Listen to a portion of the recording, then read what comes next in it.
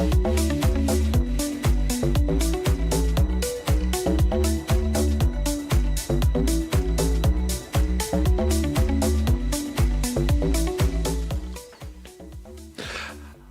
everybody and welcome into NECC. It is Monday night, which means Valorant. I am KairoCast, joined by the wonderful Hazza JC. Hazza, it's been a while since we've been joined in this channel, but finally we're here. Yeah, it has. It does feel like it's been quite some time, Cara. It feels like it's been a while since I hopped on the cast with you as well. I mean, you've been across the sea. It wasn't necessarily as far as NA, but, you know, at least across the pond over towards France, and now you've come back. So we are ready to look into another cast of NECC. It is playoffs now. The stakes that little bit higher. We've moved through the group stages. Teams have their rough estimations, placements of what we can expect from both of them. Coming into this one, of course, we have two teams coming up, Mizzou Gold, and I believe it is Murray State Gold as well. So is it going to be gold pedigree from both teams? That is uncertain. You took my line away from me. I was going to say hopefully it's gold standard Valorant has a, but you know it is what it is. Looking in towards this one, playoffs, higher stakes, you know, you get one shot at the title, and if you miss out, then that's you going to have to drop out. So I mean, that's going to be something that's going to be playing on these players' minds, and the best of three has a. Yeah, it's not too often that we see double elim at a collegiate level, I think, for most tournaments, if I'm being brutally honest. Like in NECC, back in the UK as well, there's sort of this general feeling that it is single elim, how you play it, and then best of three is, of course, going to be the standard across most things, right? Unless you're moving in towards a grand final, and even then, some TOs do prefer the BO3 format. But I believe we should be able to get a look at both of these teams specifically, at least in terms of what those rosters look at, so we have a better idea exactly of which players we're going to be seeing, if anyone's cropping up from memory. That's going to start out with Murray State Gold. The 5 players that they have aren't on record for us here, so I guess we can just read it off the sheet. We have Keith, Hoob, Meep32, Putty, Dragon07, and Genocide. Oh, Magic has... Oh, there we go. Fun. Magic sounds like a wonderful group of players. Who's on the other side though, Hazza? On the other side, we have Mizzou Club Gold. I don't know if it's worth... I mean, the graphics broken. I think we can just start it up anyway, just so that I can read, and it's sort of as if I'm reading it off the page almost, I guess we could say. So look, there it is. Using my lemon juice and my UV light, the invisible ink, I can actually read these names for you. So we've got Zero Fight, Reese, Room, Defuse, Deck, and then, well, this is listed as a 7-player roster. We've also got Stevo and Ms. Oil. So those are the 7 players, of which who will be playing. That is undecided. I'm sure there is a core within there. We've got a mixture of juniors and sophomores, so in terms of that experience, it may differ. In terms of what that actually translates to in the server as well, that may also be different, but we will just have to see. Yeah, and I mean, looking towards what we're expecting from these teams, I think just basic fundamentals is the biggest thing to come through here, Hazza. Just making sure that there is set defaults, you know, there's proper map control, not too much overpeaking. We are at collegiate level, we're not expecting high level tactics and the like, so that's something that these two teams I think should focus on the most coming into this best of 3.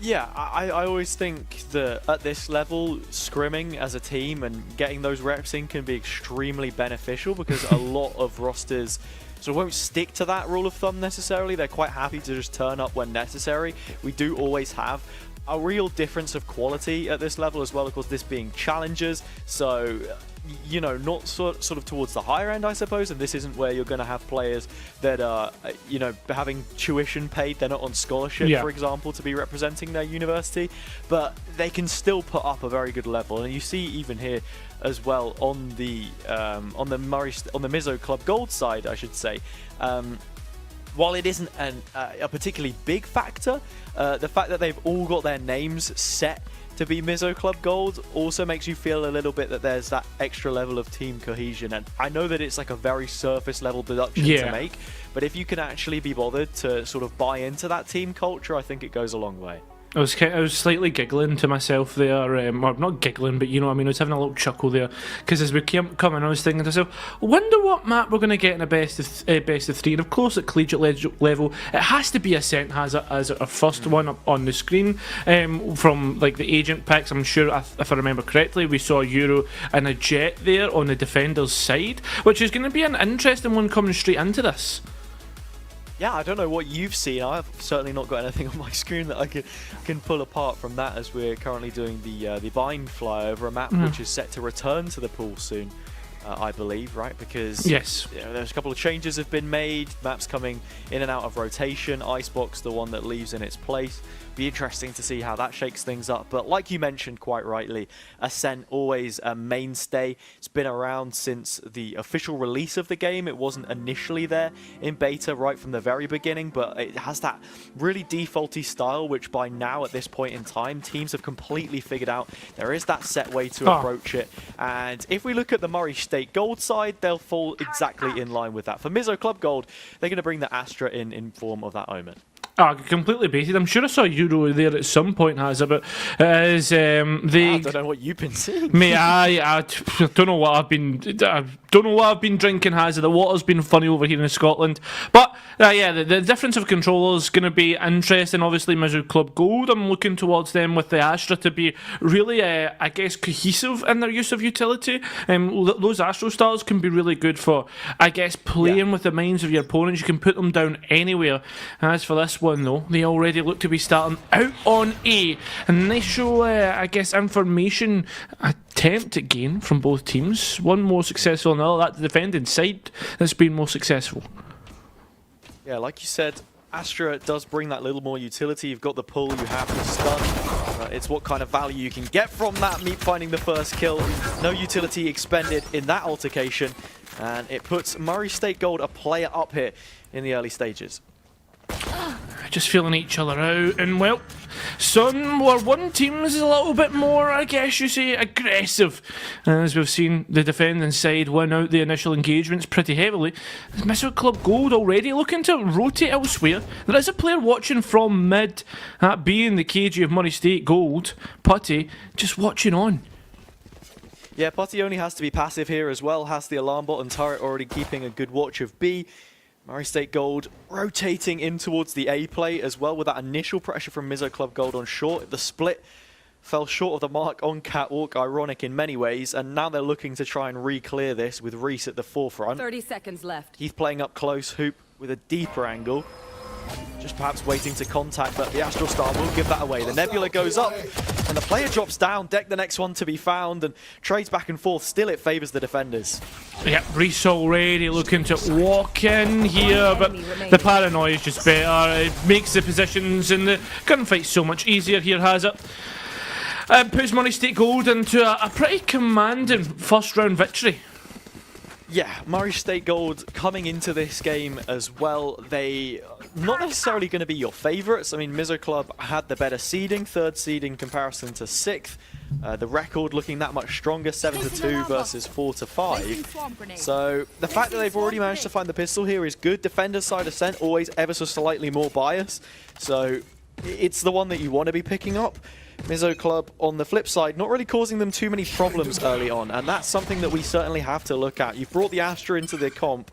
What are you making out of its utility? I wouldn't even say that was necessarily the primary focus of the previous round and its shortcomings, but definitely something to be thinking about here in a much slower default approach. Yeah, but like you've got to think of the pressure points that Mizzou Club Gold were trying to create. There wasn't a lot of, or I guess that's because of two initial engagements were won by the defending side.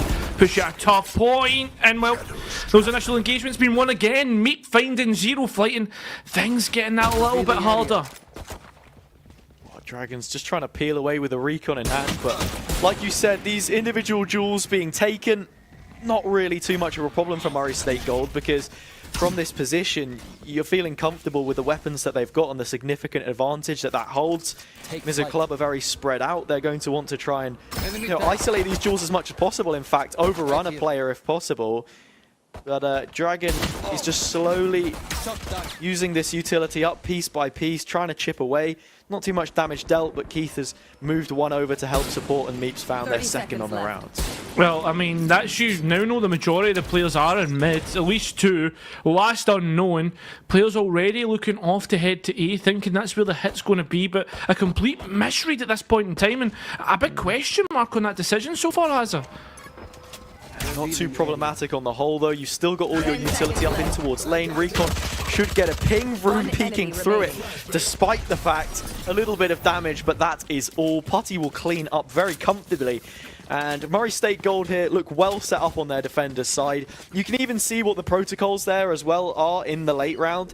They're not trying to play this retake towards A, lean into the fact that you've got the Sova and the KO both in the composition and playing more in towards that. They just stack heavily on the A, let Putty take control of market and let the utility do the talking on B. So very nicely set up. Now this one is the real test. Coming into the bonus, what do they have to offer? I mean, the buy, pretty decent all in all, but it's more I'm looking towards Mizzou Club Gold, and I mean, what can they do on rifles already? Initial engagement's been taken towards B-main, and well, that's going to be occupied by the Jet now. Now two players looking in towards mid has, and I mean, realistically, the Spike looking to end up on A. Yeah, that's what the position dictates at this point in time, but no committal yet to be made. Zero Fight just trying to team up here with the KO and do some clearing towards market. Put the pressure on, and they've already achieved that to a certain extent. Murray State pushed further back. You see the rotation come through and spawn as well. Passive angles being held, but all of this comes off the good work of their own Jet player in B main at the start, and as long as they have this, they can lean heavily into the A stack, and if Mizzou Club do want to execute here, it could be extremely problematic. Yeah, I mean, the fact that you've got so much control for Murray State, I mean, they can literally just read into this, and they're even losing mid-space right now. The fact that all 5 players will be coming out of main, they could just put a fragment down or nanos. Yeah, look, the ops already moved and cleared through the entirety of mid. By the time you've hit the choke, the game is up. Yeah, the game is up, and already Zero Flight is up. At least they got one in the initial entry though. Spike's still not down, but the spam's there. The intel coming through huge from the Sova. Spike now being committed as all players look to try and at least get back in, but it's not going to be without a fight. Deck at least evens things out. 3-3 at this moment in time, and well, all the utility goes back and forward. There's just a little bit of a chance for Hope. It does go through huge. One player left in the stake. Out on main, low in HP, 73 to be exact. That tap on the Spike may just make think Deca swinging, but do they know? They do. And Keith's already holding it, and that's going to be an easy round there for the defending team. Well, I mean, at this point in time, 3rd seed, 6th seed, I can't see visually any difference between them right now. Or in fact, I can. And Murray State Gold look to be a different class right now. I would put Mizzou Club Gold, knock them down a peg, put them on silver at this point. Not getting far too ahead of myself, of course, with 3 rounds into a best of 3. But the fact they're able to convert their bonus there, set up so nicely, play into the retake, good initiation off the back of the recon. It's a freebie onto Oil's position. And then just trade the numbers down. Hoob getting huge value out of that singular rifle purchase of the Bulldog with a really nice spray transfer. Mizzou Club Gold have to be worried and need to show us something more here, because the reads on this defender's side have been next to perfect. Looks like it's going to be this default again. Has a 1 player on B main just clearing things out, or trying to, and 2 players going in towards mid. But I mean, this time they're successful on their mid, I guess, take, because they've got 1 player on short. That was one of the fears that I had for Murray State Gold in how they set up here. Those individual fights being taken, maybe a problem on the anti-eco that we saw before, but eventually ran inconsequential to what the result ended up being. Mizzou Club Gold have found themselves a nice early pick here, though, and now begin to group up for a B hit. Not something that we've seen out of them yet. A look left untested, but when you speak of testing things, Hoob is always trying to push that envelope and has already done so much work in mid, which has allowed for an extra rotation on towards this B defense. Oh, looks like the execute is being brought out already. The players firing straight through like a dart and towards the back of sight. There's no bullseye to be hit, only Dragon hitting the heads. Putty elsewhere gets one in on the act, and the players are finding it really tough right now as all the utility delays and denies the sight control. control. Oil though, nice dragon, nice shots though. It's down to a 3 versus 3, and this is just going to be over-peaking. I don't know why Meat continues to do so, but proves why as they pick up 2, denied their life once more, but the time is so low, you can't help but feel that this round is the defenders. Yeah, Deck doesn't have an opportunity to move elsewhere, has to stick it out on towards the B. Hoop removed from the situation, but keeping a watchful eye in main. Spike dropped down in stairs. Like you said, perhaps an overpeak or 2 being taken out of Meat, but it's not really a problem up against Pistols. Yeah. Felt confident to do it, sits them far aloft the scoreboard at this point in time, and that lead for Murray State Gold continues to grow unchecked. Mizzou Club not finding a response for themselves yet, but coming into this second gun round could perhaps offer us something different. I think as well though, if Meat doesn't get that double kill, the round completely opens up for the defending side. There's a couple of rifles on the floor, you know, and I think that's an opportunity for Mizzou Club Gold to claw back not only like something of a round or a chance of a round, but I mean their economy if they win it as well. Yeah.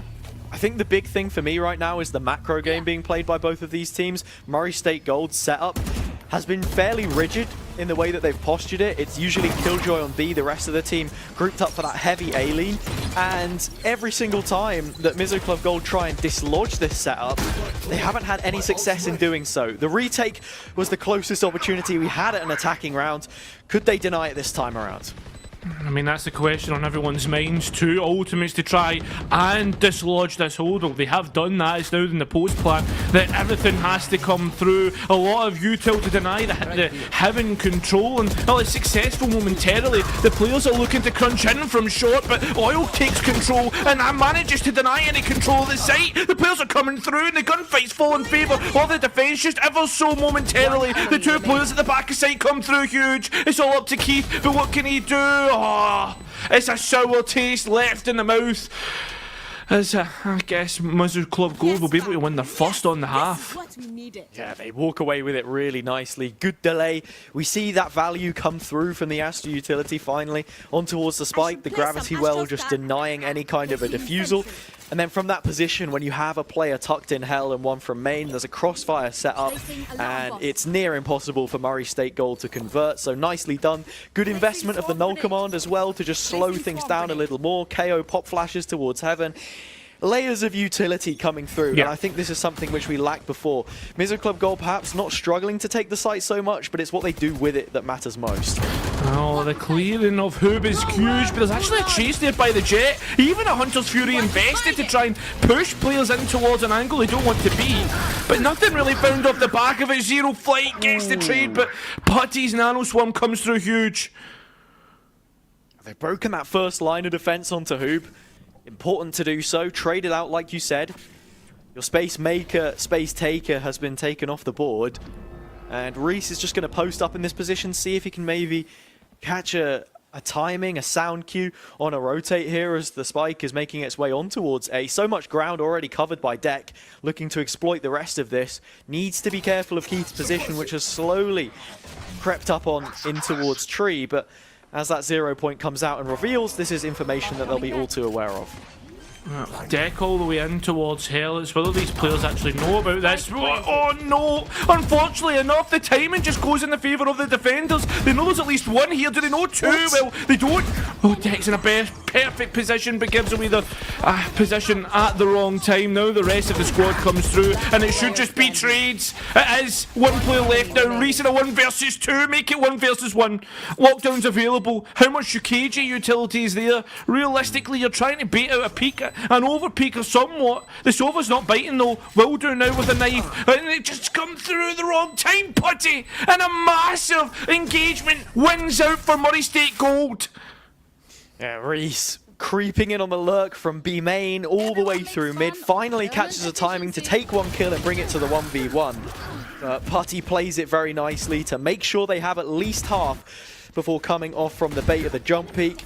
Deck playing from under in this situation, the context so much different when you don't have those extra supportive numbers. The backstab still able to deliver a singular kill. And you can see a priority there from Murray State Gold to retake really, really quickly. Meep already lined up in Heaven with the paranoia, piles the pressure on early doors, and this time Mizzou Club Gold, when they don't have the time to set up, crumble underneath it. It's not only that though, I mean, you think towards the early round and what was invested, I mean, there was even the Cosmic Divide used up by the attacking side, and I mean, the value is next to nothing from that. Yeah, more than anything, just information denial, I guess you could say, right? It still made sure there are a few players grouped up, magnetized to the B site, but like you mentioned, not too much delivered from it. And another ultimate invested here, Zero Fight, looking to take the fight with blades in hand, already clearing out some of that space in market as they did before. But for Murray State Gold, they're happy to concede this space. No response just yet. I mean, Dragon could be the one to respond, does through, gets the trade though and dips out. Doesn't think about the second player, but we'll see the shoulder now, or even the full body. Unfortunately for Vroom, doesn't get any of that util out because of the 0.9 from the other side. Lovely shots, advantage taken back. Now, how does Murray State Gold respond here, Azza? Hand is somewhat forced. You're playing from a man down, going into the retake. The retake paper thin though, as is much of a sense, so still a chance to get something worked here. You've lost your Hunter's Fury and your lockdown. Minimal utility for Keith with only having that fragment grenade in hand. Room up close, unsupported, and in the corner is Reese. This could be dangerous. Back to a 3v2, still numbers for Mizzou Club. Oh, the fragment doesn't hit where they want to, but the bullets do. It's now all up to the Jet here. What can Hoop do? Well, certainly can do a lot. Or at this moment in time, one drawn back, clawed back. But can you claw back this round? You can, but just misses the shots. That's really unfortunate, but fortunate enough for Mizzou Club Gold. Yeah, that's not one that you want to have a look at on the replay, but quite thankfully for us here at NECC, we'll get at a second look at quite a few of the kills here in the round. That's a questionable one from Reese in the corner, perhaps just playing anti-flash, I think, from the setup on Vroom, but just not in a position where you can capitalize at all. Unfortunately for Murray State, that's broken their economy now. The defender's side always that little bit more fragile. Mizzou Club have a foundation from which to work, which I think is really important considering how this game started out. Now, this round style now is Zero Fight just taking the fight to their opponents. Two big entry kills here. There's even, well, an old command being used up and it's worked perfectly. The KJ though was set up elsewhere on towards A, and that changing setup might have, well, I guess it doesn't really matter anyway because the util would have been down. Post plant's already set up, and I mean, Mizzou Club Gold with a brute force a take has worked out massively. Yeah, that it has. 5 versus 2 situation now. You see the difference in terms of investment, especially on a round like this, where Mizzou Club before, when they'd been a little bit tentative approaching a site, knowing that Murray State had a chance to put some more refined weaponry on the board, can just steamroll their way through, and that's exactly what they've done. 3 players facing and 3 kills for Vroom. Flawless in the end. They find their third, and that gap continues to close. It is closing ever so quickly. On top of that, we haven't actually seen a timeout from either team. I mean, Murray State Gold, I would like them to use it right now just to stop the momentum here, Hazza, and just kind of talk about what's going wrong. And on top of that, I mean, those initial engagements might have just been caught off guard, but already we see the adjustment with the KG moving back to B. Yeah, it's nice that Mizzou Club can show us a little bit more of a dynamic approach to this attacking side, that they can inject that pace and go for a fast take towards B, which is something they've exploited a couple of times now. When you look at the rounds one, nice ping there just under the arch towards Reese, who's going to struggle a little bit, or I should say Reese, the one on the opposite side, Dragon, the player that falls, and that's yet another early pick. Mizzou Club can look to mold to their advantage. Oh, nice from Hoop to continue to keep up the aggression, but the L-drone pinged him out and the spam through the smoke is good. Think about there was actually a paranoia used to take that early E main control, Hazza. It doesn't work out. In a 3 versus 4 situation, they're not really, they're waiting for the, I guess, the lockdown to be really close to take the space on the site. Meep? Meep? Hello? That's not something that you see particularly often, a player trying to wallbang A main with a Vandal no less. Zero Fight has a Vandal of their own, and in that situation is always going to be winning it out. Twice the players for Mizzou Club in their post, and this one just falling apart for Murray State. Oh, Putty now has to fight up against 4. Make it 2 now. Already half down. But I think this is a safe call, as they're already looking to drop off as a... Yeah, just heading into the save angle, lockdown in hand, and there's a chance that you go for it, but with the Hunter's Fury up, you anticipate the checkmate to always be something. For Mizzou Club, maybe it's their win condition into closing the round, but even then you've got a turret and 2 nanos placed towards the spike, which will now expire as they open up, and the round closes out for Mizzou Club. Nicely done.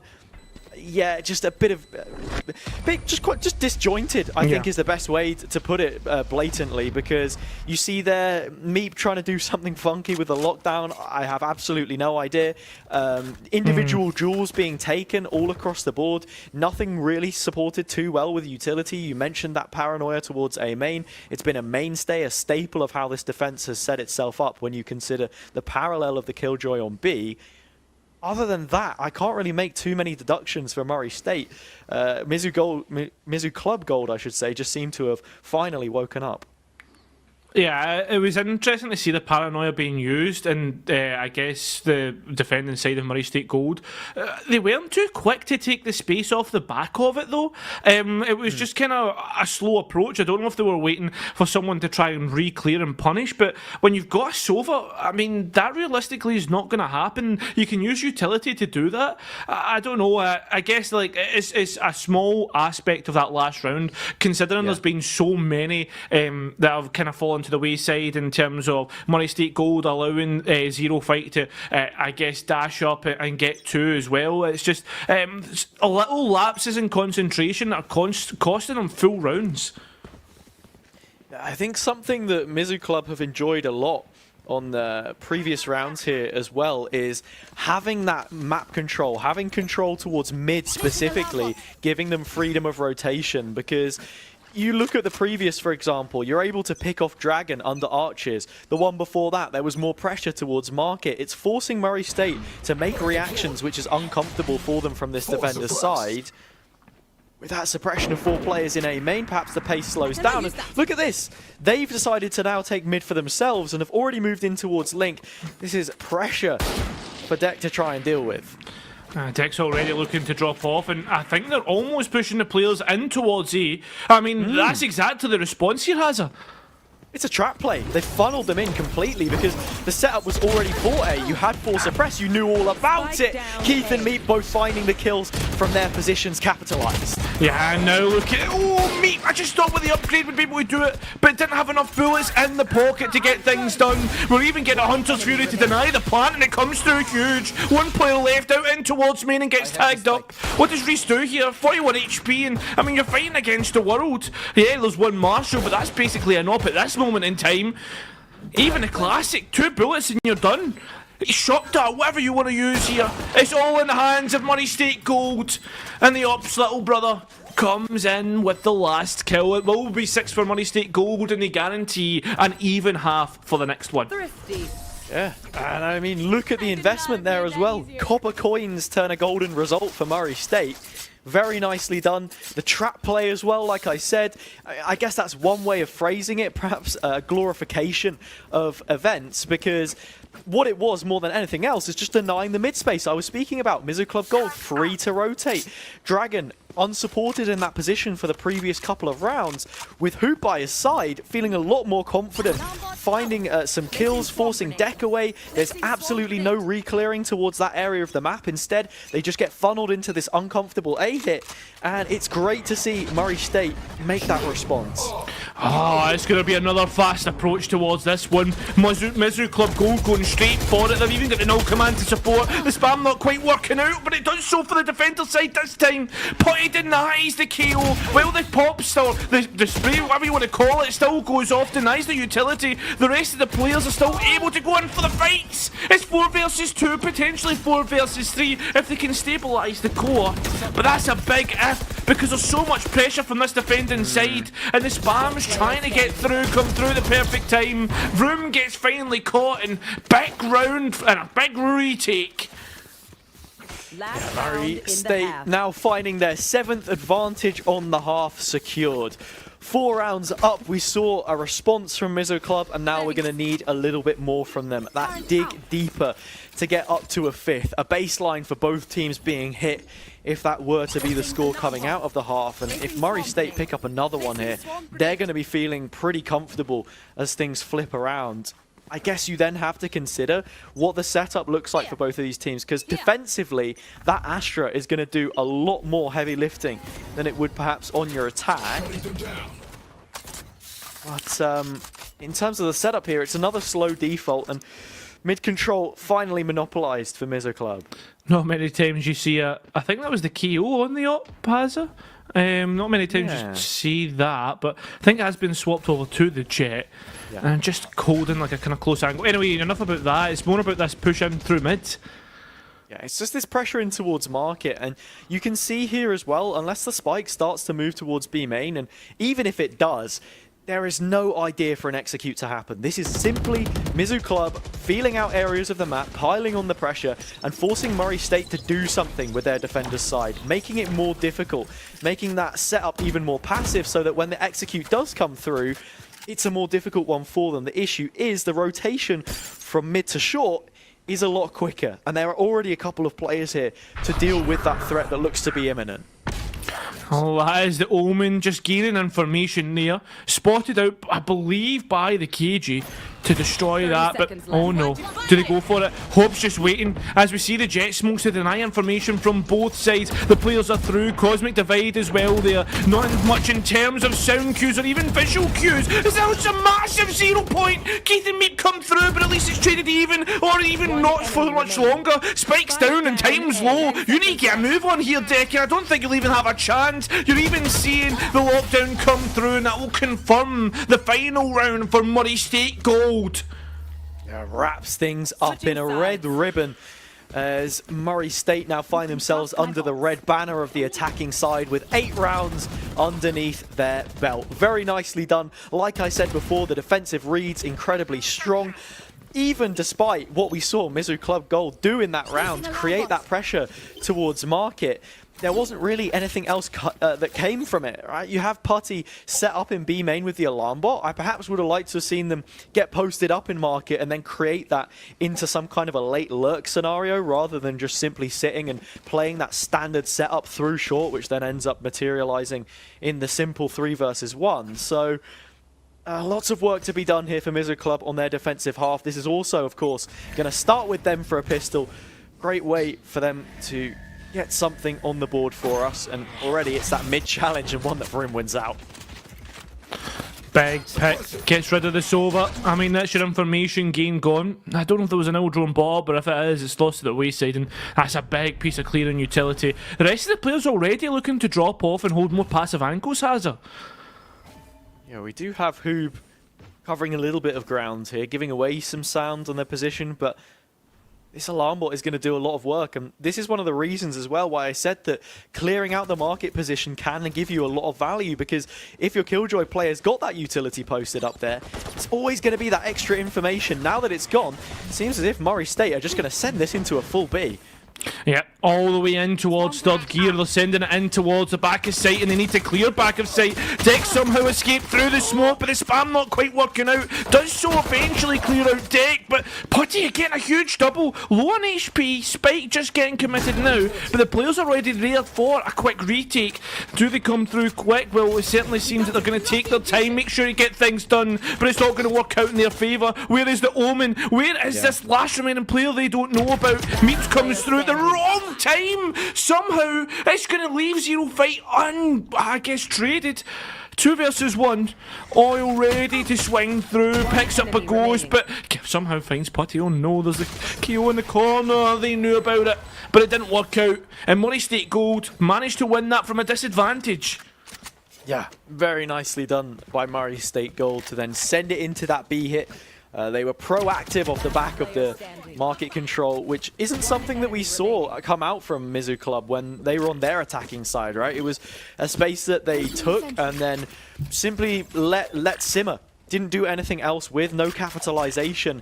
I think that also then read into what the reads were for Murray State on their defensive half, the conditioning that had been set up for us. So Now, having found that one, both pistols in their pocket, a very high percentage that they just run away with it, and Zero Fight taking that one on their lonesome is only going to make this anti-eco a little easier. Just using utility to clear out A main, does so completely, and even picked up that ultimate orb. And I mean, something you have to say throughout this map is the ultimate orbs have not gone to waste at any moment in time. Neither of these engagements for the side of Murray State Gold. There's a second one being picked up, and it's the biggest one of them all. It's the KJ. That's the utility done. I guess the passive control of the map gone as well. Yeah, it is certainly. For this reason, Mizzou Club, they've taken a gamble. They've stacked in towards B. Two players now grouped up from the defender's spawn side. The bulk of the push still just lingering in main. All 5 players, in fact, with util ready. 0 Point and Recon both recharged. Sent in as that first point of contact. A flash to T-Off who gets to work. There's the first onto Vroom. A reload into the Spectre and a spam onto Oil, who catches a decent bulk of it. Reese trying to do some work of their own in the backside. But none of this will come to anything other than a flawless result.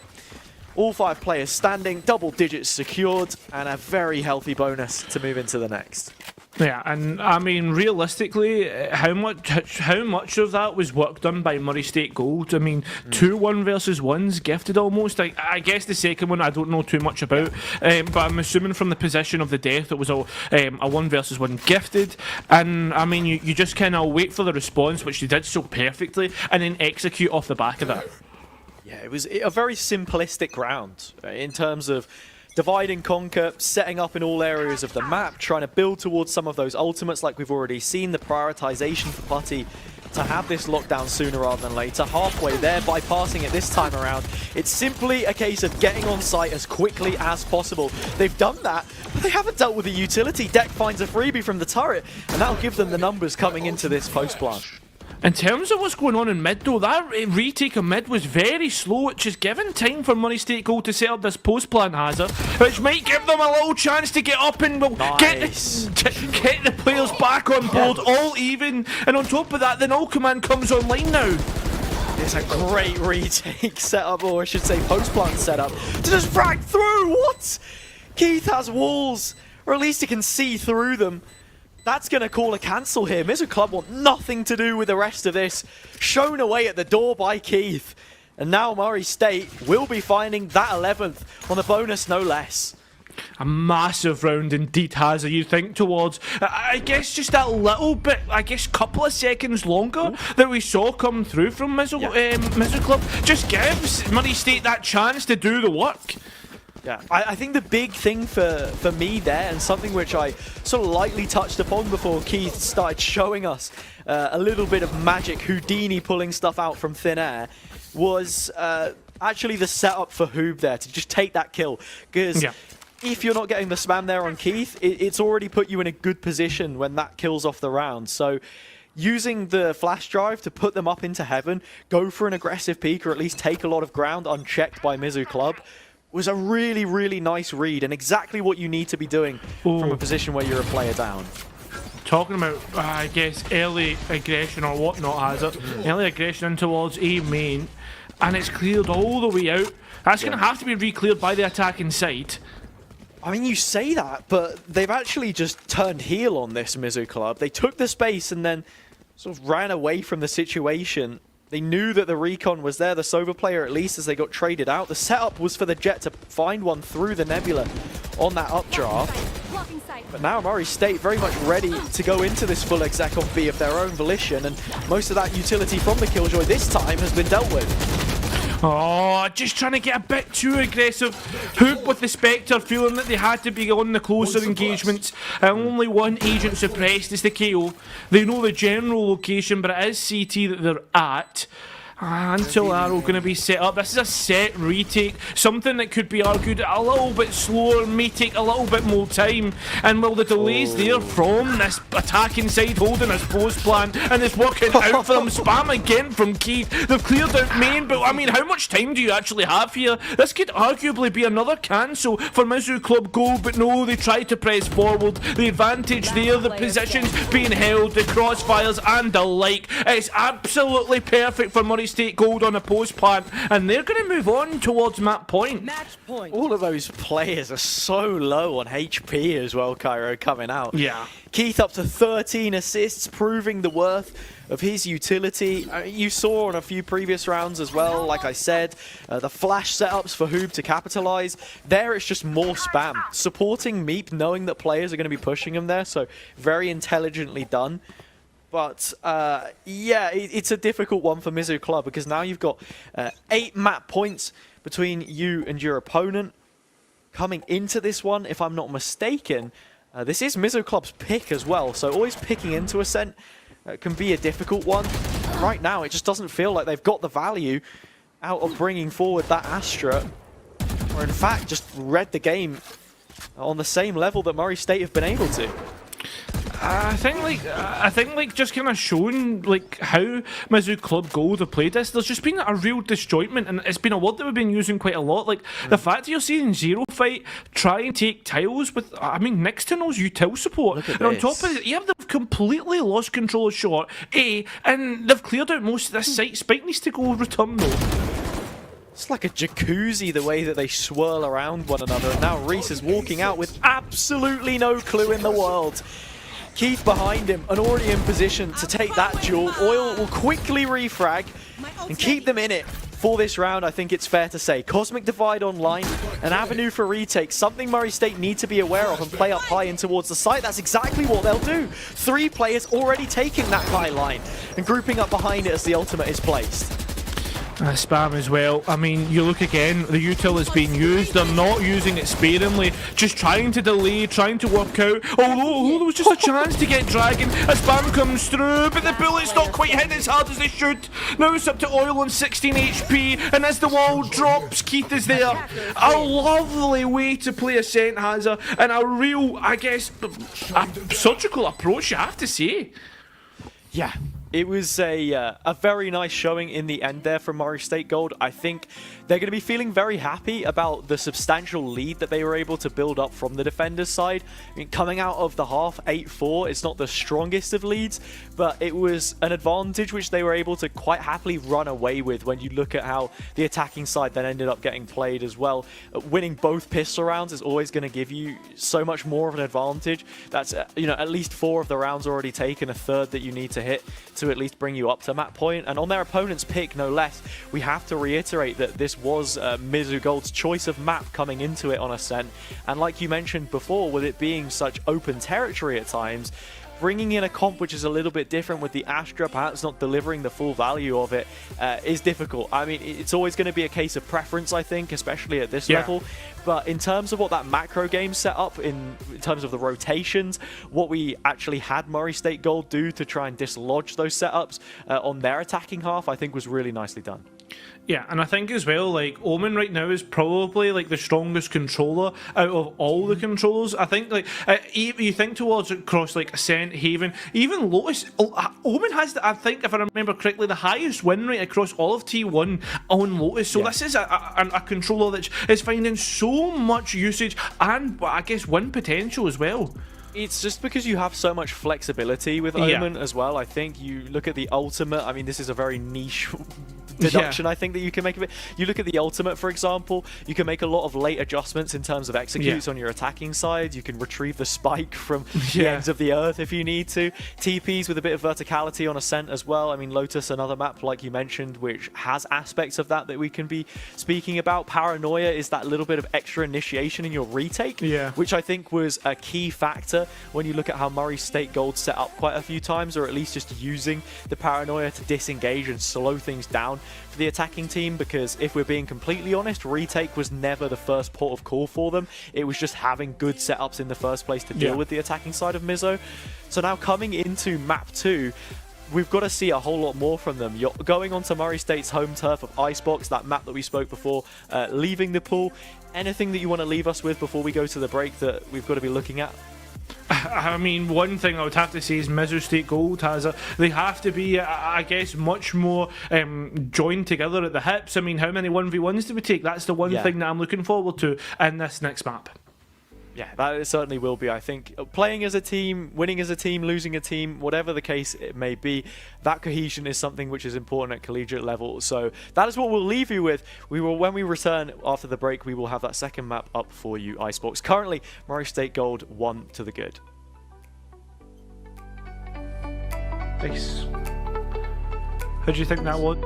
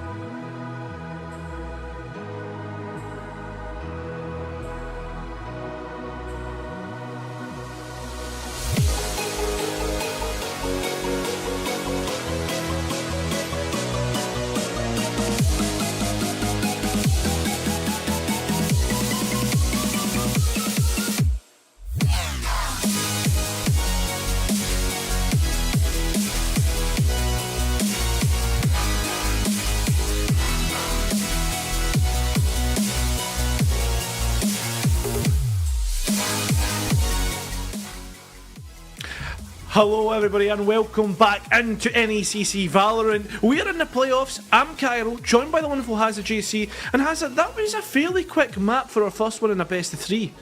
Yeah, it's a really weird one as well, because as casters coming into this, for NECC, with there being so many different colleges, so many different teams, it can be really difficult to actually lock in and have that key preparation of what we're to expect from every single team that we end up seeing play on these Monday night fixtures. So immediately coming into it, you always have that little bit of prejudice that, we're going to definitely see Mizzou Club Gold here be the better team as that 3rd seed in comparison to 6th. The disparity in terms of win rate in the groups as well, a 7-2 team against a 4-5 team. Surely not! But then, on the pick of Ascent, with it being Mizzou Golds, there's always going to be that little bit of uncertainty, and Murray State have stepped it up in the playoffs so far. Now coming into this one, you're getting trolled by the Yoru hover yet again, but Deck will be looking into the Killjoy. We're going to get a double walls actually coming out of Mizzou here, as they've got to turn things around on their opponent's choice. Yeah, the double wall's all about creating this kind of information vacuums all across the map that you're going to have to be forced to clear out, or even just denying that information if they're on the attacking side, or if the double wall is on the defensive side. So this is something I'm going to be looking for Mizzou State Gold to be doing. Maybe Ascent was just yeah, they've picked into it, but maybe they've just been caught off guard, or but it's the first map jitters, you know, need to warm up somewhat. Whatever the case is, they need to pick it up on Icebox. Oh yeah, I'm sure there's a long list of excuses you could probably tap into if you're a fan of Mizzou Gold here. Not too sure which one it's going to be this time, but hopefully they don't have to buy into that too much more, and actually we can just get a strong competitive game between both these two teams. The biggest thing to highlight coming out of Agent Select, of course, will be the fact that they are running double walls.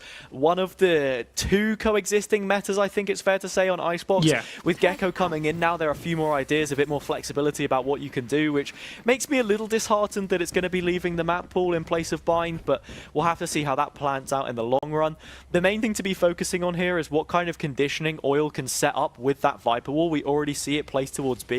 Vroom is going to give you that extra flexibility for your executes in the late round, with the high tide regenerating, of course. It's just a question of how exactly they're going to be rotating it. Well, an initial wall being placed towards B for the Viper. Whether that continues, and that's the conditioning we'll need to see. But for this round, it'll be used to deny that information on site. You have the KG alarm bot though, so realistically it's not going to have the most effectiveness. And, well, that 0-point knife didn't catch much. And it might just give a little bit of misinformation for the defence here. No longer misinformation now, as the utility's been committed. The players are trying to get in, and Zero Fight's got the first pick. There goes Keith. Hoop's at least able to trade back off of the role of the duelist now on towards an initiator. It's going to be high the plant. Hoop gets one and even gets the advantage. Spike down and the post plant comes through. What does it look like here for Mizzou Club Gold? It doesn't look great. Down to 2 players already, and they're going to have to somehow defend this spot. There is at least the snake bites to come through, but that's to deny the attackers to get back in towards these angles. 1 player left on a frenzy, and I guess the engagement length, you know, of the engagement is not too great. That's going to be a perfect retake for Murray State Gold.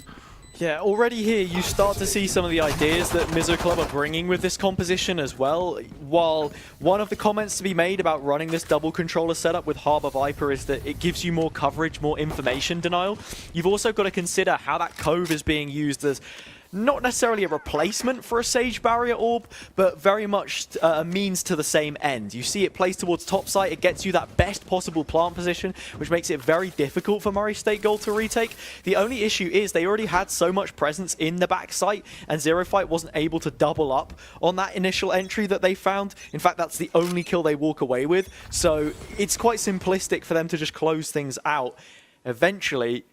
And now it's just a case where Murray State Gold have won every single pistol round that we've played so far in the series. Oh, that's a big ping on towards Oil as well, Hazza. That's just going to give an idea of what's going on towards the ultimate orb. They're trying to build up the reckoning for the Harbour, which is a big ultimate, and only on 7 of those points. So it can be I guess, quickly to kind of develop through. Alarm bot goes in, spike now being planted, and it's actually deeper than what you would normally expect with a Sage barrier orb. A lot of guns coming alive, or pistols I should say in this sense, but they're already dipping back and playing from longer, using this harbour utility. Yeah, we do have this deeper plant, and like you said, that second wall on the high tide means that they can continue that presence further up. It's 2 spike plants in a row, but is it going to be anything more than that? Doesn't seem to be the case. Hoob has got them hook, line, and sinker. 2 kills already found on the Guardian, make it a third. 1 player left to find on low HP, perhaps an overextension here if anything else is to happen. It's Meep that will close, and simplistic stuff for Murray State in their retake. Yeah, it really just came down towards the better weaponry there. As much as I would like to argue that with the utility and blah blah blah, there's nothing else other than the engagement's just working out. So that's 2-0 for Murray State Gold, and a perfect kind of response. Yeah, I mean, we had that little comment there as well about how they were able to recycle the walls. So you have the toxic screen go up, then you have the high tide as well to just keep them further up in the site. It's then more just about how the post is played, and when you don't have that utility, there's less of a crutch to fall back on. Already Zero Fight trying to take that duel, damage dealt, but not enough to drop the player, and that should be healed off relatively soon if they can find a way to rotate.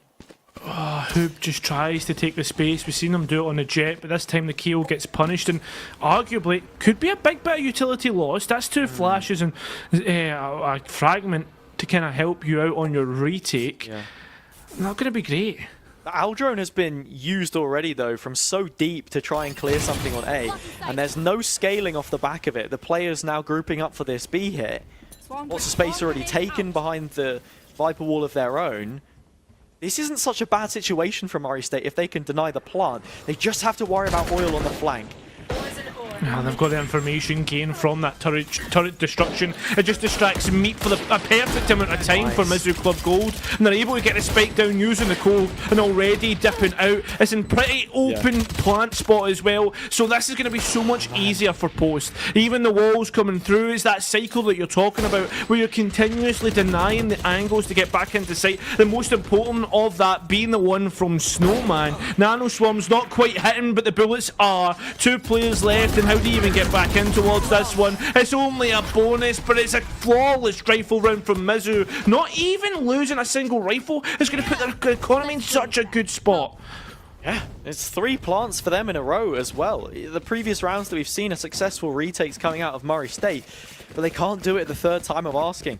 The big thing for me there is the passive impact that Oil is able to deliver from that positioning in Kitchen. Really throws the defensive retake into disarray, stops them from being in a position where they can safely say that we're able to deny the plant because they have that to contend with. And at range, the Spectre isn't doing anything on that player. Players already looking to mostly stack up towards A. Early on, from what we can see, it looks like an A split has as well. In terms of that 0.9, knife, it's already used up, and I don't think he got any pings either. This could be a real pendulum of a round, not just in stakes for what it could cause to swing, but then the ultimates that we have here as well. Reckoning and Null Command both online. Good for taking space away from your opponents, or at least coming into the retake here for Murray State could be what they need to engage things. But Vroom's managed to find his way in, relatively uncontested, so that Reckoning is held onto and perfectly invested. Yeah, now we're seeing it just used and posted, buying time, but not buying lives, not buying engagements. At least it's traded back, and you lose out on the Viper. Again, in terms of that wall, it had been placed, and it won't go back up. The barrier orb comes through, and the engagements as the Sova comes through. Joking! It's breathing fire at this point in time! Spitting balls, spitting fire, whatever you want to spit, he's spitting rounds. Murray State Gold, 3-1. That's ridiculous from Dragon. Individual heroics, not always something that we want to rely on here, but when it comes to the situation that it is asked of him, steps up and delivers. Take a bow, Dragon. The wall goes up, and immediately I'm thinking, if you can get 2 kills here, you're really slowing down the amount of damage that's being dealt while Keith is getting to work on the defuse. But then just to find all 4 players is absolutely ridiculous. Maintains the weaponry, maintains the spirit, and keeps that lead in front. Denying that ultimate point was going to be big, considering Deck is one off the lockdown as well. Not only that, you've actually just got the counter for that lockdown up and running. Hunter's Fury now available for Murray State Gold, which is going to be massive for any of those retakes, or even just denying plant. Looking at the ultimate cycles, like you said, is going to be something really key here, because you've already had that one big engagement between the two, the Reckoning and the Null Command. You thought Mizzou Club had got the better end of it, but actually as things pan out in reality, it drew the short straw. And already more coming online here for Murray State. Hoop in the middle of no man's land. That's a free pickup and back to a 4v4. Think Hoop still thinks they're on the jet with the way they're trying to take space. Spike does go down, and Hunter's Fury already propped has off the back of using the ultimate. What's happening, Reese? That's a big engagement lost out. I don't know if there was a ping issue there, but right now we're certainly seeing issues all over the shop. And now it's all up to Oil, and they're getting pinged away by an intel arrow, and all the players need to do is just hold the spike. Spike not yet planted in an elevated position. And Keith instead will plant the foot down. Keeps it firmly on the neck of Mizzou Club Gold, who are under the cosh at this point in time. 5 rounds played, and they got barely anything to show for it. Timeout finally invested. The first time, actually, that we've seen them draw in that coach, or at the very least, look towards Zero Fight, the one who, in effect, has called it here. And it's a minute's pause, a momentary pause for them to work with. Just such a random round, the conflict of ideas. Hunter's Fury there was good for denial, like you said as well. Lockdown of their own now comes online, and this does pose a question. What does that counteraction look like now when you don't have the same amount of utility? You've got to get creative with it, but the main point is they're on the board, and I don't think Mizzou have a bye. On top of that, something that or anything that we can draw from Ascent is the retakes from Murray State Gold were always pretty good from what I can remember. Yes, we're talking about they were trying to take early, which may help if you have that lockdown, but thinking about the interaction from that, if you take early, you could maybe destroy the lockdown, or even if you kind of wait for the lockdown to expire and go quickly after that, then, that could work out. Yeah, there are definitely different ways to play around it, and these are things that Murray State will certainly be aware of. For Mizzou Club right now, I think they're just not quite simply getting enough value or making the most of the situations that they're being presented with. Hoob throws you a freebie in mid there to bring it to a 4 versus 4. You have space on A to scale from, and they already did it. It's just in the post-plant, or not even post-plant, the spike doesn't go down, which is lackluster. You've got to be more aware of these fast retakes like you spoke of. And pressure being piled in towards mid. 0 Point not claiming anything, but Murray State in a decent spot. 0 Fight finds the burst, however. Yeah, and that rifle can be picked up by one of the others. The spike will go down, and you talk about scaling. Zero Fight did exactly that, but it's another issue. Do they stay on the fight? Are they looking for engagement? Zero Fight at this moment in time, pretty isolated when it comes to engagements. We're even getting a lockdown to deny an early retake, so this is going to be more time bought for this post. It's a really nice lockdown as well. With the safety of the site, you can move it further up towards 410. Gets better range, perhaps even allows a player to move up close towards rafters and cause further issues. Instead, Zero Fight taking the one low down and has the one way to supplement. Oh, the blades haven't quite hit there, but I'll tell you something, Hazza. This retake, I think, is not happening. It's not been called. The players are holding for exits. The intel dart comes through. Zero Fight somehow gets away with a kill. That's a nice ultimate orb to pick back up. Hoop is just cleaning house. 2 players alive for both sides. And yeah, pretty good round from Mizzou Club Gold and a really good post plant. Yeah, I mean, that is exactly everything that I wanted to see from them coming out of the timeout, and everything that I was speaking about, making the most of the scenario you're put in. They look at what perhaps win conditions are available, or ults I should say, straight up, because you have the Blade Storm come through, that's your entry. The lockdown consolidates the site in absence of the Hunter's Fury used in the previous round, and they're just able to win out on time. So Murray State Gold may need to reinvent, or at least reassess what the situation looks to be for them here. Ultimates of their own to work with, and a new round brings a new horizon for what this defender has to try and do. Again, it's been the same alarm bot that's been chilling on B main, or B long, whatever you want to call it. It's for so long. Barrier orb already being invested off the contact of an owl drone, which is interesting considering the fact that, I mean, there was already that initial information on B with the ultimate orb being kind of been taken. I can't say that I'm the biggest fan of doubling up the KO towards B here as well when you have the alarm bot that you were speaking about, right? Because it basically means that if Mizzou Club aren't aware of this position, if it's not something they've read into that the defenders are doing retroactively, then it should be an easy read for Murray State to understand that no extra progress is being taken on these B hits, and that it should be the players are here, they have 3 at least in place to deal with the threat, but what is the result? Well, the result is something that I've not used in a while, an absolute meat grinder. There it is. It's 2 players left, and I mean, realistically, you're trying to fight to get the spike into a safe spot. Do you even get a chance? No, you don't. Oil, at least on this luck, has a chance, but the time's so low, you can't even count it a possibility. I mean, it's going to have to be engagements, gunfights taken, but the players keep away, and they keep away pretty well. It's going to be another round here for Murray State Gold, and this defense just looks impeccable.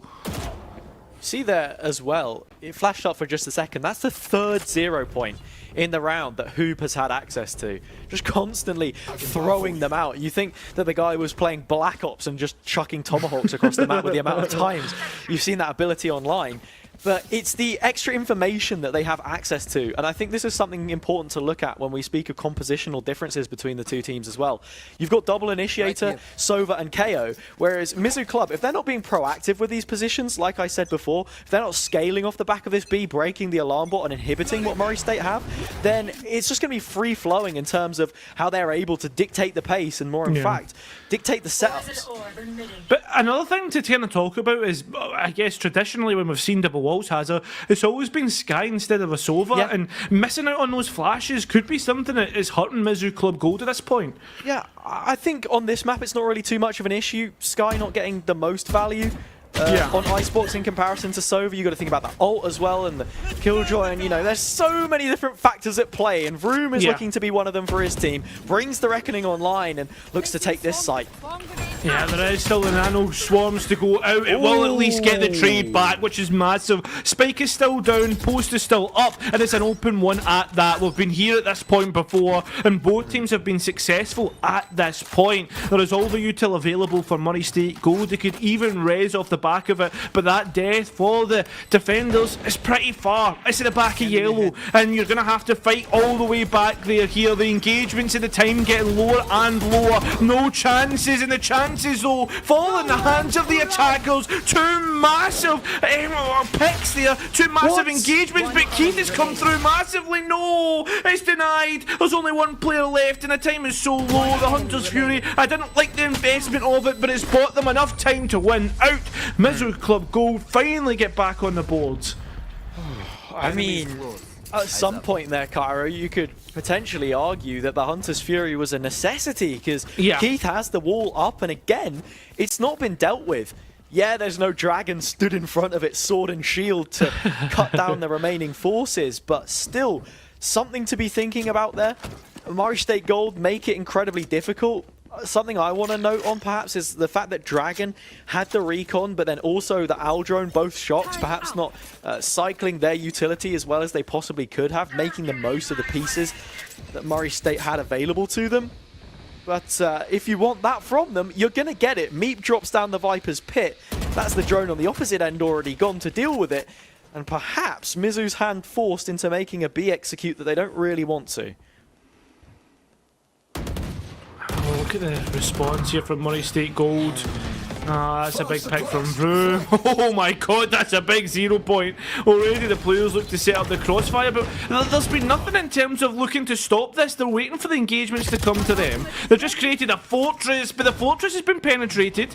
Did they decide to move away? No, that was the spike dropped actually. The players have to fight for this back. Even one going far too deep.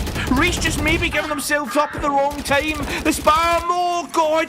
They found engagements, holes in the armour, chinks in the armour, and they're certainly putting their blades through it, or the bullets in this case. The players though, may have just fallen to the wayside a bit too much. Mizzou Club Gold have pressed the brakes and headed to A, and the engagements have fell in their hands. The B site was heavily fortified, but on your eco, it's always going to be more of a house of cards, I think it's fair to say. Yeah. And Mizzou Club do a decent job of dealing with it. When the 0 point comes in, I can't say I'm a huge fan of the super early rotation out of the pit there from Oil, because it completely vacates your A control. Then Murray State want to go on the front foot and get aggressive with it. Almost leading into a situation where as long as Mizzou are taking those duels in the numbers that they have and winning out with the guns that they're expected to, they're always going to walk away with the round, and that's going to be the case here. Putty not fancying their chances, a roll of the dice in the 1v3. Speaking of post plants, it is a difficult one to deal with, and that's barely scratching the surface. A nice open plant, turret for contact, and 3 players now shifting deep in towards defender's spawn. A good resurgence from Mizzou Club. They found the last 3 or 4 rounds, I believe, off the back of that timeout. So Murray State need to do something a little bit different here if they want to have the same kind of success. Yeah, 3 out of the last 4 is pretty decent for Mizzou Club. Yeah. One thing I wasn't too comfortable with was the kind of persistence to stay at the edge of B long, because I felt as if those engagements could have easily fallen into Murray State Gold's hands. I guess it's something you've already touched on and not worth talking about. Something that we could talk about, and something that is probably massive here, is the ultimate game. 2 off of a Hunter's Fury. I mean, 3 massive ultimates for Murray State Gold, but not only that, that reckoning's almost online for Mizzou Club Gold. And while Murray State have this lockdown of their own, and the pit is there and available for Mizzou Club, you then look at that being something to counteract it with, rather than Hunter's Fury getting in the way of whatever it is that's planned here. Early on B control being taken yet again. The alarm bots move this time around, even deeper towards the nearer side of yellow, the narrower of the two. There's already, that space has been taken, and there we have it. Viper's Pit invested. What does Putty do to try and respond, and is it well supported enough? Because there's 2 players still lingering on A before this spike has even been planted.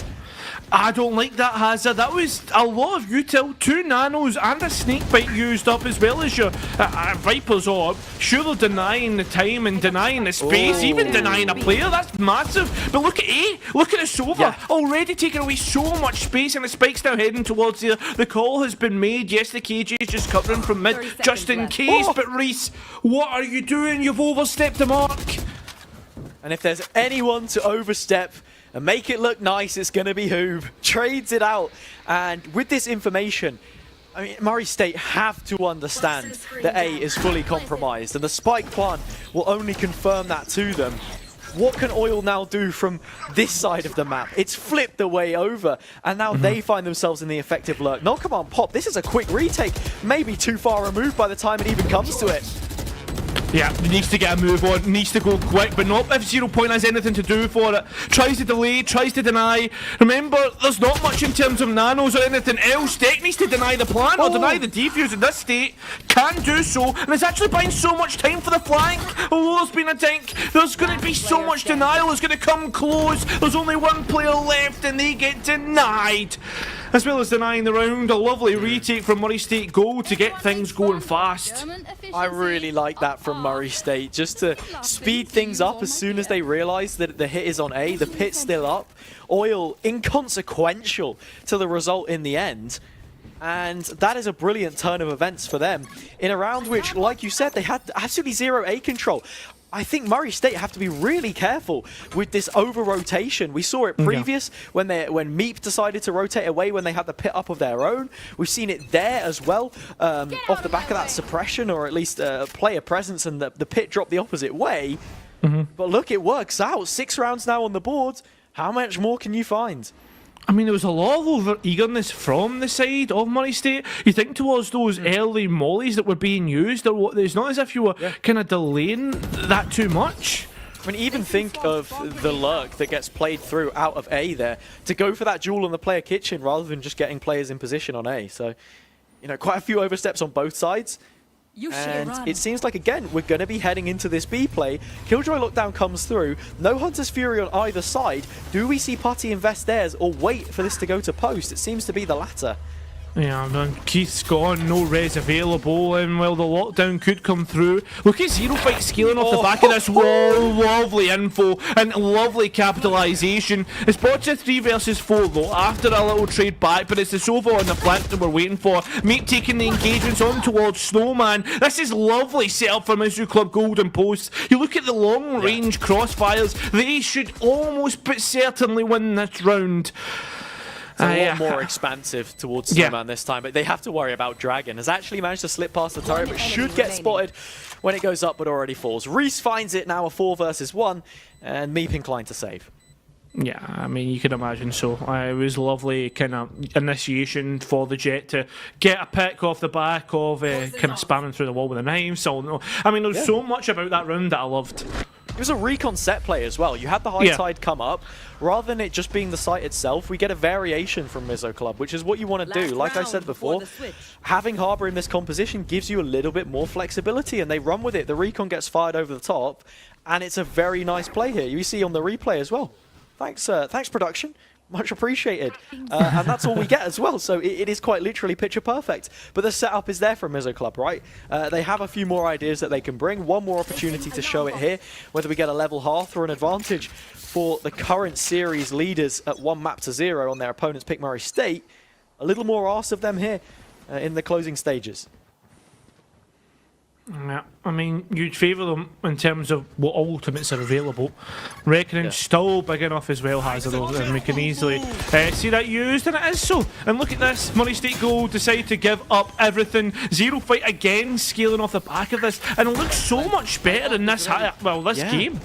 Zero Fight's even taken space towards Kitchen and is behind the rest of the Murray State players, whether they know it or not. Oil wins out in the Viper duel. Some more fights being taken, but you still have to worry about that elevated Jet player. Putty doesn't care. 4 versus 3. A res coming online. This one's suddenly looking very worrisome. Yep, the engagement's been taken on all fronts here. Zero Fight gets traded out.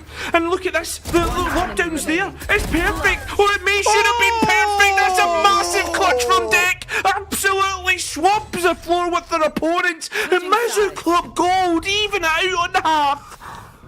Way too overconfident from Murray State there. I think it's fair to say. You had the lockdown there. The time was on your side. Heat of the moment. They see red, and Deck is oh too happy to capitalize. 2 quick kills on the Phantom, 2 low HP players from 21 points of health of their own. And now we come into a level standing. Who's going to get the more out of their comp, realistically, and stylistically, I think, coming onto this swap of halves? Because Mizzou Club now, with that double controller, you've got to be looking at 2 layers to the walls, which Murray State have to try and break through.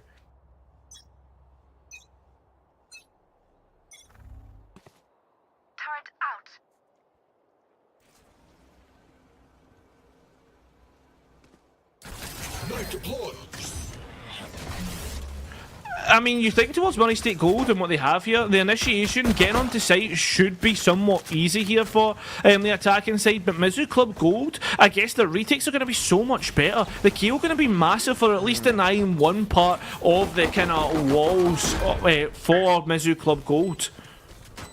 Yeah, you also do have the Harbour Walls as well, and the Cascade, the first of which to come out here and try and close down some of that space. Hoop's still playing up close, and I'm not too sure how aware of this they are. They go for the clear, but Hoop finds one.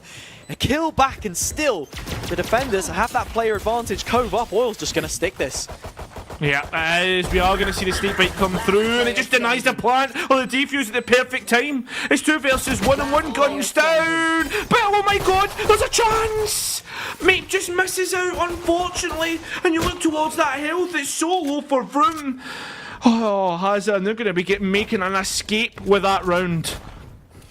How long does that cove last? It's ridiculous. On the pistol round as well, you're going to see little bits of util like that always deliver so much more extra value. I'm guessing that Vroom's investment would have been a cove, and then once you've already bought a cascade, you don't have enough to buy any kind of a pistol. So literally just fully playing through their utility there, and it delivers that value. They claim it, Mizzou Club. Skin of their teeth, but Murray State now on the ropes. They find themselves around down. Yeah, they do find themselves around down, and also they're down on the economy as well. The players trying to get in towards B, but nothing's quite connected as of yet. There's only a couple bits of papers, and Zero Flight picks up. Oh, it's just going to turn in towards a green cascade. Even with the Harbour on their side, they make everything look blue. Mizzou Club Gold get another round. Murray State are going to be feeling blue. Now, Cairo, just a little disheartened perhaps, I guess you could say, but you know, in reality, what they will understand is that we had a very close pistol round. That's, you know, a flash in the pan. You've managed to get a plant.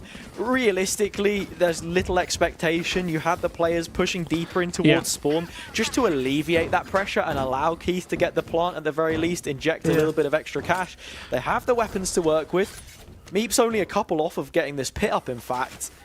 So we're just going to have to see how that plays out in practice now. I'll find them. You've got to think also though about what Murray State Gold did there. They tested the mid hold and what it's like, or what the response is like from Mizzou Club Gold, and the response, dare I say it, was a little lackluster in my opinion. Would rather give up the site than actually engage, and the bullets were missing. They were panicked almost. Killjoy is always one of the most highly picked agents, at least in the current meta, and has been in metas previous as well. It's usually a toss-up between her and the Jet. Both of them present only on the Mizzou Club side, but yeah, that is an agent that's going to give you a lot more mid-control. It's how you can really deal around with that. If you're breaking the turret or interacting with anything else, we'll have to see. Who interacts with the fight, takes it on the chin, Reckoning comes in, and actually the plant is denied. Yeah, it's massive. And the players, again, just looking to somewhat put themselves in a spot where they can easily engage on towards yellow. They're doing so, but doing so in that, it seems to be all going red, all going wrong. And look at this, the spike can easily be retrieved, and the wall is still up there to deny any lines of sight on towards the spike. Now it's just a 4 versus 1. The post plant set up, and I mean, Deck, it's such a tough spot to be in. Not only that, you've got Meep to deal with as well. That mid-pressure that you spoke of has realized itself in a round that carries a lot more weight, or at least for Murray State, it's the start of something. The flame now lit on their attacking side, and they're looking to just burn this one through to a 2-0 result. And yeah, I think Mizzou Club overcooked that one quite a lot. You had a nice denial of the spike, and then they were looking to take extra engagements where you then begin to forget that there's actually a weapon disadvantage at play. You can't simply just be pumping util on towards the default plant. Like, it's not going to pan out the same in reality when you're actually taking those fights. So this time around, this one carrying even more weight, Mizzou Club now need to deliver the result and keep their composure. I'm trying to see where that barrier orb landed on the map. I can't quite see it because poison cloud. Poison cloud, apologies. Yeah, it's not quite landed where it wants to be. Zero Flight though has found Hoob elsewhere, and that's all the way from mid, already out and looking to go towards A to engage on these players that may be hiding behind a Viper wall, denying information in terms of their steps at least, and that op's going to be massive for that swing onto dice. It's not something that I fully developed, but like I said, Jet is another one of these differences, someone that you often see in the server, and when they do, it's an op in hand. Unfortunately, Meep seems to have the antidote for it, and now, in fact, can get that spike down, pit in hand. This is a big chance to invest it, an opportunity to do so, and they will take it up gladly. Something that I guess we haven't spoken about is, realistically, Murray State Gold should be worse on the attack because they don't have that, I guess, space-taking ability, that kind of dive spot for the side of Murray State Gold. Vroom, though, just gets tags up, finds the op. Is this a cancel? It's going to be a save. Yeah, I think so. Like I said, well, an argument that I sort of half made there, and one that I think we should speak about, is, yeah, Mizzou Club struggled on their attack a little bit, probably because they weren't able to do the most that they possibly could with the double walls, at least in terms of playing the map and playing from a default perspective. But they also don't have that initiation. So while the retakes, you know, pose to be fairly good here, you're missing out on that second initiator, the KO, by bringing in the Harbor. So a room really needs to be filling the shoes here, at least in terms of what that util looks like, whether it's the high tide, the nice retake wall on B that we've seen, a few cascades, and just sort of moving in behind it on the retakes.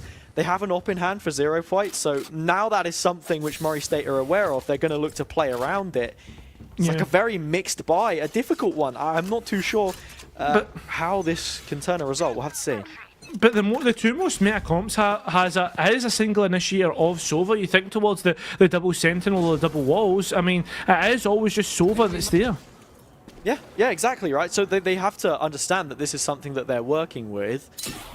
Nice recon already. You speak of initiation. That is the setup on the fight. Zero fight can't take the timing, unfortunately, for them. Vroom up close with the Bucky. One kill will be good enough, and they can get it. In fact, they're able to disengage very nicely. And now this is looking a lot better for the defending half. Oh, Putty just had a chance there, but it gets denied. The op comes through at the perfect time. The players now looking to somehow poke through mid using the poison cloud. Realistically, in terms of how things are going, they seem to have somehow got away. Oh, that's massive. Yeah, Meep always just seeming to have Zero's number here on the op. And with that alarm bot broken towards B, is there an expectation that this is where the hit is going to come through, at least from Kitchen? Doesn't seem to be the case. Running in through the back is Meep. Hasn't spotted Reese. Needs to take the duel and wins it finally. A secondary chance onto Oil Traded. Now a 2 versus 2. Res available for Keith, but will have to sneak that extra yard forward if they want to get it up. And I don't think it's going to happen. Instead, it's a measly heal to the teammate. And that will be the result. Oh, it's just hit Hazard. It's just made the Sage vulnerable ever so slightly. You're seeing here the Chaos just lying on the outskirts trying to create a crossfire. Might leave himself a bit open towards screens, although the Sage has escaped, and this is going to be the point now that they both look to double up on hiding in the corner, playing very, very deep. That's going to be massive now. It's a 1 versus 2, and there's, I guess, all the util that you need. Flashpoint, fragment, the likes, and Keith's hiding in the corner. Pops up the perfect time. A lovely round and a lovely recovery from Murray State Gold. Brilliantly coordinated between the remaining players there, and both of those ultimates can be saved on into the next. Mixed buy from Mizzou Club. You've even got a Sheriff there on Reese. Any different weapon or a bigger window at least to take that kill, and the round looks a whole lot different. The spike's never making it to sight. Meep is dropped. Things looking a lot worse, but now Murray State have the lead. The op's still in the hands of Zero by a very fine margin.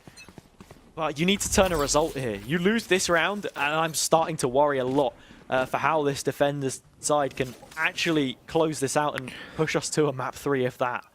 Ah, look, they've adjusted already. They didn't use the Eldron in that last round, and they'll use it this time. Zero fighter being found out, has to dip out, Hazard, and is having to go so deep. They just want to double up in as well with the null command. The off angle being taken. Zero forced back to another line of defense. A deeper bastion from which they can hold. Keith breaking the barrier orb for the second round in a row.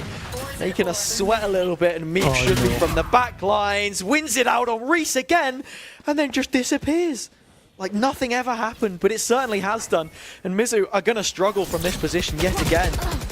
Oh yeah, like a ghost of the night, pops up like a nightmare, and that nightmare is nothing to be forgotten about. Hoop just coming in with their own. There's 2 players left, and Hazard, what can they do? Well, they can do a lot, actually. It's 3 versus 2 now. There is a res available, but do you even get a chance to do it? No, you don't. It's 2 versus 2 now. The numbers slowly dwindling, but at least they come back up for now.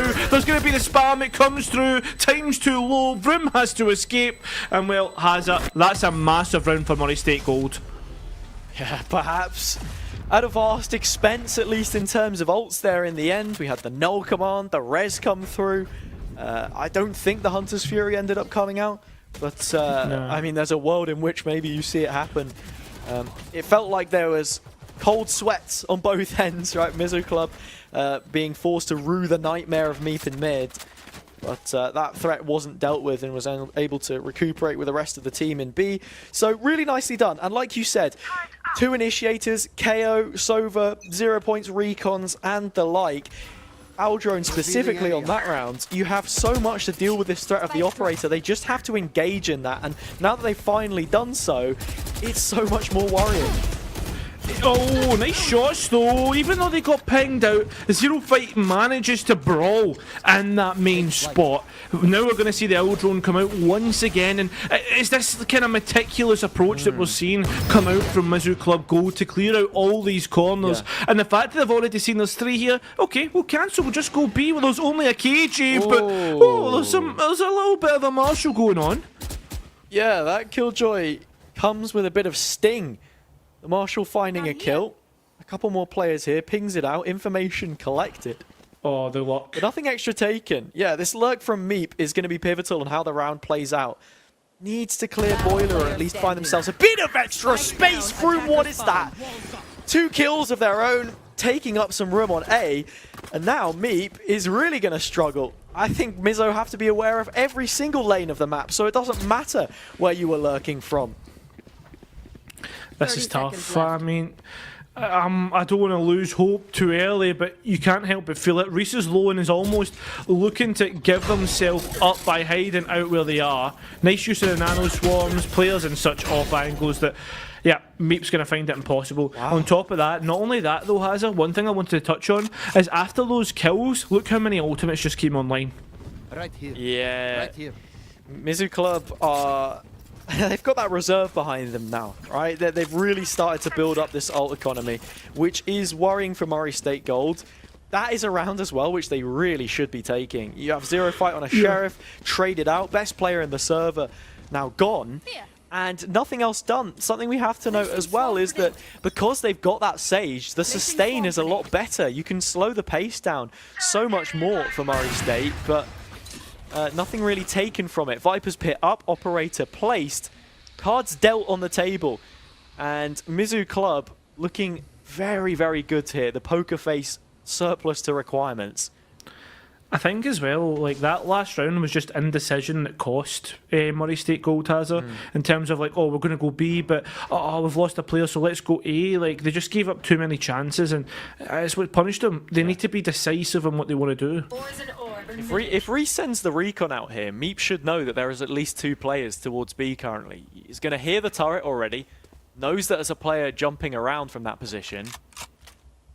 With it being the signature ability of Sova, that is something that they can look to work with, but it seems as if it's not going to make much of a difference. B will be the destination. There is no toxic screen up, however. That's your lurk player, not quite delivering the remote value that they need to. A leg onto Dragon, but not enough to take them down. Hunter's Fury wants to put the nail in the coffin, narrowly avoids the player up close. An opportunity for the heal to come through, and it does. 30 seconds Yeah, left. Murray no just about pings. stabilize and bring this to post. I was going to say, no pings from that Hunter's Fury though, Hazza, which makes things so much awkward. I mean, we are going to see the Eldrone ping out. Meep just clears through Kitchen, but the spam's not there. And you think towards the fronts that Mizzou Club Gold need to focus their attention towards. They're going to be split all over the map, leaving for a chance where things could go wrong. But it may go wrong for Murray State Gold. They're not invested in the Hunter's Fury to deny. They're actually going to just wait for the tap and play for that. Keith's just staying a bit too long. We are seeing it come through now. Do they get the pick? No, they don't. They're just going to lose out. But the lockdown comes through massively. Players denied on both sides, but they're taking their time. They need to get through. They need to get in. But the gun comes up at the perfect time. And oh my god, that is calamitous for Mizzou Club, or for Murray State Gold. And Mizzou Club have played that brilliantly again. Is that pick, Hoob, getting taken out? They set it up really, really weirdly. Instead of having the toxic screen up from before the barriers went up, you had Oil trying to play it in the late round once Mizzou Club were already aware of that lurk in towards Kitchen, so nothing there to disengage. Then when it came to the lockdown, the timing was everything. The defenders one coming in after the attackers of Murray State, meaning that those positions could really be gained upon. And with the spike already halved, it's an easy close. I mean, one thing that we've been seeing is a lack of closing from Murray State Gold, has it? This kind of killer instinct that we'd seen on the post has really lost it, the sharp edge to the blade.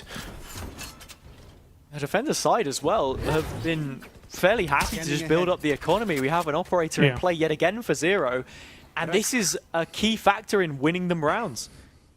Yeah.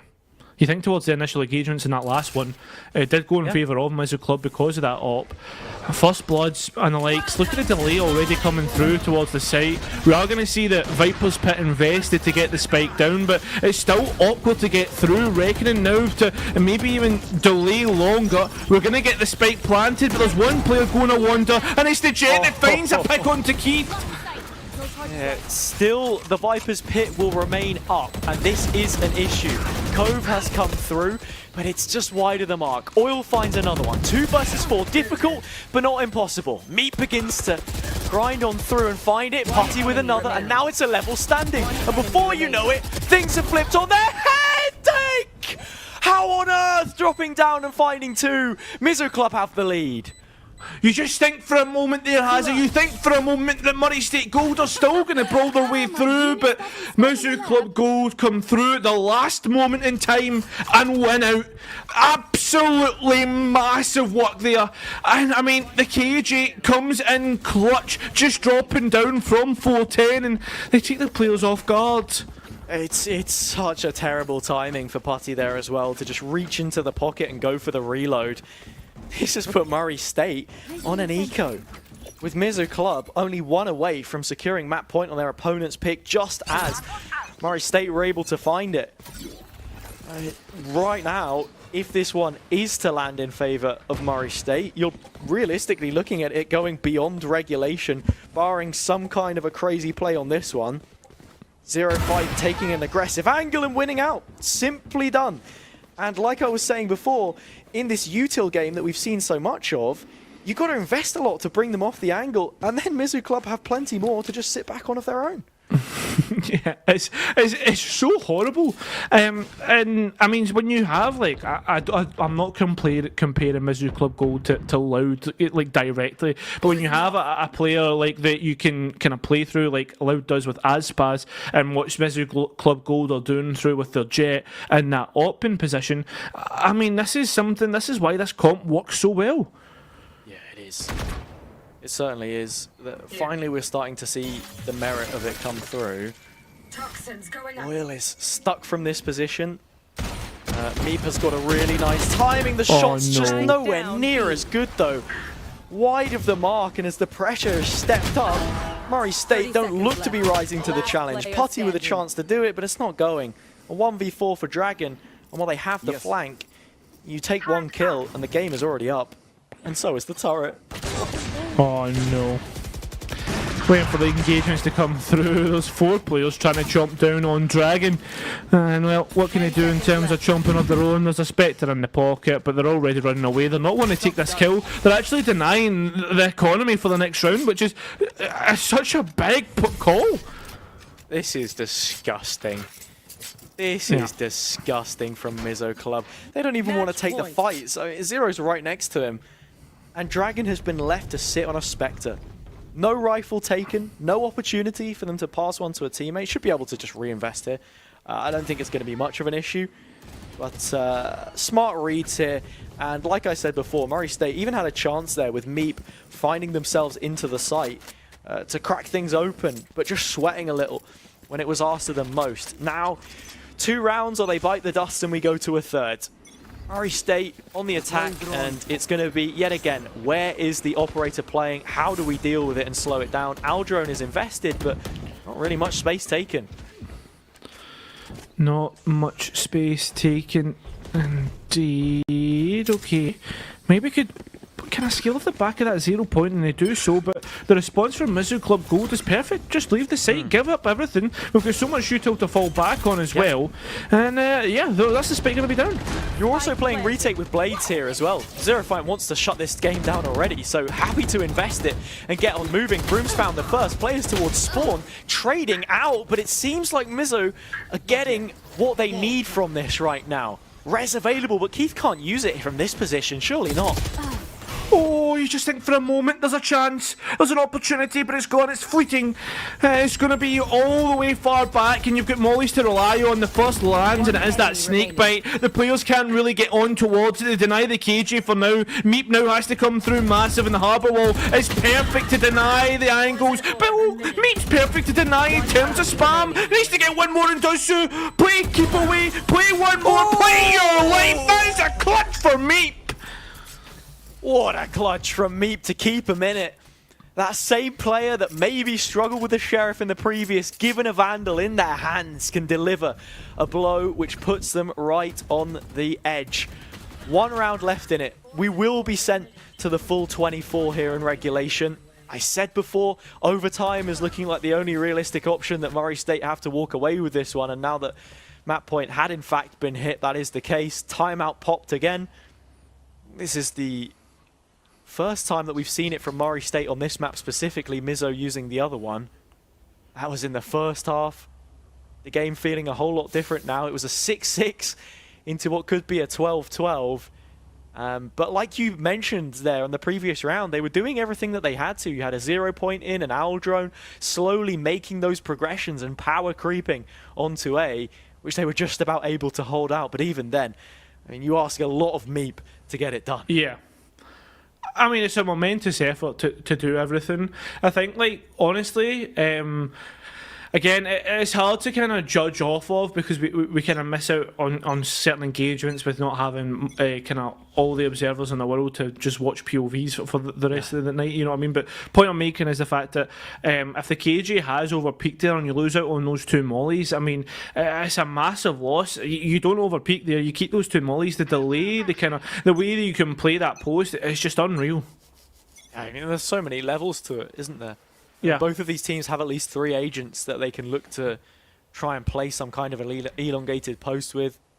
Snakebite, Shock Dart, Nano Swarm, and then, I mean, Fragment, even if you want to go so far for Murray State.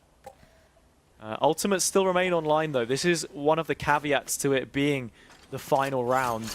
We are still within regulation. Economy and that of ults remains at play, and we'll have to see how the interactions for them go here. I do much favour a Murray State gold finish on this A when you have that lockdown and reckoning up. Mizzou Club Gold just in such a better spot here for the retake. Lockdown online though, coming for Murray State Gold.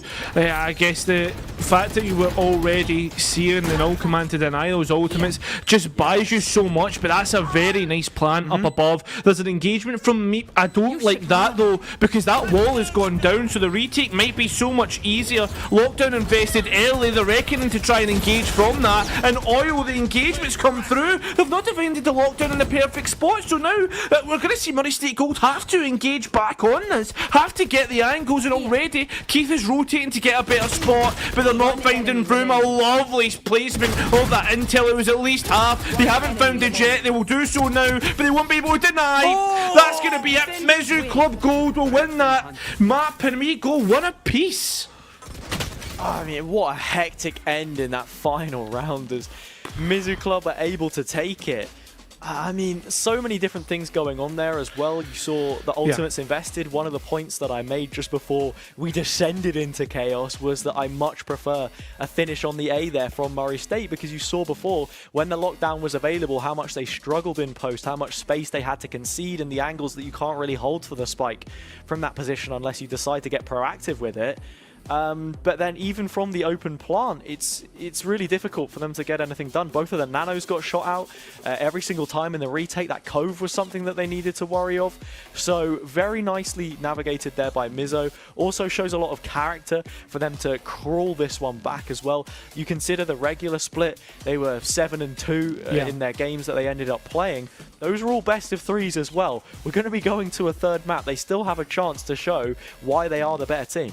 Yeah, they do, and I mean, there was, again, it's those little lapses in concentration, and it's something that I was kind of saying, like, how have they not defended the lockdown, but it was the harbour wall that kind of denied the chance to do so. So is that kind of those little interactions, those little chances that we were seeing there, were able to win out Mizzou on that map. Like I said before as well, because it's that final round of regulation, it puts you in a weird spot when both of the teams have a full buy, because there are still additional factors at play, so they can just double layer it with the Reckoning. And in many ways, Murray State are forced to respect that. They have to fall back, and there's just not as much ground that they're able to hold on to. So that is Icebox. We've already seen Ascent. We will be going into our third and final map, which... bear with me for just a moment, I believe is going to be Haven. So this one is a serious test of that macro game, which I think was exploited a lot in the first map that we ended up seeing. So yeah, we'll just have to see how that one goes.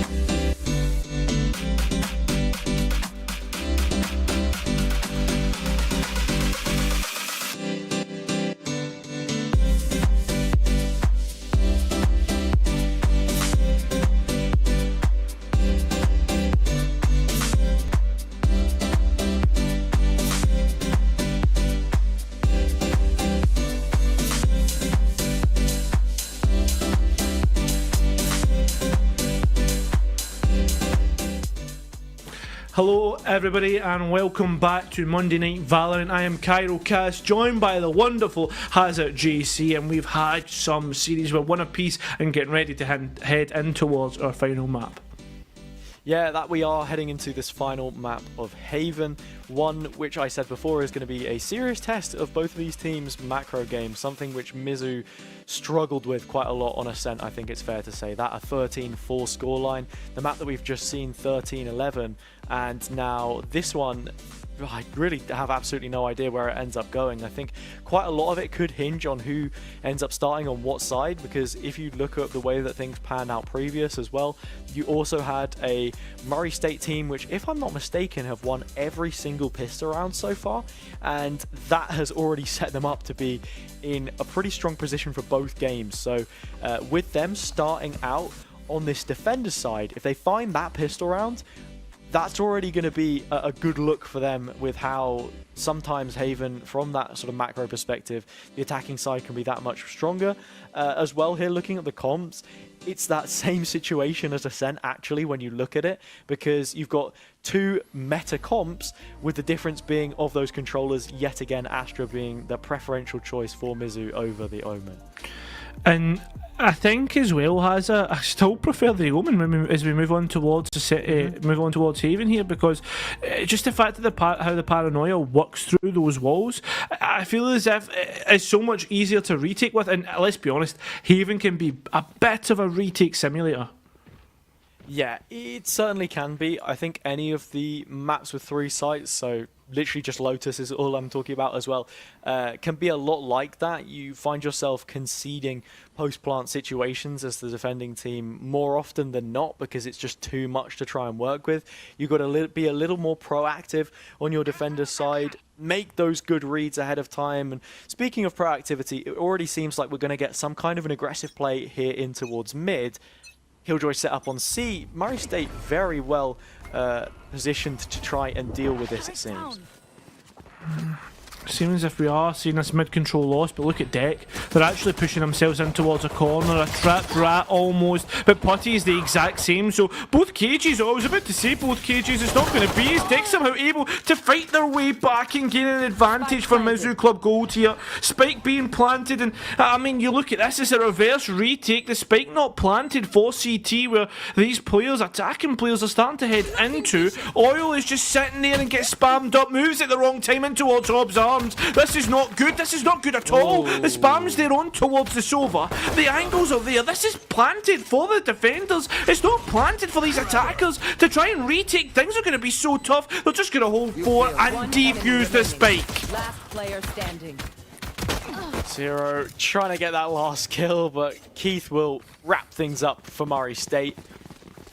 I mean, like you said, it's such a weird panning of events that we see there, because Mizzou Club responded to the mid-pressure brilliantly. They just follow through on the initial plan to be hitting C, get a nice open plant, but then the reaction is just suboptimal. Instead of, leaning heavily more towards Garage, for example, or just setting yourselves up for that presence that you're expecting back through, they fully shift into this defender spawn area and don't really have any view into actually defending the objective. So immediately another fast insurgents, and it is Deck that first line of defense once more. It's not even that. They're forced in towards this one, and already punished for it. Putty will find Zero Flight. We're going to see a player drop their gun to the floor. Spike being planted, and well, how does this post actually look? Dragon's got an Ares, which might be a bit awkward to try and engage through. They've evened things out in terms of the player count for the time being, but I mean, this Ares hasn't found much, and well, the only thing it's found is a death. The rest of the players ready to engage from. That's going to be a Guardian. Dropping your gun for an upgrade is not the best time to be doing so. The other player, the Omen, is on towards C and looking to at least tap on the spike, move these players in a position they don't want to be in, and that position is going to be in towards the dirt. Mate tries to hold through, but Hazza, what is going on? I don't have a straight answer for you, Cairo, if I'm being completely honest. Mizzou Club, they just force it, right? Get the elbows out and run straight into the C hit. Force buy, nice util from Putty, actually, to sort of find that first pick. But then all chaos breaks loose, and Deck very easily makes the most of it up close and personal with the Stinger. That's the round done, weapons there, and in some ways, this is even better for Mizzou. And I know this is going to sound really stupid, but this is almost better for Mizzou Club than having won the pistol would be, because you've almost immediately broken that defender-sided economy. They've learned from their mistakes of that post plant already, and they have a full set of rifles online for as many more rounds as they're going to need it. Yeah, look at this take from behind as well. It's already been thought about by Mizzou Club Gold and already been found out as well by that alarm bot. Recon bolt destroyed, all the utilities there, and it's almost perfect. The only thing that's not perfect is the fact they can't actually get any capitalisation off the back of it. But they won't care because the delay's there. The fight up against pistols and the rifles will just win out. So where are you looking? Hello?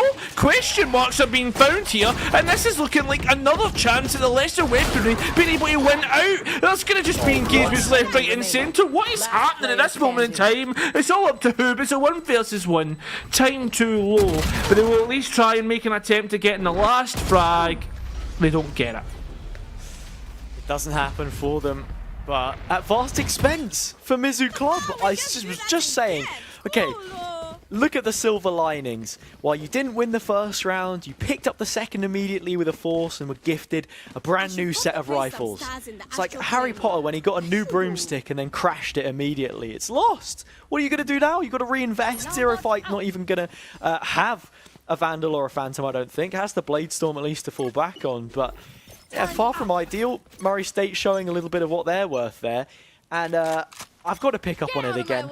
Reese, stop playing anti-flash, please! Or at least know when you should be. Because that happened on Ascent as well. Like, we saw that on Ascent on Switch, remember, in the corner? Yeah. And it's the exact same there, so look, maybe a little bit of VOD reviewing to be done.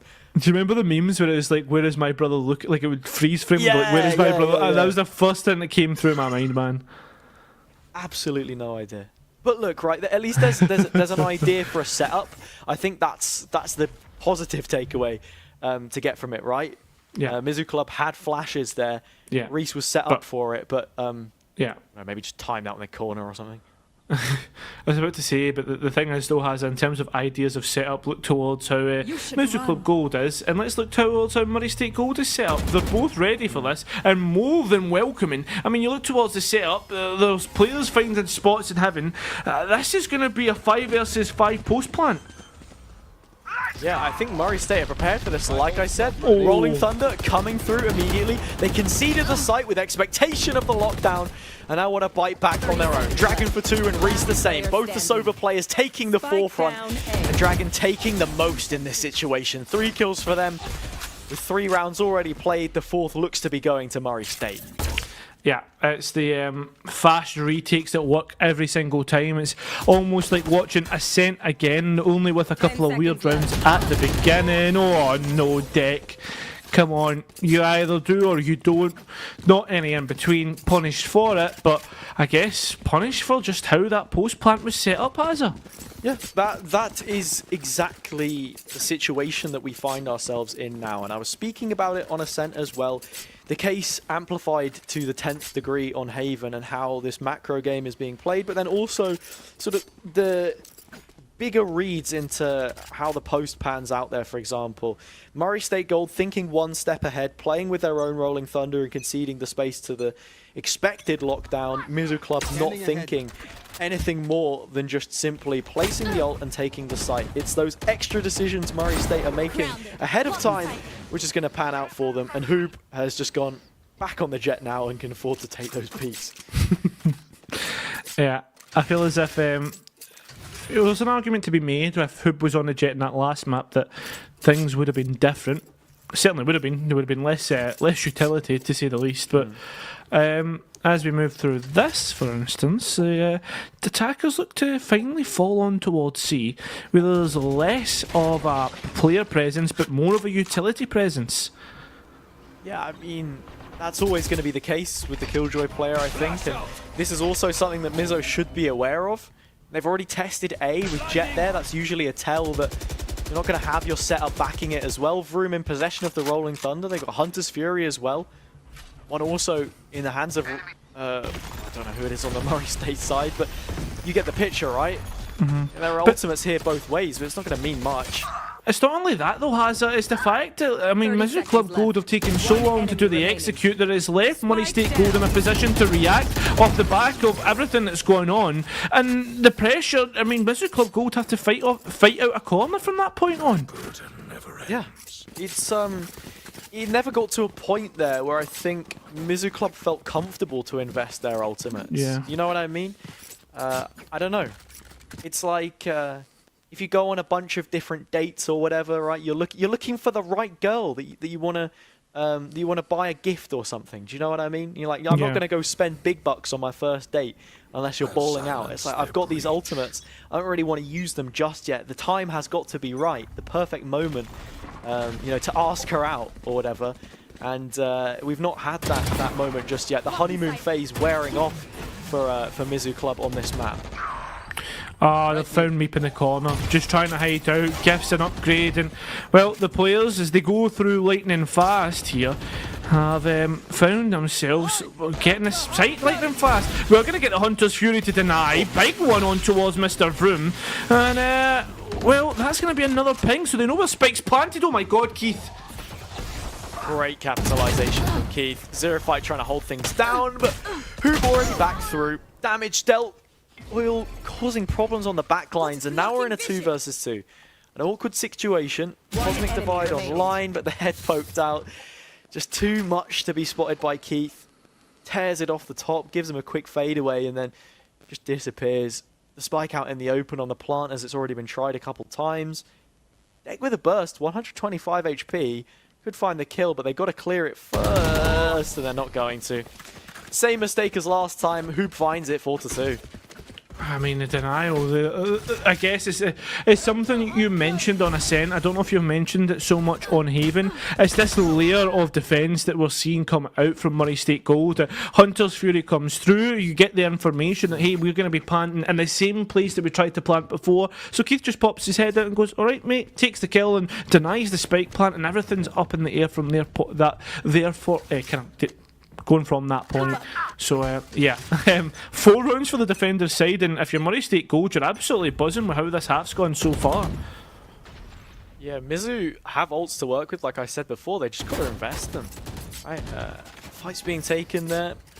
Rifles online to work with. Lots of mid-space already being taken by Murray State, but the big thing for me is that they've not really had to flex this setup. They've kept it fairly standard most rounds. Killjoy playing towards C. The rest of the players, the 2 initiators at least, trying to set up Hoob as much as possible. Rolling Thunder comes through, but, you know, it's passive. They can just play retake here again. And it looks like that's going to be the call already. The way that they're postured up as the spike does go down. But what do you have if you're Mizzou Club Gold for this post plan? Well, you don't have your breach, was a big loss of you till the Cosmic Divide to, I guess, delay any information. But I guess you can even set up in more aggressive positioning on the site, Hazza. This is not going to be good. There is a little hidey hole for Zero Fight, and this is massive. Wow. Aw, thought you'd try harder. That's brilliant from Zero. Just finds a tiny gap that they can lodge themselves in, a nook or a cranny, to just spin out the round for Mizzou Club. So nicely done. But yet again, like we're looking at 2 ultimates being invested there. You had your Cosmic and the Rolling Thunder both invested. And Murray State, they've got this great read from this defensive half yet again.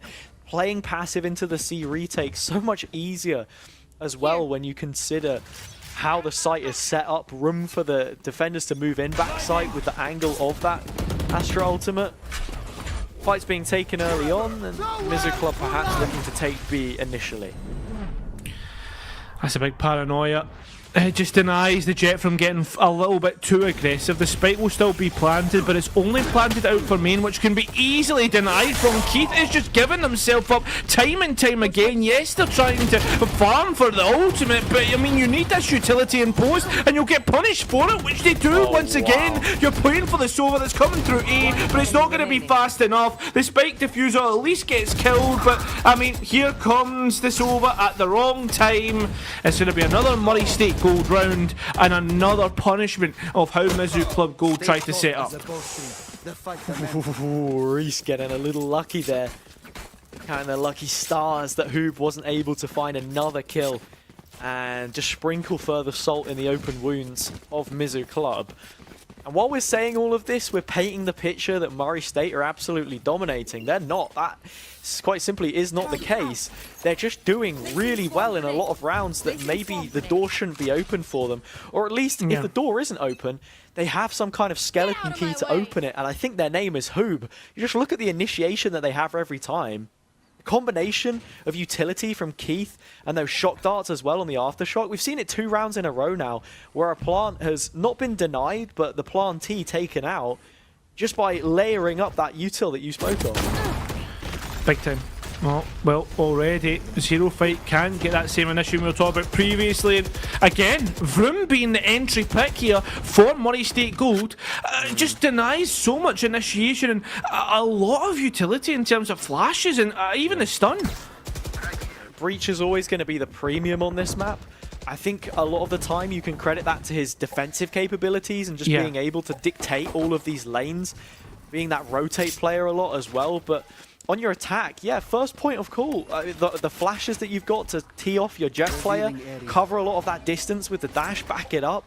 Stuns as well. I mean, we joke about Breach stun being cosmetic because sometimes it doesn't work, but I mean, the fact that you have it every 35 seconds or so is always going to be useful, but when the player drops, not to be the case. 2 versus 5, players segregated, separated, no spike to snatch either. And this should just be a free pick. And Oil just about gets away with it, but far from ideal here, a Vandal to be saved. I think as well, like, I know a lot of people focus when things go wrong for Breach, right? But like, realistically, off the top of your head, how many times can you say in a post plan has a Breach stun worked just by like waiting for the tap, deploying it, and then like kind of winning out from that spot? Is something like not a lot of people think of the back of. So yeah, another great round, and finding the round that at least brings them even for the next half is massive for Murray State Gold. We're going to see a timeout from Mizzou Club, but honestly, has it? I would argue that it's maybe come a little too late. Yeah, I think there's definitely an argument to be made there. You're saying about the Breach as well in the post plan. I know what Cairo's cooking with his sort of fault line post plan kind of setups or whatever. I think the big thing for a team is that it adds a lot of stall as well, right? You can take the site with it, but like I mentioned, those defensive capabilities, being able to shut down certain lines of aggression, I think there could be a lot more value for Mizzou with this Breach. Yeah, like you said, I mean, of course, having any player up in the server is always going to give you a little bit extra, but just to consolidate that site further, if they can take control of it. The bigger issue right now, of course, being the fact that they don't have access to it. Yeah. I don't think we've actually seen Mizzou Club, more importantly, play this map enough, right? Actually feed into that macro game that we spoke of. Try and play through all of the different lanes that there is here and deny some of the utility that Murray State have, because they've been shutting them down with it, like I said before. Dragon and Keith combining to slow things down. Putty anchoring towards the C-tie of the map, 9 times out of 10. Hoob on the aggressions. And it's just funneling Mizzou into these really one-dimensional executes that are just that easy to read. Oh, this time the stack is towards C. The KJ there as well.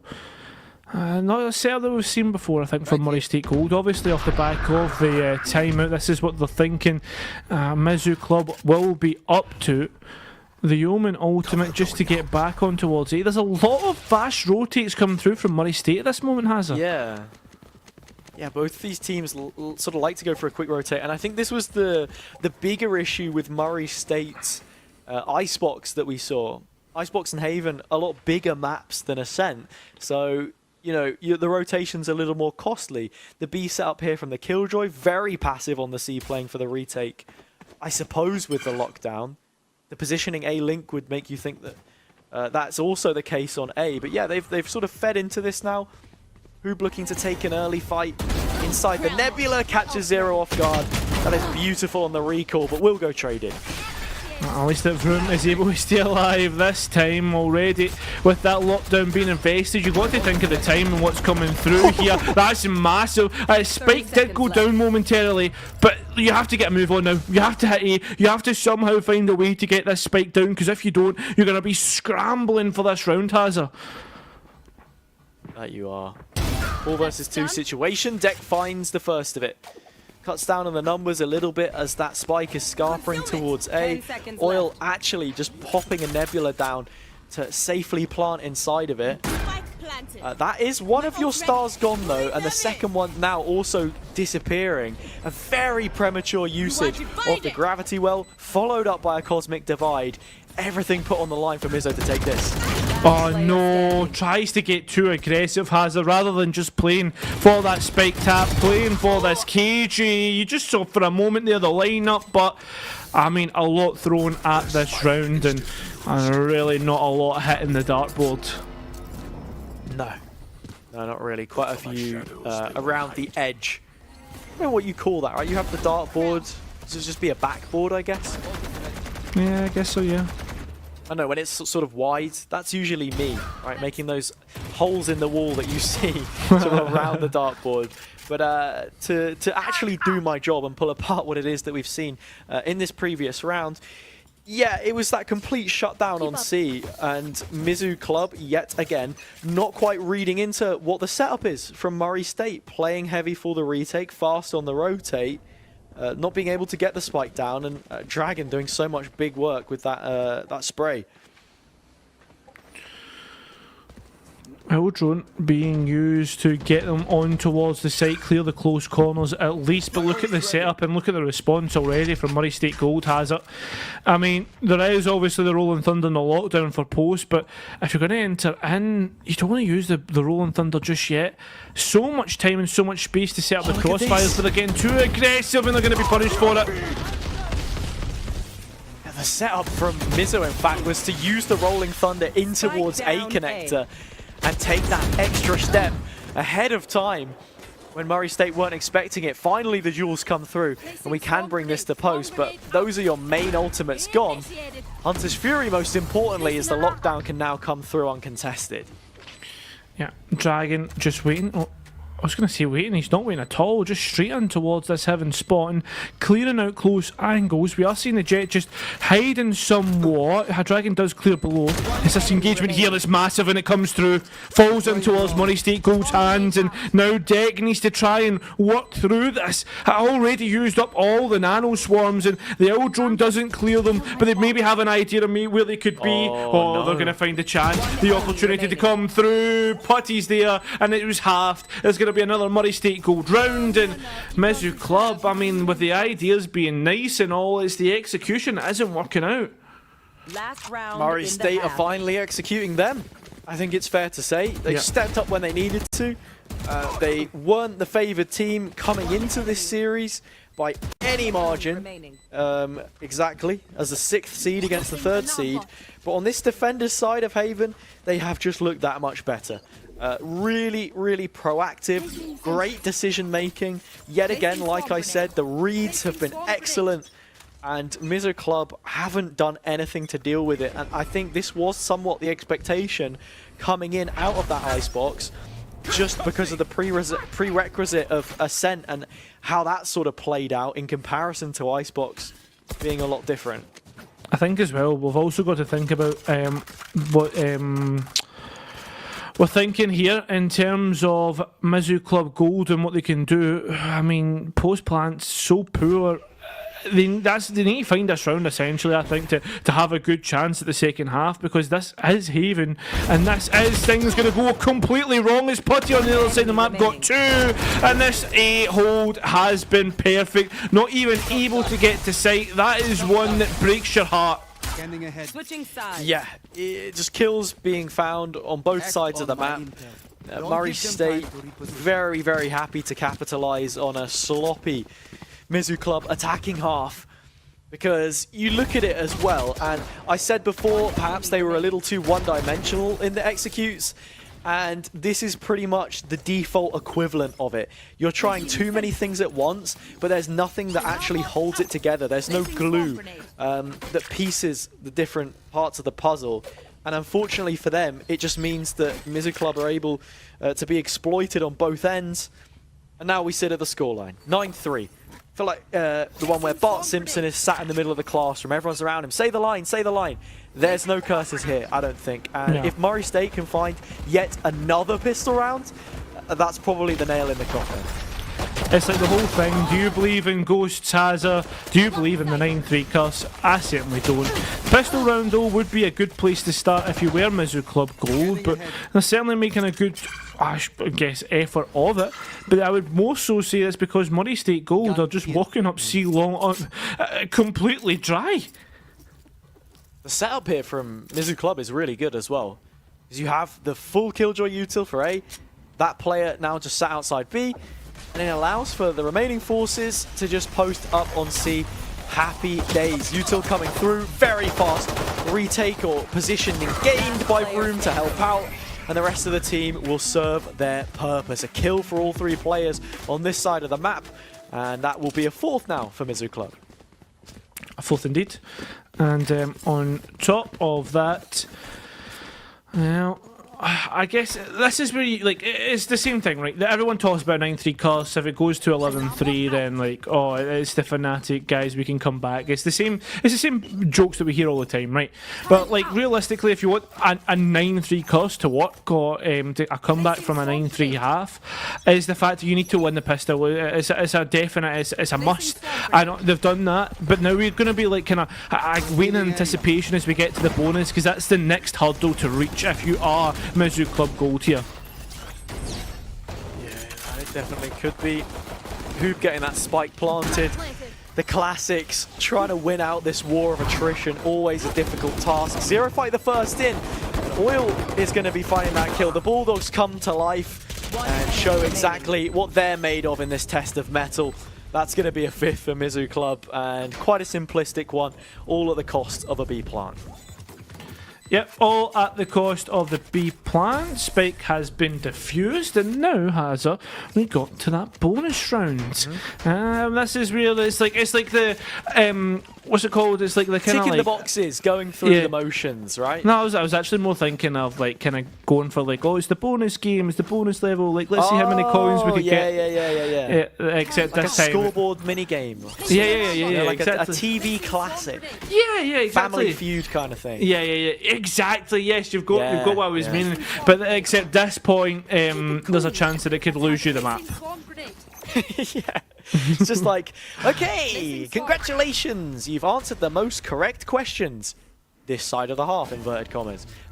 If you are able to win the bonus round, there's a chance that you might not lose the map. Again, in inverted commas. A big asterisk being placed. Take flight. I think something we have to say about this bonus from Mizzou Club, though, is that it's looking incredibly good. You got an operator, in fact. It's a pseudo bonus in many ways, and then all of the Bulldogs they've managed to save through could be doing some damage, but I mean, Dragon has managed to do some of that work on their own, and we are back to a 4v4. Oh no, Meat has found out that the KG is still on A, and the KG of Deck is doing the work in terms of delaying, and he's doing it, I mean, a massive job of it, even denying the spike. The woman tries to swing and gets denied.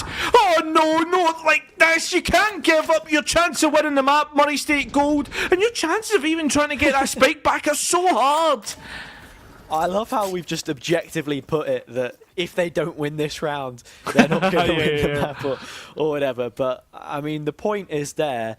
This has been a very disjointed approach towards A. The players perhaps jumping the gun on the initial execute from long and short when you have the positions of players in through A-Link. And now as they finally make their advance, like you said, the spike is so far estranged. And while it will be an effective 2v2 from this position that Hoob's already found the first in, there is so much more work to be done. There is a lot of work, and that work. don't sideshow me. Do not sideshow me. Yeah, it's done. Zero Fight did the right job and just going like that. Right, tuck and tail. Let's get out of here. They had pretty well, and well, now we look towards this. It's 9-6. So you think about what this looks like. You've now managed to, I guess, to kind of not. I don't want to say destroy the economy, but certainly do enough damage to the point that the next couple rounds will essentially be trampoline rounds for Mizzou Club Gold. For every rifle round they win, they'll be facing up against lesser weaponry, which means you have a better chance of winning, like, kind of 2 rounds on the bounce. Yeah, on paper, right? That's what it would dictate. I think Murray State here the big thing that they're missing out on is just not grouping up and supporting Hoob on this duel list. We know how strong he is, and we saw it on the defenders' side. They were being really proactive, just setting up both Dragon and Keith with their utility to put him in these really dangerous positions that force the hand of Mizzou Club. You're not going to be able to do it the same kind of way on your attacker side, but perhaps you even have more creative control in terms of dictating that pace, and it's not something that they've really bought into thus far. You know, the zero fight's going to be a big, massive decider here. A potential to go huge, even just getting one, just to give you the advantage in the retake for Mizzou Club. That's all you need. They have the Owl Drone though, and they're going to be very thematic with this on the way through. Players getting into position, the shot is missed, and Hoob will capitalize. No support required. That's a kill found for them. A player up coming into post. And what do Mizzou Club have to try and sort this out for themselves? Yeah, the coin flip gunfight goes in favour of Murray State. Yeah, and it's just kind of completely collapsed. Meep on the luck comes through huge, and I mean, now we look towards what's going on here. Murray State Gold have managed to at least give them a little bit more breathing room, has it? Kara, the big thing I want to mention there as well is the rhetorical question I posed was, what do you have to make the retake work? Definitely both of your initiators. Who is it that Meep has found? The Sova and the Breach player on that B rotate. So. Yeah. About as impactful of a set of kills that you could possibly look to attain. Meep getting up, perhaps a little hungry for the size of his stomach though, and Deck will pick that one up. So at the very least, they should be holding on to this op and finding a way through. Keith plays around this turret correctly. There is a chance, but Oil just has to hide and buy time. They'll do exactly that. Still, Murray State find their 10th. Not only that, they have enough economy to invest in towards the next one quite comfortably. So Mizzou Club, they're going to be facing up against another pretty good buy for Murray State. And I guess the big thing here now is we look towards, we're slowly approaching that first ultimate cycle. The blades are available for Hoob and will go for that rather than having one of their teammates invest a rifle for them. And I mean, you look towards Mizzou Club, even though we're singing their praises with the bonus buy, or the bonus win and all that, I mean, the buy isn't the most amazing. It's far from ideal. We have the Blade Storm up, however, and Hoob already looking to try and carve something out here. Hunter's Fury coming through, trying to deal with Deck in the backside. All the while, the Sober player just supplementing things, but Meep has found a kill to the site. Really nice Nebula to just delay. Keep the defenders present here on the site itself before conceding too much, and this might actually just force Murray State to hit cancel. Yeah, I think they are, but the biggest point here is the lock-in towards Garage Window, because look, as they go to hit 8, oh, this is so well played, Hazza. This is absolutely unreal. They've baited Mizzou Club in towards thinking this is an A take. As we see Meep try to deny, there's only one ping out, but do they know it's before it's too late? They don't. Spike's going to go down now, and in such a great post-plant position. You look towards the Sova as well. This is almost an unlosable position for Murray State. Yeah. Really nice drop of the shoulder. Both nanos up and ready to open. Rolling Thunder, sat in Garage. My only concern is the players are a little disjointed, but that one can be cast away because Mizzou Club are not going for this. This is going to be a save from them again. Operator into the next at the expense of an 11th round. And with little margin for error, you start to wonder when they're going to pick these ones up, Mizzou Club. His time is dwindling and the shot has not connected. Zero Fight has lost exactly that. Nothing to take away from that encounter. Keith again and again and again. 3 kills, and that might just be it, Cairo. I think if you keep the op there, sure, there's a chance. A fleeting one at that, but it is gone. Yeah, there's a broken buy now. And it's like, you get so excited because you think for a second, Mizzou Club, they've won the bonus, this is going to be it, blah, blah, blah. And then A happens, and then C happens, and then Murray State Gold find themselves 1 point off of 12. I think Zero Fight as well has, in fairness, actually struggled to win quite a few of these duels on the Operator. Not having the best of games right now.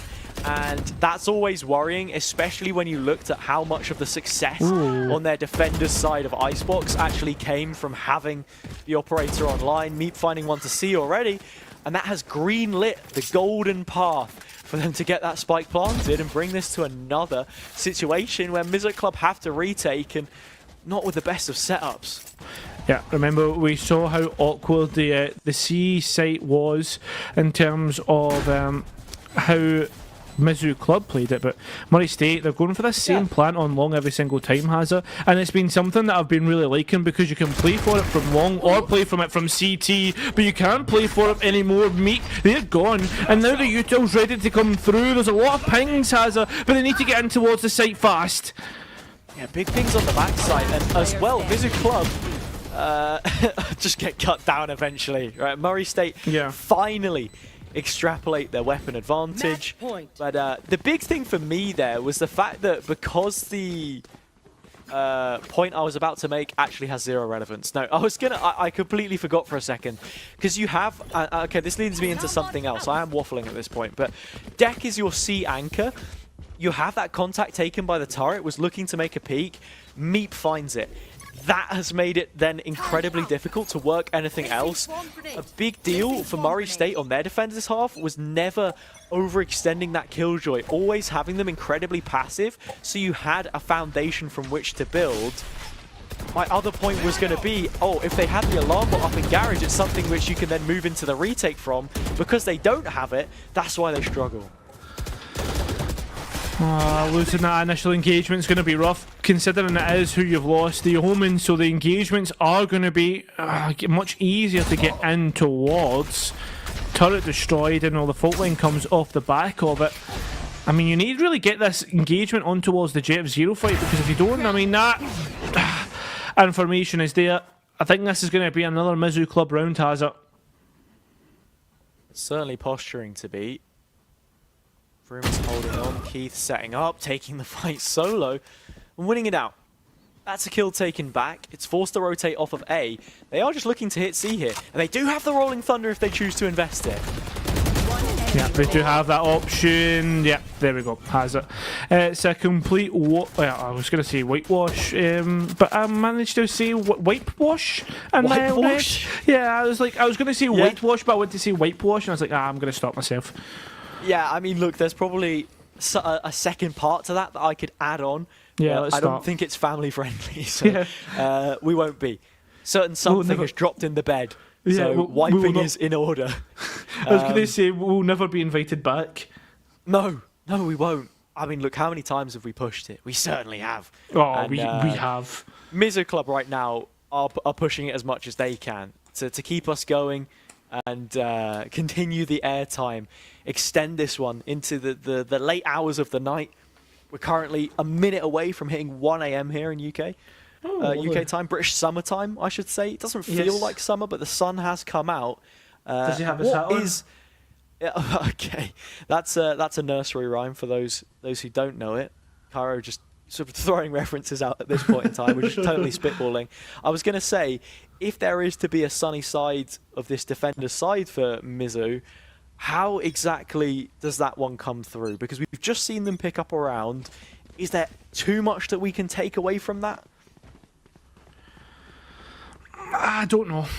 I really don't know. I mean, it's a perfect time to pull out the kind of timeout here, Hazza, because of the momentum stop that Mizzou Club will have. Like, you know what I mean? You win one round and you're like, right, guys, come on, let's go, let's get another. And then that 60-second timer begins, you know? And it's going to be a tough one.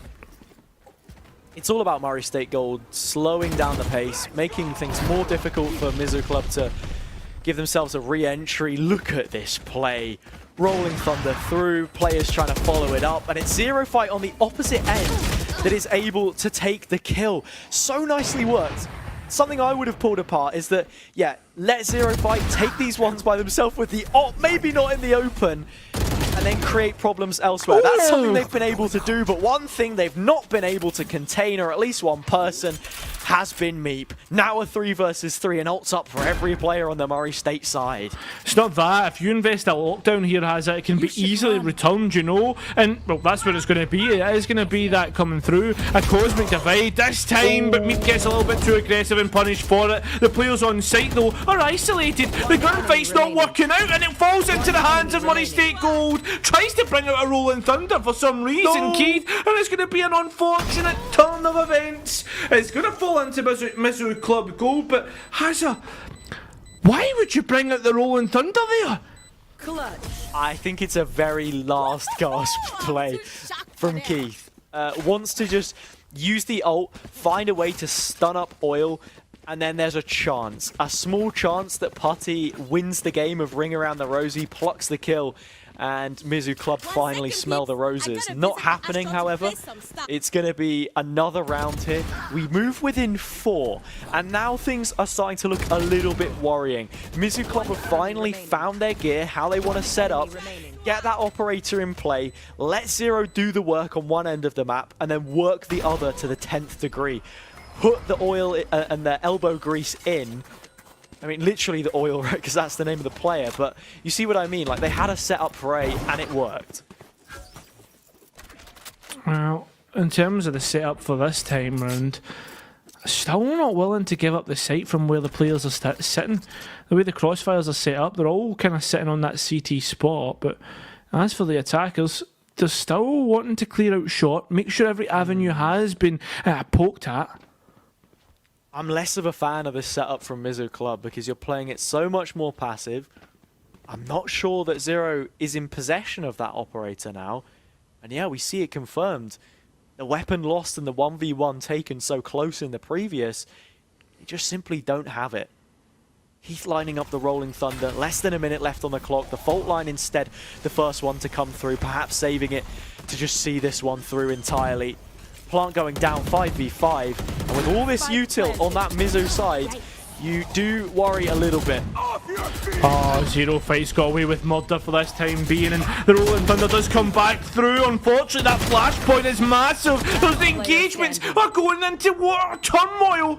Meep now in a 1 versus 2 situation. Doesn't have much in terms of that util, but does have a Vandal to engage with. Can easily try and bait with this TP and does so. Does the KG know? Does it know if it's a bait? Just waiting for that swing, and it's massive. Meep wins it out for Murray State Gold after an emphatic Haven defence. How many times has Meep taken more kills than they are worth? How many times has Meep won out a clutch? You put those two statistics together, throw him in the deep end in a 1v2 there to close on low HP, and he will do it for you. Your deserved victors here in the quarterfinals. Murray State Gold, proving that they were the real McCoy out of the 2 golden teams. Mizzou Club just not quite good enough here when it comes to reading the play and setting up on their attacking side. I think that is really where they ended up falling short. Their defenders' halves look good on most maps, at least where we were able to see it. Ascent being a little too one-sided for that to even get a look in. And Murray State, you know, you have to give them all of the compliments in the world for the way that they played it, because I mean, they played it to perfection, at least from the macro side of things. You know, the reads were good, the setups were good, and then they just worked with what they had. Yeah, 100%, mate. And another thing, like you were talking about Zero Fight there, not having the best of games, kind of 15 and 17 the duelist was, but 6 first bloods. Like, if you're a duelist player, you would be almost happy with that statistic. Yeah, and I don't think Mizzou Club made the absolute most out of the advantageous situations that they had throughout this series. That was a big issue for them as well. Murray always good at capitalizing on those mistakes. Zero Fight, a player that I highlighted. I don't want to dig into any player. I think that a lot of their win conditions, however, came from having him on an operator and finding an opportunity to set up on that defender's side. As soon as Murray State found ways to read between the lines, dislodge what it was exactly that operator was trying to do, and when the shots weren't connecting when they needed to, that was the difference maker. That was literally all they needed to get that attacking side to be most valuable. So there we have it. That is going to be the game all wrapped up. Murray State, the ones running away with it, Cairo. Yeah, 5 minutes past 1 has, I'll make it 6, sorry. But yeah, that's us done here. I will leave the closing statements towards you. There is plenty more games to be coming up, and you can see on the left side of the screen, Hazza. Yeah. So anything else you want to say here? Nothing more from me necessarily, just fantastic to be back on the cast with you, of course, mate, but you will always know that. That has been Mizzou Club against Murray State. Murray State deserved victors, like I said, played the game well, good knowledge, good understanding, good fundamentals as a team. Next up, we have 2 more matches for you, 2 more best of 3s. It may be getting late here, but it's not going to get as late in America. I mean, it will eventually, but the point I'm making is that there's more. The night is still young for you all. Louisville Black versus Cumberland's, and then UT Orange versus United Esports. Don't go anywhere. We have 2 more best of 3s coming up for you. It will, in fact, be Vincent and Captain Atsoka to take you through them. We'll see you all after a break.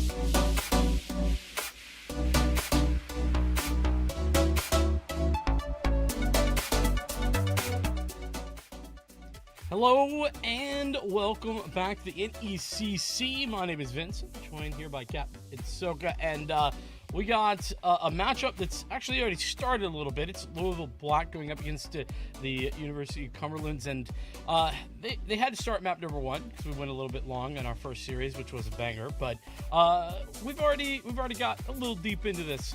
Icebox already done. Louisville taking the victory, and then we'll be moving on. But let's talk a little bit about who these teams are first and foremost.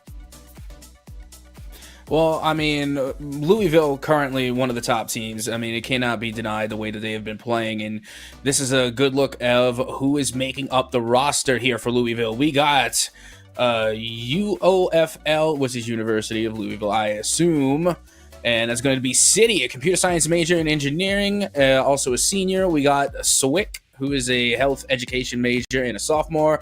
Rins Uwu, computer science major and a junior. Selenide, computer science major and a freshman. And Barnes, a pre-med major and a freshman. Indeed, with that Louisville Black roster out of the way, though, let's talk a little bit more about Cumberlands because they are who they're playing against. Budge sub to change. Int Conductor, which is sort of what I do when I play video games. Leon and OAB. So I'm interested to see kind of how this goes in that, well, Louisville, they already have a victory. This is also number 1 seed versus number 8 seed.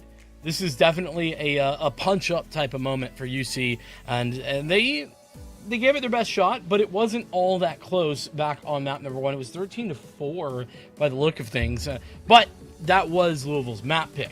As I think we do have map picks ready to go, so we'll talk a little bit more about what we are going to next. Icebox is what I mentioned. It's Split going to be our next match, and should we need it, Lotus is our decider. Captain, you were talking about how you like yourself some Lotus, don't you? Oh, what I absolutely do. Honestly, to me, and again, I'm going to catch some strays for this just because Captain do be capping, but Lotus for me is my new Haven. Like, that's the way that I'm looking at it. That's the way that I like it. Like, I love Haven. Haven is great. It is one of the OG maps. For forever will hold a place in my heart. But Lotus, right now it's new, it's exciting, it's fun. There's, a lot of new obstacles that come with this map. And as of right now, it has taken the place of Haven as my pick for a 3-sided map. But with that being said, we are getting ready to head into map number 2, which is Split. And it makes me sad face, Vincent, because we didn't get to see Icebox. And Icebox is without a doubt my number 1 favorite map in VALORANT. I hate to break your heart here, my friend, but Icebox is dog water, and it's been dog water. Thank God it's gone. It's frozen dog water, need I mind you. My bad. It is ice. Bad. You're right. You're ice. right. I got to put some respect on the name of Icebox. Yeah, listen, I'm not sad that we missed it, but you can be sad yourself. What I'm not sad about is Split. That's where we're headed next. And I think that the conversation for me going into Split is really just going to be, based on the scoreline of that first map, is will UC be able to do a little bit more, right? I honestly don't necessarily expect them to win this game just because of, they're going up against the 8-1 team. Like, it's a tough matchup. But I'm thinking that it's their map pick. They're definitely going to be able to put forth something a little bit better. And the fact that I think Split is a little bit niche does give them a better chance of doing so, because they can pull out some strategies that potentially Louisville hasn't seen. Yeah, and as much as we're looking at the picks and, we're having our 2 cents in on those, let's take a look at some of these bans. Already off the bat, I love Pearl and Fracture. Those are my 2 map bans off the table immediately. Pearl, Fracture, boom. Those are the 2 that I ban instantly. Now, it's interesting to see that Ascent came up as the ban from Louisville, being that it is, the 50-50 map, and it is somewhat of like the neutral zone. That's fair. More often than not, you'll see it be a decider, but regardless. And now we're looking at Bind here as another band coming from a UC, and that I do find particularly interesting just because it's usually not on the top pick when it maybe I guess when it comes to picks and bans. But with that being said, I think Cumberland's opting out to ban Bind and pick up Split, I think, like you said, is a little bit more niche to it, a little more method to the madness here, that I think the Cumberlands might be able to find the upper hand here on this map. Well, we'll see if they can be finding anything at all into this one. Pretty almost immediate lock-in there from the Louisville side of things. The one exception being that the breach still hovered. So I'm already seeing a Sage into this. It is common, but at the same time, a lot of the higher level teams have gone away from the from the Sage on split, because it is a little bit readable. It can be a bit one-dimensional, but I think that it's also perfectly valid here, especially here in Emergence. So at the same time, the Raze is a constant pick, and we love to see Raze here. Oh yeah, Raze is without a doubt my favorite duelist. Now, what I do find interesting is that we're heading on to Split, and we already get to see, I guess, some previews of Breeze for a moment as we get ready to head into Split. As a great view of Fracture as well. Fracture. Yeah, you know, we're getting the whole tour. You know, you love to see it. But, you know, again, they're talking about Split. I think it's interesting that we saw at least one composition, it looked like, from the Cumberlands, who decided that they were going to go with the double Sentinel composition. Now, that is interesting. So, Vincent, I want to pick your brain. Is Split that map where the double Sentinel composition is met? Well, see, here's the problem. Like, yes and no. You can run double Sentinel here. Like I said, the Sage is reasonable, but it doesn't work as a Sentinel as much as like a Killjoy or a Cypher. It's more just space. It's honestly an extra controller on this map because of the wall. If you play that wall at mid, it's just an extra controller. If you play the wall elsewhere, then it can sort of be a Sentinel. Now, you see, also, I do like the fact that they are partnering with AJ with the Viper, and honestly, I feel like that combination in and of itself would make the Sage kind of void there in that composition. But with that being said, this is going to be their composition, and they're going to have to show what they can do with it. As already, we are well and underway here into the pistol round. It's a good lineup. A Toxic Orb getting positioning, and there's a Toxic Screen across the Raptors as well. But they're going to fight for this Raptor control, actually, as Louisville playing defense. They're going to lose out in the first one. Bocce will fall all the way back down through the zip and back towards the mid. It's a rotation being called. They don't want this site here at A. They're going back B. Yeah, and you know what? I felt really bad right there for Bocce. I mean, they did get a great trade, and that's really all you can ask, especially when you're getting turned on and you're getting swung by 3 players. So it was really a tough spot there at Robes, but they managed to handle it well, and now it's not the worst situation for Louisville at the moment. It is a 3v2 retake. The Rays literally one shot or nearly at this point, so should still be doable for Louisville. Ooh, information gathered off the spy cam there. Louisville with the opening pick to get back into this site. Nova Pulse going out. That's going to be traded. Swick, the 1-on-2, has another tap on this. Is outrageous. With the right click, just shoot the gun. Left click was all that was required. 5 HP remaining for Leon. And a huge whiff there for Louisville Black. That's a feels bad. I mean, it's unfortunate, but we did get to see a good presence from Louisville, nearly being able to make that 3v2 retake work, but unfortunately, the right clicks didn't stick, and there was 2 of them, 2 right clicks. Literally, all it took was 1 straight bullet to land on the Killjoy, and that would have been it. But no, and honestly, I really do refrain from right-clicking with the Classic, unless it's like point-blank range. I treat that right-click like a shotgun. I mean, it is like a shotgun, but typically you'll get it there, just a little bit of bad spread, honestly, as well. But typically, you want that spread to be closer. It was closer this time. Louisville pushed all the way through B into mid, and now they're on a quick flank, 5 players, but they're going to be seen here shortly. Well, there you go. Cumberland's off to a good start here on Split, but look down in the waterworks. It is a shooting gallery. And now you can see the trades finally being made. Swick making their way back over towards A main is going to have to pick up an enemy Spectre. And now it's going to be all about yet another retake from Louisville, this time 3v3. Yeah, but this, I mean, surely not. Weaponry is just not at hand for Louisville at this point. They've already done a little bit of damage, but look at the HP. There's just not a lot left, and Swick had the most of it. Already gone, down and dead. It's 3 different players picking up the final 3 frags for what is a team ace, ultimately. Budge will be getting out with a single frag alongside the rest of them. And Cumberland's moving into that 2-0 lead territory, but here's the gun round. It's time to get serious. And the defense, well, Louisville, they were serious in that first round, I should say. They just did a bit of trolling at the end. Yeah, you can see Budge budging the little bot there. Yeah, that was just a wee bit of fun, isn't it? But regardless, we are heading into round number 3. It's the bonus round for Cumberland's, and it is the rifle round for Louisville. And this should be the round where they answer back. But can Cumberland's make a lot happen with just a little? Well, let's see how they answer. As you can see, it's somewhat of a split push here as now the Spikes heads towards mid. Shots gonna push back that Trailblazer. Information gathered. There's 3 players in towards mid. This boom pot won't do anything, really. At least not defensively. The Nebula in position to force back the attackers for the time being of Cumberland's. Is, well, they've got some space. They've gathered that mid control. Now we see where they elect to go from here. This round is a bonus. They don't have the best of weaponry, so long range isn't really their cup of tea at this point. So mid would be a reasonable approach.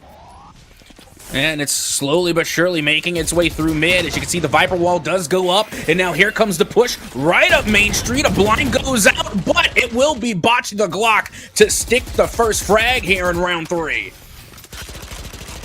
Well, they're going to continue pushing off of the audio cue of the reload. Fortunately, Bocce still gets another frag to get that trade moving forward. It's City putting down one. Leon down and out, and another to be found by City. 1 versus 3. This time, the requirement, but it's Cumberland's that are down. Yeah, and honestly, I'm wondering if they should just save this Vandal, but oh well, don't need it. It's going to be the final elimination going the way of Louisville, as they will get their first win on the board here on Split.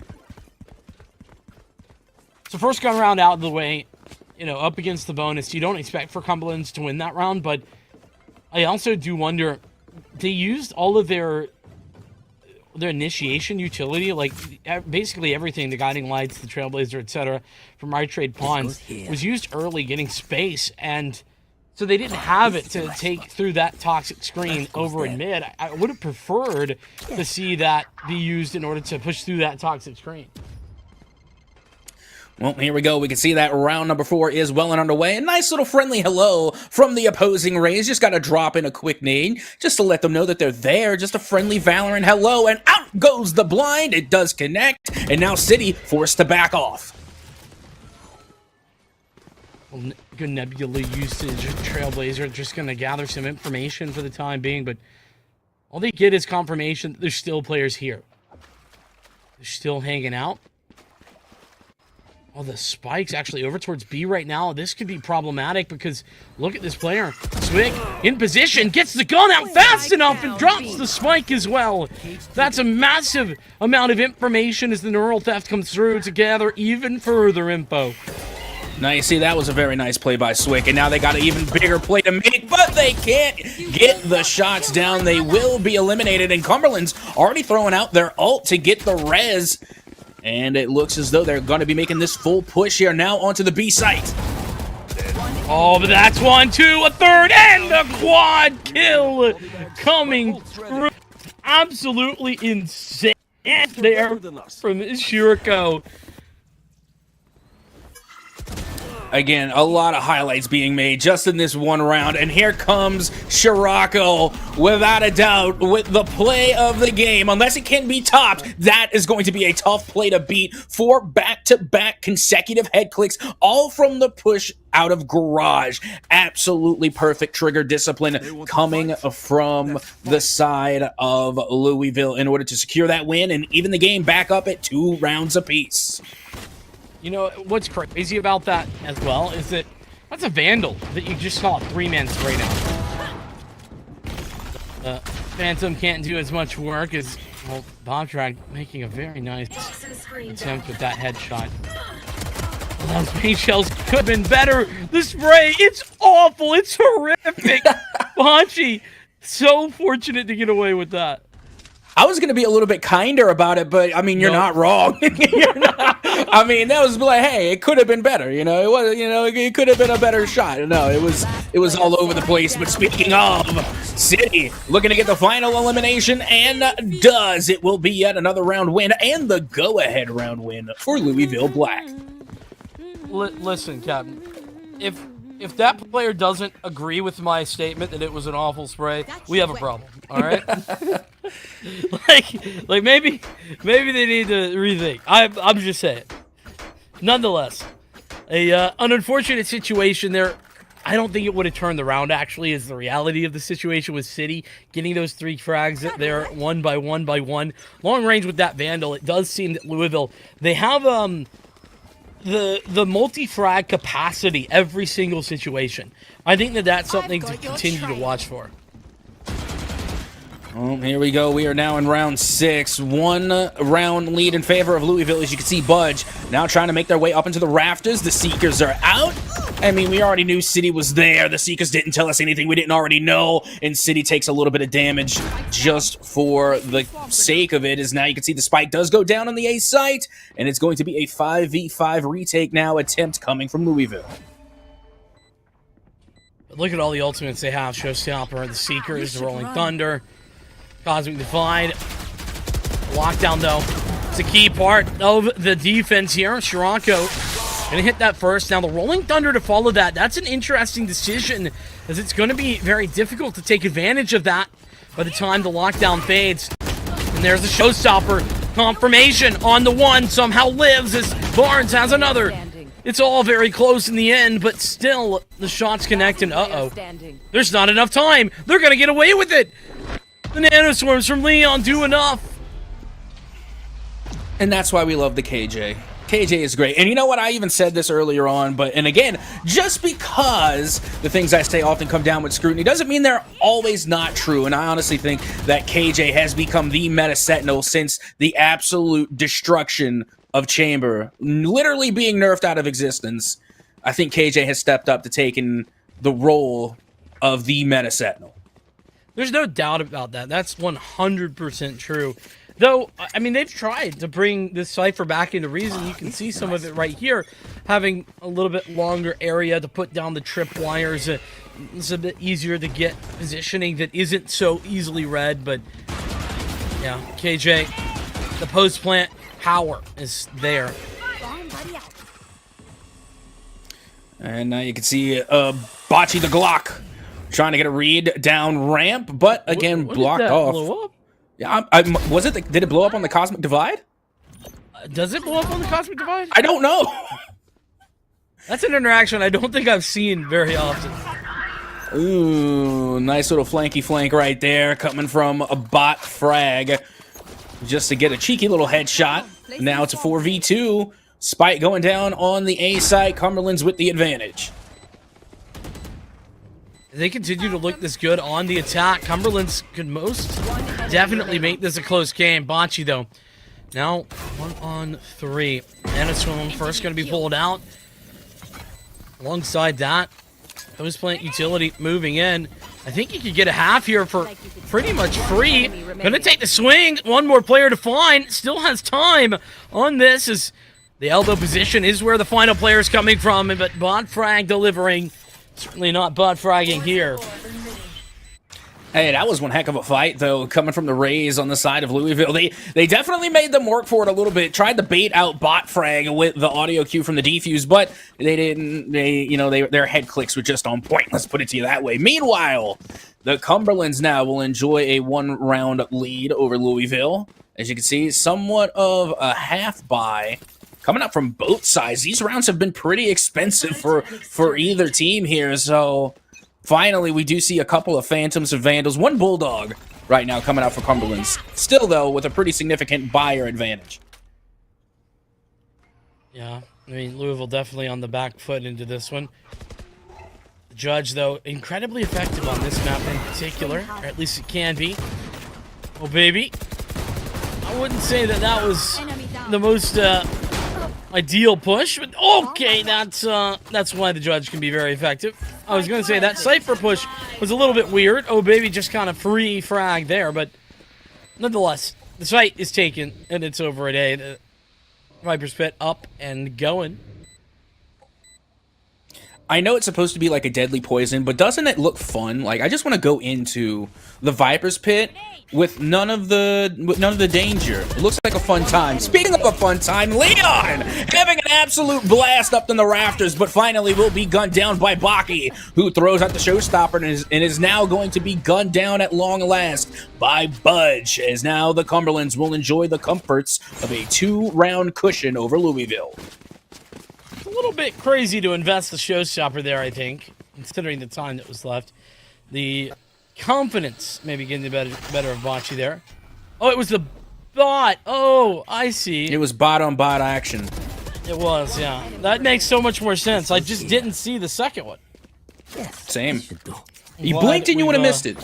Yeah, I did blink and I missed it. Shout out to Storm Warrior for the replay. Doing a great job as always. Well, here we are now in round number 9. Things already starting off very quickly. Should have been a decent buy coming from both sides. You can see City going to be lining up over here towards A. The doggo goes out and it does connect. And now just a bunch of blind firing as the smoke coming from Astra does provide enough cover for them to get out of dodge. Oh, nice shot there from Budge. Gonna get the heal from Sage. With that, the approach up here into the rafters is good for the frag, but they're going to go for that rotation. Yes, they are. They're going to have to meet with the Cypher here in mid, though. Swick, in a very good position. One that almost certainly won't be red. 2 Swick frags for Swick, but not any further. But it's still timed to rotate over. Chirocco already had some good plays. Manages to create a 1v1, gets the flashpoint out, ready to go. Looking for yet another one. Not going to be able to dodge it, and Chirocco has another. Plenty of time now for the rest of the rotations of Louisville to get into position. My word, just like how that it's just absolutely insane that we saw such a great transitional play coming from Louisville, being that they were able to really hold there in the mid and kind of catch Cumberland's off guard and catch the mid-transition and then really make a lot of those efforts worthwhile. Some fantastic head clicks being made. And then look at the reaction time from Budge there, being able to find the first, and then this play right here in mid-transition, not only getting those 2 head clicks, but dealing the damage necessary to make these last couple of frags just a little bit easier. 4-5 the scoreline, but this is already a solid T-half there for the Cumberland side of things. Been looking good, and trading back and forth these rounds on the offense it's something that you don't always see on the map of Split, and the fact that we are here is quite impressive.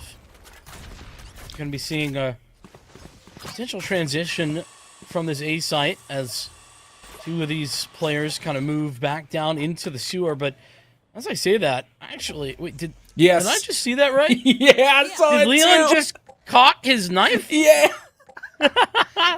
That's a great visual error. Dude, we gotta clip that, save that for when, like, you know, you gotta load up your knife sometimes. Yeah. No one's going on Twitter. Chirocco, where did that frag happen? That was the mid lurker for the attackers. Bocce's ready to go for a swift flank as well. Yeah, now take a look at Swick, who has literally been hitting head clicks all day. Finally will be gunned down by a classic from Oabi. And here comes Chirocco going around the corner, and it will not actually get the click. Instead, they get gunned down by Budge. And now Bocce the Glock gets caught out on the flank by Budge as well. It's a good positioning now, 1v3 requirement. And honestly, Barnes should just think about saving at this juncture.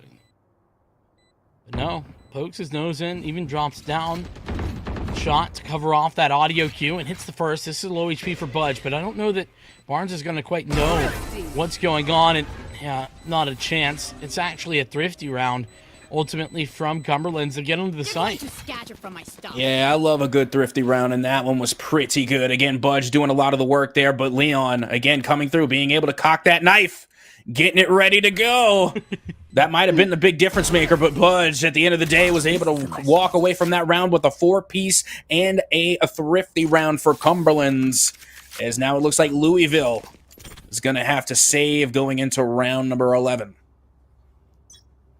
They aren't in a position to get anything out into this one. Gonna maybe try some offensive maneuvering on their defensive side right now. So it goes for the shot with the Sheriff, but doesn't get anything going there. Ooh, very dangerous type of round there, pulling the Nebula out almost immediately to put City back into the mailroom. Defensively, there is information he gained off of these Seekers, but that's on a Nico round. Interesting commitment. Yeah, interesting to say the least. I mean, I honestly didn't expect it, but now you can see the Seekers coming back in kind, coming from the side of the University of Cumberland, and it is going to be a full commitment now over towards the A site. And you can see Bot Frag, as well as Budge, concussed, now gone, throws out the nade, is starting to blind fire, and gets gunned down by a classic. That starts to look good for a moment, but then it's all falling apart. City peeking in, a couple of shots going wide, but that one connecting straight into the skulls of the opposition, and it's just a couple of kills there. Ultimately, Cumberland's relatively clean round. This A side has been exposed time and time again. They found a weakness, and they're pushing their advantage there. Yeah, well, now is as good as opportunity as any to try and make a comeback here for Louisville, as they do have a full buy. It's a full rifle round, the same for the Cumberlands. And this is where things are going to get interesting, especially since we're getting closer and closer to the half here. Louisville are going to have to try and make the most of it and come up big in this round. Indeed. Rolling Thunder available here defensively, but showstopper for Cumberlands certainly can be an effective strategy. Trailblazer alongside the fault line. It's good to gather information. That's spotted out 2 additional members here. The spike is over at B. This is all about these last rounds and how it's been training the side of Louisville to expect the A hit time and time again. Yep, no good on the showstopper there from Budge. And a nice little nade exchange.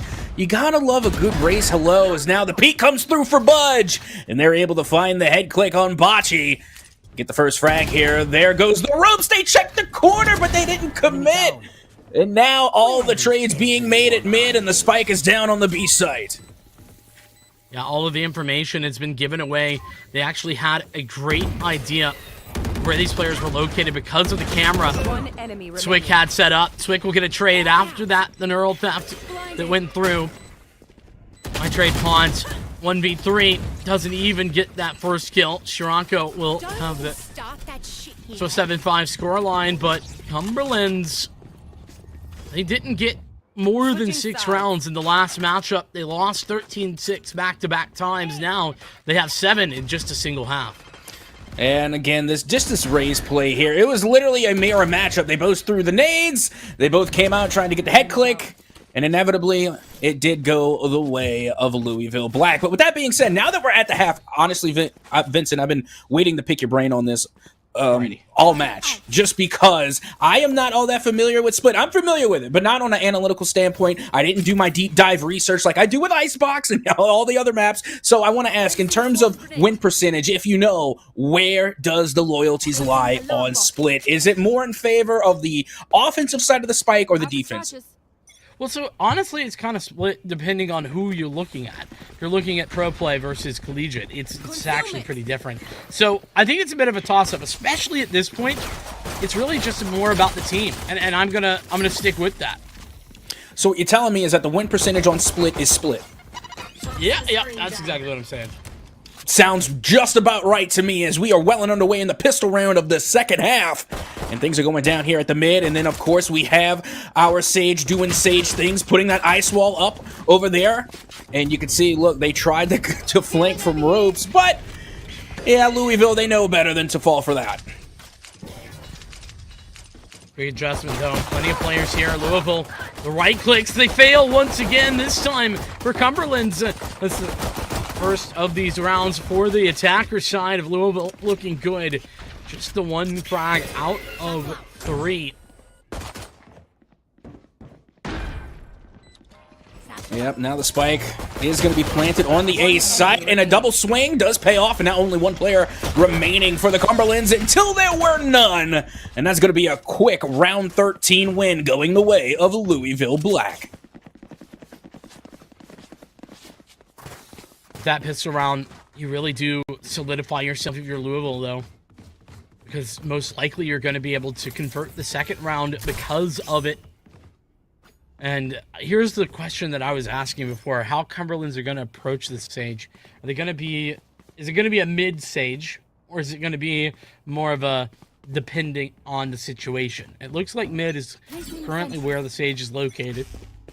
They've also got the toxic screen set up for mid as well. So this is a very interesting scenario. And the reason why that mid wall is so... Well, can be so limited is because if you do it every round, it's just everybody's going to have one player there to shoot it. And now you can see it will be Louisville forcing the issue here over on towards the B site. They get a couple of reads up in heaven, not able to confirm. And now bot frag will be gunned down behind the box as this will just continue to pile on here for the side of Cumberlands as now only 2 players remain, both up in heaven. It's a pretty swift end to that round, considering that the weapon advantage was so significant. Louisville in a good position now to continue on what they started. Let's take a look at what they've got. For a round where you're not expected to win, this is actually a really solid buy. 2 Bulldogs, 2 Spectres, just the 1 pistol. And I don't know what happened to AB, but I don't know why she has a Spectre.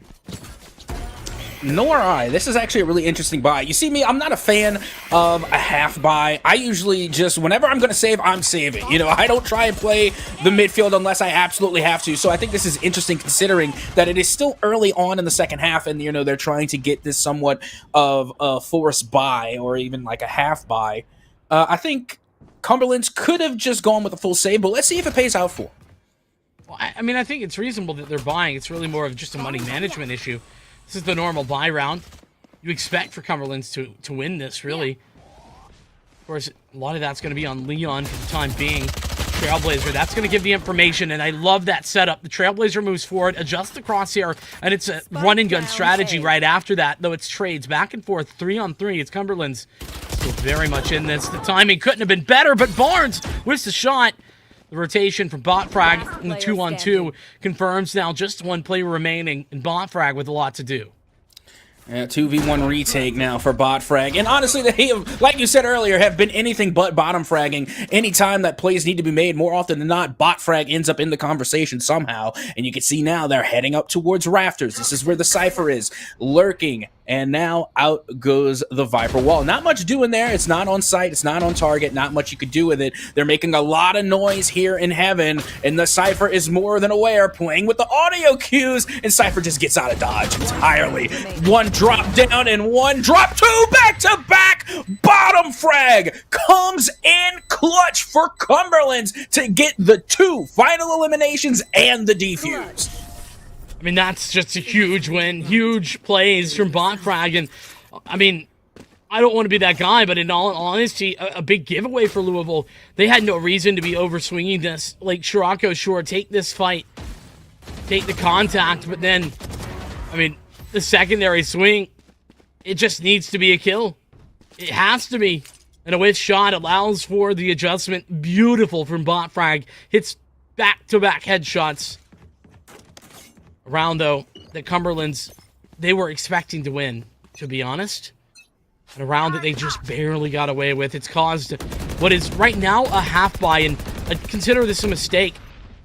They should be buying fully into this round, but because of how limited their economy is, they've just decided, we're going to save 1 and buy next. Yeah, I mean, it's a win, but it's what we like to consider an expensive win. It literally came down to 1 player remaining. 4 players got eliminated. That means 4 other players that have to buy up again. Meanwhile, you got Bocce the Glock and City coming from heaven in order to clear things out over towards the B site. And Abby, owned only with the sheriff and not a deputy, is going to have to try and figure out a way to get a retake here onto B. And this is why you go for the buys. It's because something like this can happen where Louisville, they have so much space and no damage has currently been done. City on his 3rd frag already. And with Bocce chiming in, City will get the quad. That's a flawless round. And where Louisville, they were in a similar scenario with economy. They were definitely on the cusp of being broken. Instead, now they have enough money to buy if they lose everybody next round. Whereas Cumberland's, they're just one round away from economic ruin. And well, here we go. We're heading into round number 17. Louisville able to equalize, and it has just been a real back and forth ever since then. Not really going one way or the other. As you can see, City already setting up a little bit of the nebulas here and there, and it looks like they're planning on committing to the A site this time around. Seems like it. We've seen a lot of these A side attacks overall. Rolling Thunder, that's going to catch 2 players? No, I don't think it reached all the way through. Great timing for Leon to pop out, but damage not there. Bocce close, has the frag. I trade pawns, though. What's up in heaven? Boombot being put out. The Cosmic Divide to follow that swiftly thereafter. With that, time for the Trailblazer to go out. 3 on 4.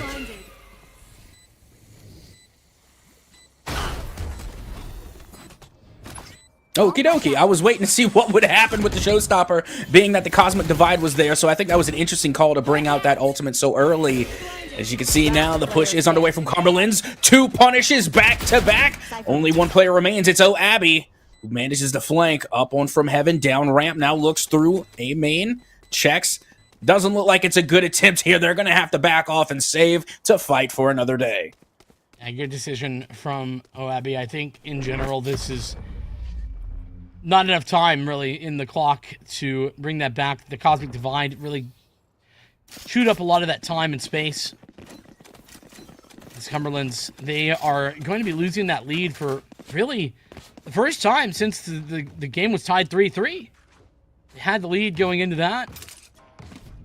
And then, well, Louisville haven't been back there since. That is until now. Look at this. Remember when I talked about 1 round from economic ruin?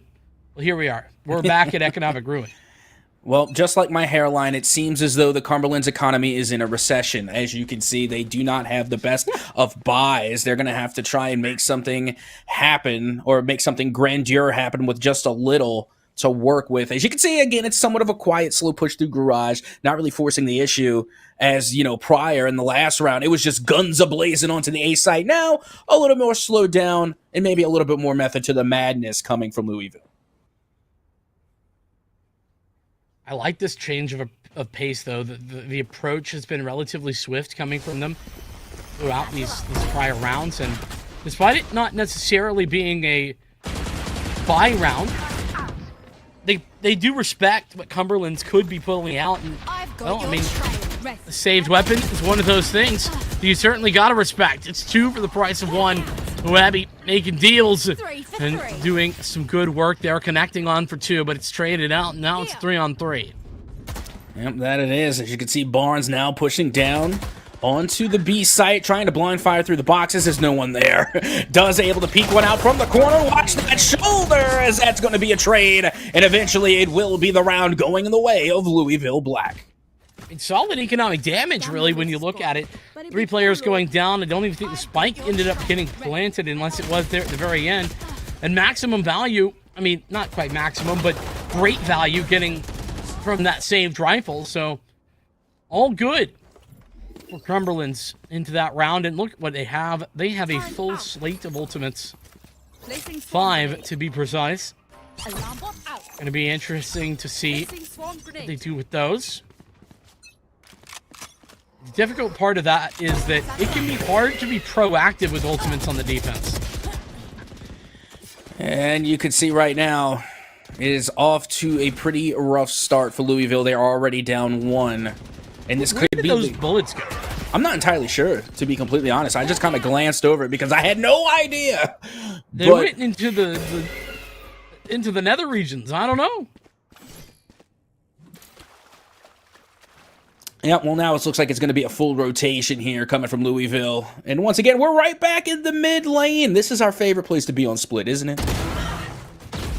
Because it's all so effective, especially getting aggressive on the outskirts. That too is effective for the defense. It's going to be the Viper's Pit. Pull it out here towards the B site. That's fully covered off a lot of this area.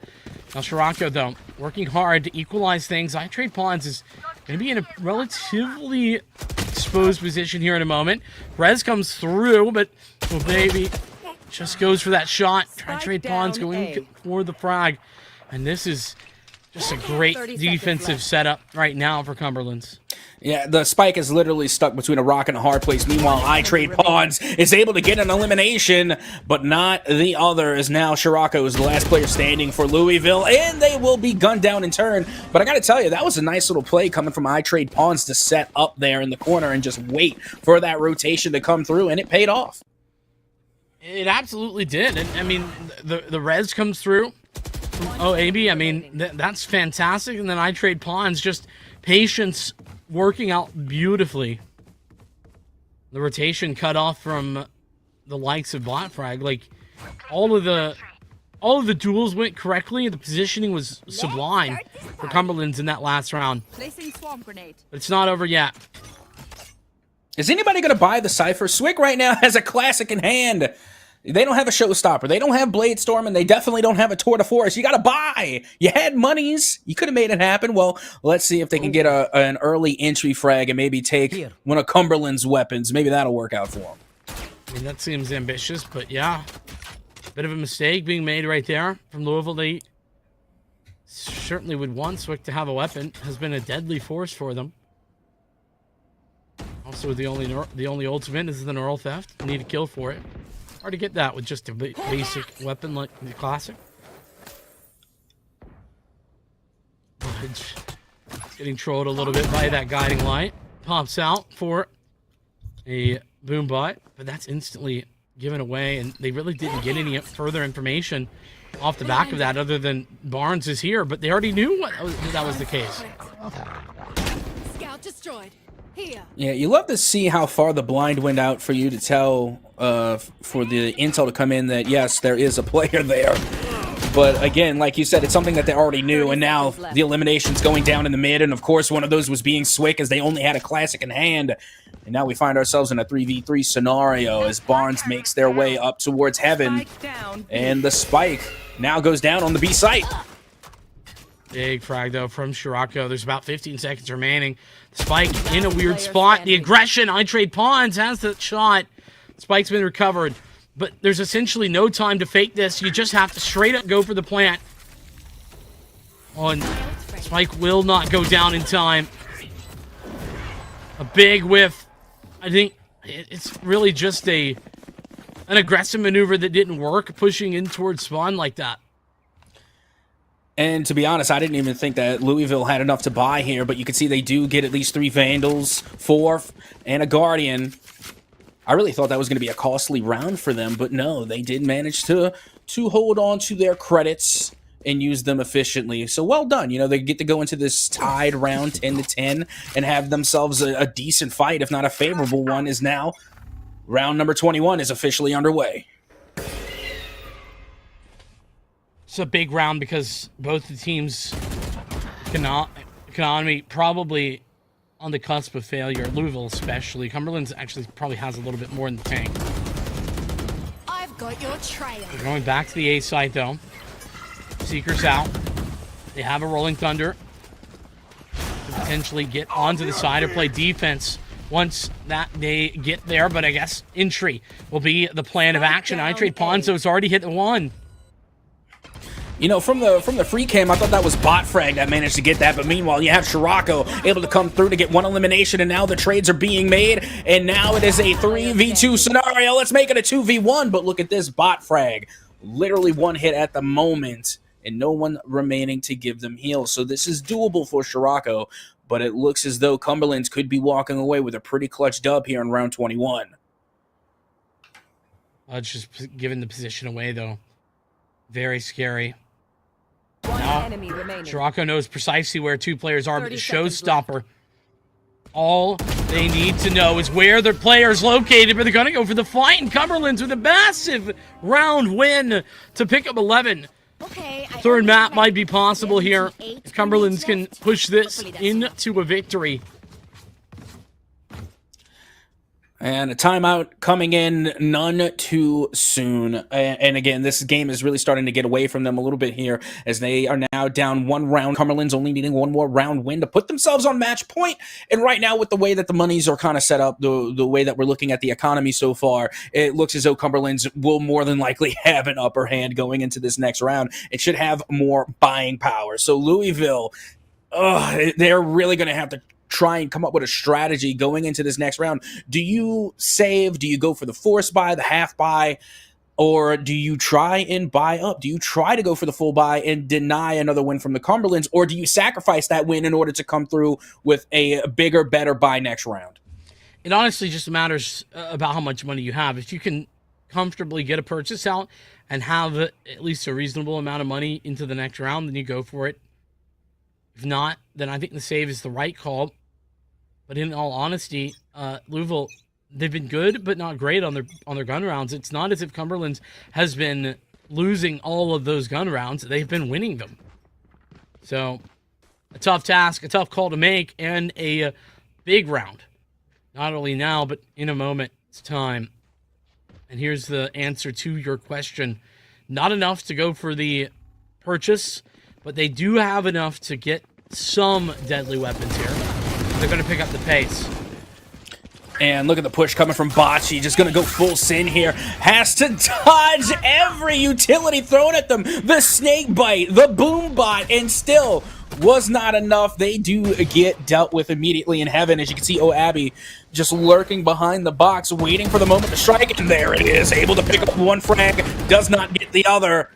And now only 2 players remain here for Louisville. Healing over here. And still the Bulldog is online, but oh my goodness, his life just got saved by that heal. The overgrowth is so critical. But now it's just Barnes all alone. Damage is the name of the game here. Feels like a win, maybe just a little bit too far out of the cards. I got the 1v3, but in fairness, Bulldog arms. There's 2 players looking at him, and it'll be a team ace, actually. Everybody picking up a frag for Cumberland's match point. Well, again, not too surprising. Again, they really had to sacrifice that round, and that usually is what happens with Valorant and any other type of economy-based hack shooters, that sometimes you have to give around to get around. So now they were able to sacrifice that round with somewhat of a bottom buy, you know, getting a little bit busy in the bargain bin. But now they got enough economy to come through with a full buy here. The only issue now is, can they make the most of it? We have had plenty of rifle rounds, and more often than not here on Split, those rifle rounds have gone to the University of Cumberland. That they have, but now or never for Louisville. At least for this map. Last time it was a 2-0 for Louisville. They're going to want to repeat that here, but Cumberland's, sure, they have feelings that are precisely the opposite. They're making those feelings come to fruition. Cosmic Divide, that's going to be out to allow the push into this. Showstopper, still a deadly possibility, but Leon will go down immediately, trade straight through in this little corner of the Cosmic Divide. As soon as it goes down, this is a very deadly position to be. They're not going to necessarily expect it. Of course, timing is going to be all about this moment. Yeah, you were right. They had no idea that iTrade Pawns was there and lurking. The Showstopper doesn't connect. As now Budge making their way through the flank, gets gunned down. It's a 2v2. Abby, the last player remaining, is able to get the elim on Scirocco. Does have the heal. Now has the upper hand in this 1v1, because you can see the raise from Louisville is in fact damaged.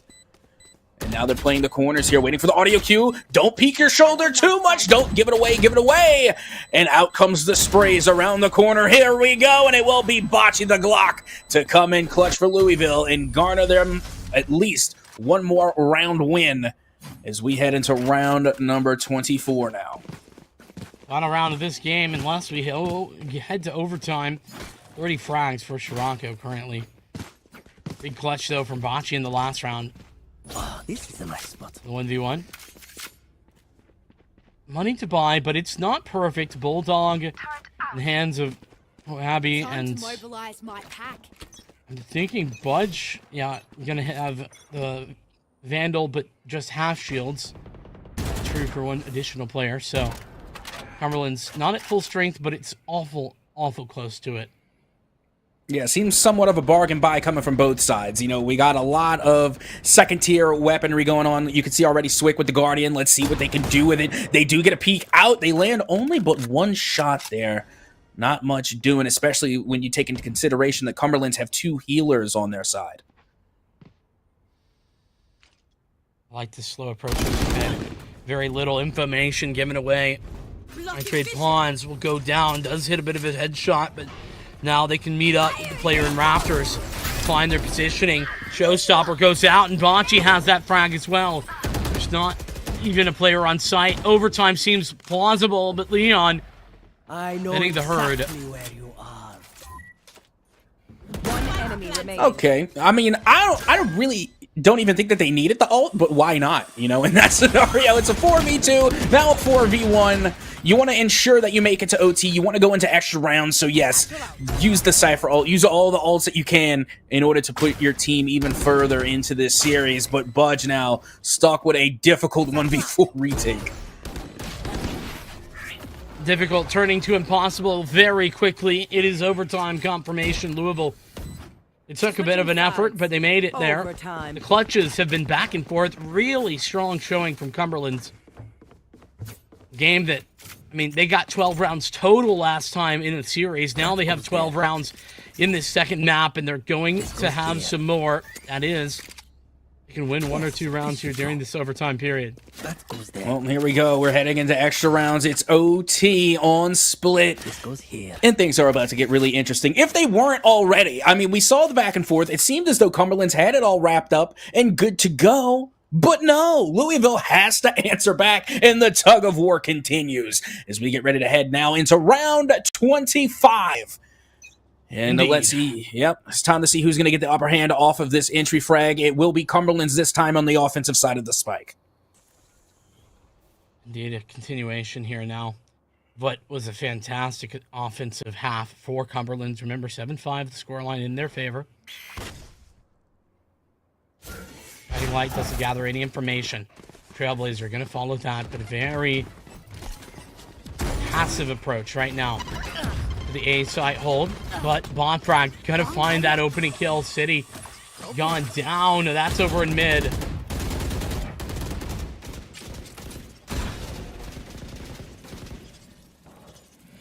And not much doing right now, although they do get at least one early pick into the favor of Cumberland's. Louisville not backing down off of this A site. They are, for the most part, giving a lot of room to Cumberland's to really take site here, but it could just be a good old-fashioned bait and switch.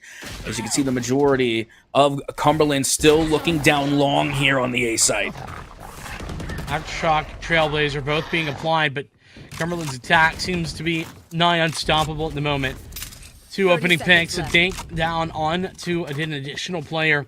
It's really going to be up to Swick to win this out for Louisville. He is deep inside of the backside. First fight, a little bit difficult, but does hit the shot. In the meantime, though, the additional player has gone down. Headshot. Oh, it's so free! 1v3, the ace would be the requirement.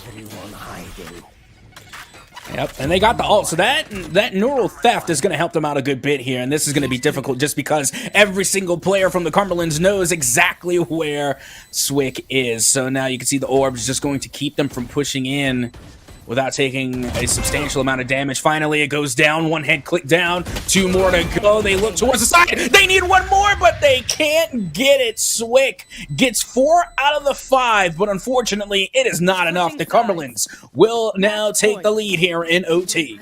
They will indeed, and with the 1v5 required in getting 4, it's just so unfortunate. It feels like this is so winnable, realistically. If somebody else gets anything at all done. Even HP was lower. So tough, Swick with a valiant effort. 13 though, Cumberland's another chance to close this, but they've had chances to close this map already and they failed. Louisville back on their own attack. See if this is going to be a little bit better. Back to that wall conversation. This wall has been entirely ineffective.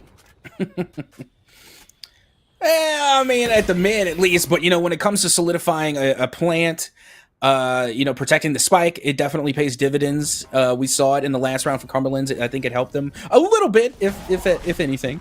But yeah, I think the ice wall here at the mid lane does not do much, and for their efforts, Abby will be gunned down and be the first one to go down here in round number 16. I mean, I'm 26. Apologies. We've been here a while. We have indeed. It's been a minute. That's going to continue.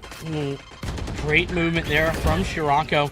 And it's all going bad as Barnes finds a double kill lurking up through the zips. 2 players remain, 2v5 to be precise. Just feeling very similar to that last round. Spike not down. It's finally going to get rotated in. Looks like it's taking a 30 seconds left. sweet time, sweet stroll. Yep, out goes the doggo. Bot frag will be concussed, but they still manage to stay alive. The blind fire doesn't connect. One up in heaven. The shots don't connect from City, but it will be Bocce the Glock to get the job done. And now it is a 1v5 retake for the Lone Viper coming from Cumberland's. I mean, it's very much deja vu. And the first attempt not going to be gathered. A flawless round. It looked so good, but then the defense looks so bad for Louisville. They need to find one of these defensive rounds, and they're going to get another opportunity here and now with their second bit of overtime. It's just amazing how one-sided the offensives have been. You know, it hasn't been like close offensive turnouts. You know, it's just been completely one-sided to the offensive side of the spike so far here in OT. Clearly, it was a different story during regulation. It was a nice little back and forth, healthy, but so far it has been pretty one-sided when it comes to the defense here. Unfortunately, we have yet to see the defense really step up in a major way in OT, but now Cumberland's will get another chance to attack. Very one-dimensional approach. Remember all of the fantastic rounds that we saw at the A site? Very few of them here at B. And very few of them from this approach. A very unfortunate spray there from Budge. Just couldn't quite get a handle on it. And so that means that Swick will have one alongside additional player. No way. Bot frag does eventually get there. Multiple players caught inside the gravity well. The adjustment from Leon is good, but it's still just 2 players. Now just 1 remain. It's Leon, the 1v3 requirement. Yep, and just as quickly is now down to a 1v2. Nobody making any sudden movements. Trying to keep this one very quiet. Leon looks as though they're going to try and rotate all the way over towards A and try and pull a fast one over Louisville, or they can just go for a flank here over towards Heaven. Not making a lot of noise here, and they are going to commit over towards A. That Trailblazer just a second too late, actually. Swarm grenade out. But as long as Louisville stick together, they should be fine. This is a massive advantage, and all they got to do is guns out and walk in. The time will be ticked off of this clock, and plenty of time to reposition now for Leon with the lockdown in place. I think I would have saved that lockdown, actually. I feel like they called it just a wee bit too early. You know, let some time tick away, and then once you know where your enemy is, then maybe call the lockdown. I mean, it's already gone. It's over. There's still plenty of time remaining for them to try and defuse Spike, so this is going to be interesting to see how this KJ will be able to solidify this Spike plant as time now continuing to tick away here. Well, I was going to say, it's a bit of an obvious play. I say obvious like it's not going to be difficult to hit that shot anyway, but it's only 2 places you can be that aren't already cleared by that plant position. Switching sides. Either way, Match point. not really a criticism of Leon in that scenario. Really played it about as well as you could have, but still frustrating outcome, I'm sure, for Cumberland's looking to get this upset victory. Now Louisville with their first chance to close this game and take the 2-0. And you know what? I think it's interesting that both of these attacks back-to-back now in OT have gone towards the B site, and that's where the spike looks like it's lined up from Louisville right now. It looks like they're going to try B as well, but hang on, it's a split push to it B, and now you have 3 here in the mid lane.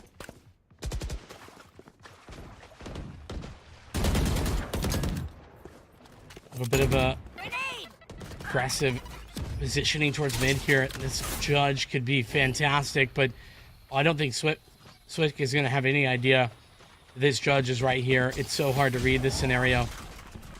But it's not going to matter all that much, as A side is where the push is going to go. The man advantage already gathered. Judge, good for the frag. Oh, Abby, good for that one, but the upgrade doesn't mean it shall be anything more than a retake possibility for Cumberland's. Yeah, and not only that, but you're looking at City right now, who only needs one more tick to get their Cosmic Divide, which would be absolutely monumental and all but solidify, I think, their victory here in OT. Meanwhile, you got Scirocco being such a lurk over and towards the back to pick up the 2 last frags, and that will do it. Louisville Black will take Split, and they will take the series. Indeed, a solid comeback right now from Louisville. They were down 7-5. They brought it back to a lead at about 10-8. And then from there, they finally were answered with, I mean, what was it? Four rounds in a row, 5 rounds in a row, something along those lines to push it to map point. That map point wasn't enough to close the game and push us to a third for Cumberland's. Unfortunately, that marks the end of their season. It'll be Louisville. Expected outcome, but a hard-fought one. 2-0, but in overtime. Yeah, and it's absolutely insane to see how far into OT that one went on Split, and considering, you know, how one-sided Icebox was, given that it was their pick on Icebox, and on Split, you know, it was vice versa. But still, the fact that we got to see Cumberland's take this team, this favorited team, to, what was it, like 26, 27 rounds by the end of it, nearly getting to 30, it was truly a great contest from start to finish. Indeed, it was. With that being said, it is just about time for you and I to say goodbye. With a congratulations once again to Louisville. We have Orbital and Hail Monkey Man coming back in for our final matchup of the day. It's, I think, a Champions matchup. I don't know who's playing, but I know it's going to be good, so make sure you're staying tuned. We'll be back with that in just a few.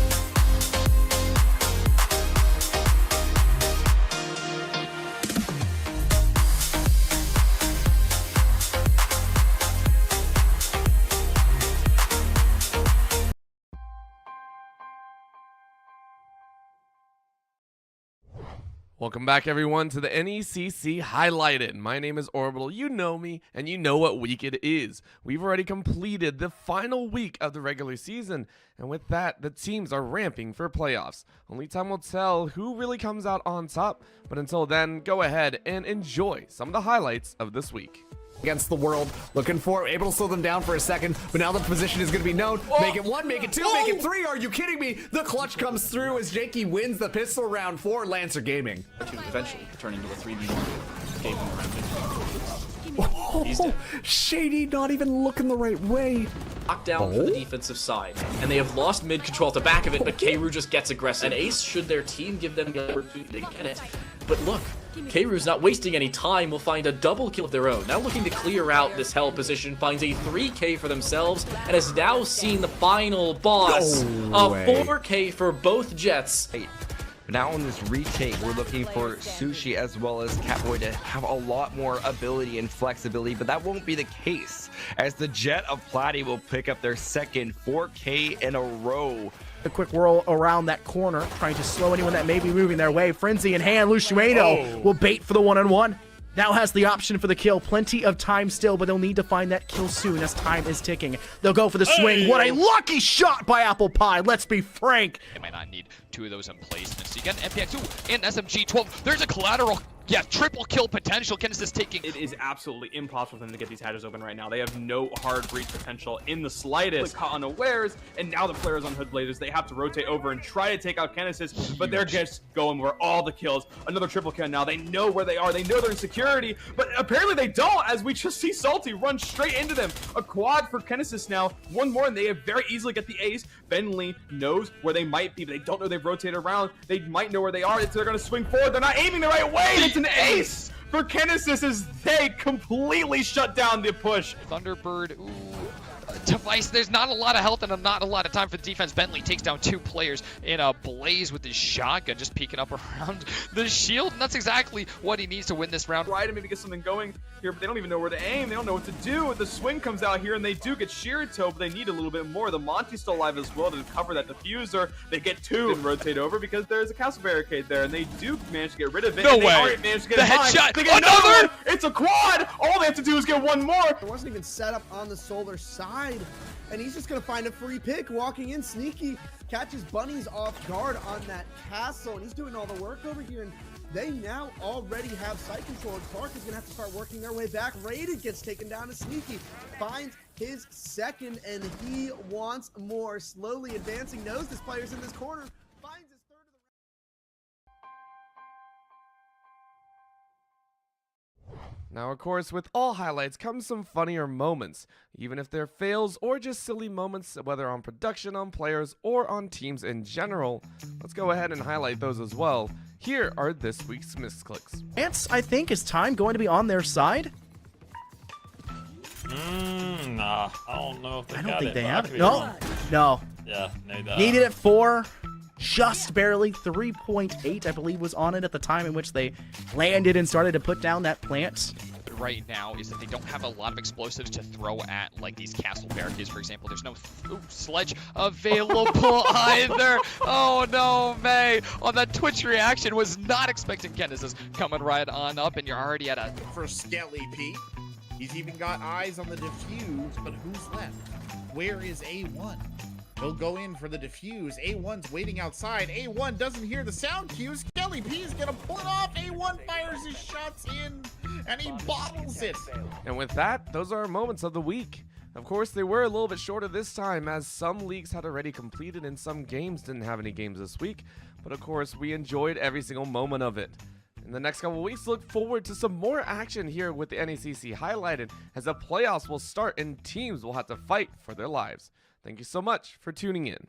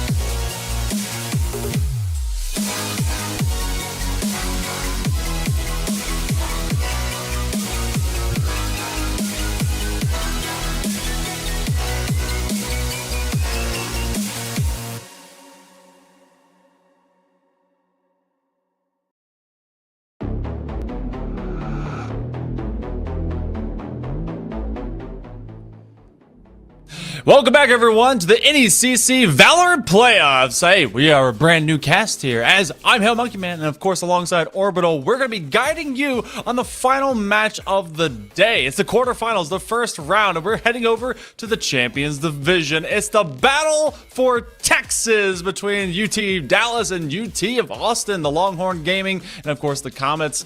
Orbital, this one is going to be a big one that both these teams, we can only surmise. They decided, you know what? We don't want to play each other regular season. We just want to do it now. Yeah, I love it. These are some times where teams like to get a little bit fun. And again, this was also, I think, a foregone conclusion. I believe in this, no matter if they had played each other in the last week, which is what the actual season laid out to, they would have played each other in week 9.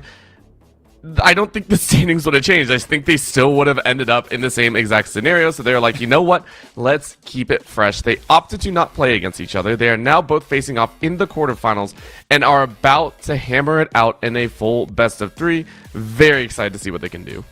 Well, let's go ahead and check out those rosters. It's going to be Longhorn Gaming with the University of Texas, and they're bringing their orange squad with T-Swift, Cosign, Kimchi, Kess, and Fish coming in hot and ready. You have a pretty senior-level squad. You do have one senior, a couple juniors, freshman, sophomore. The good spread of it for this this group. Both these teams in particular, by the way, this is the number 4 seed, but like it matters because they're going against their opposition, their brothers in arms, if you will, across the state of Texas. About 4 hours north of them, all the way in Dallas. But this squad in particular, they went 5-4. By comparison, pretty much the same wins, same losses, save for one of their other opposition, and it was Texas A&M. We'll do some more of that comparison. But let's go ahead and check out the University of Texas at Dallas Comet Squad.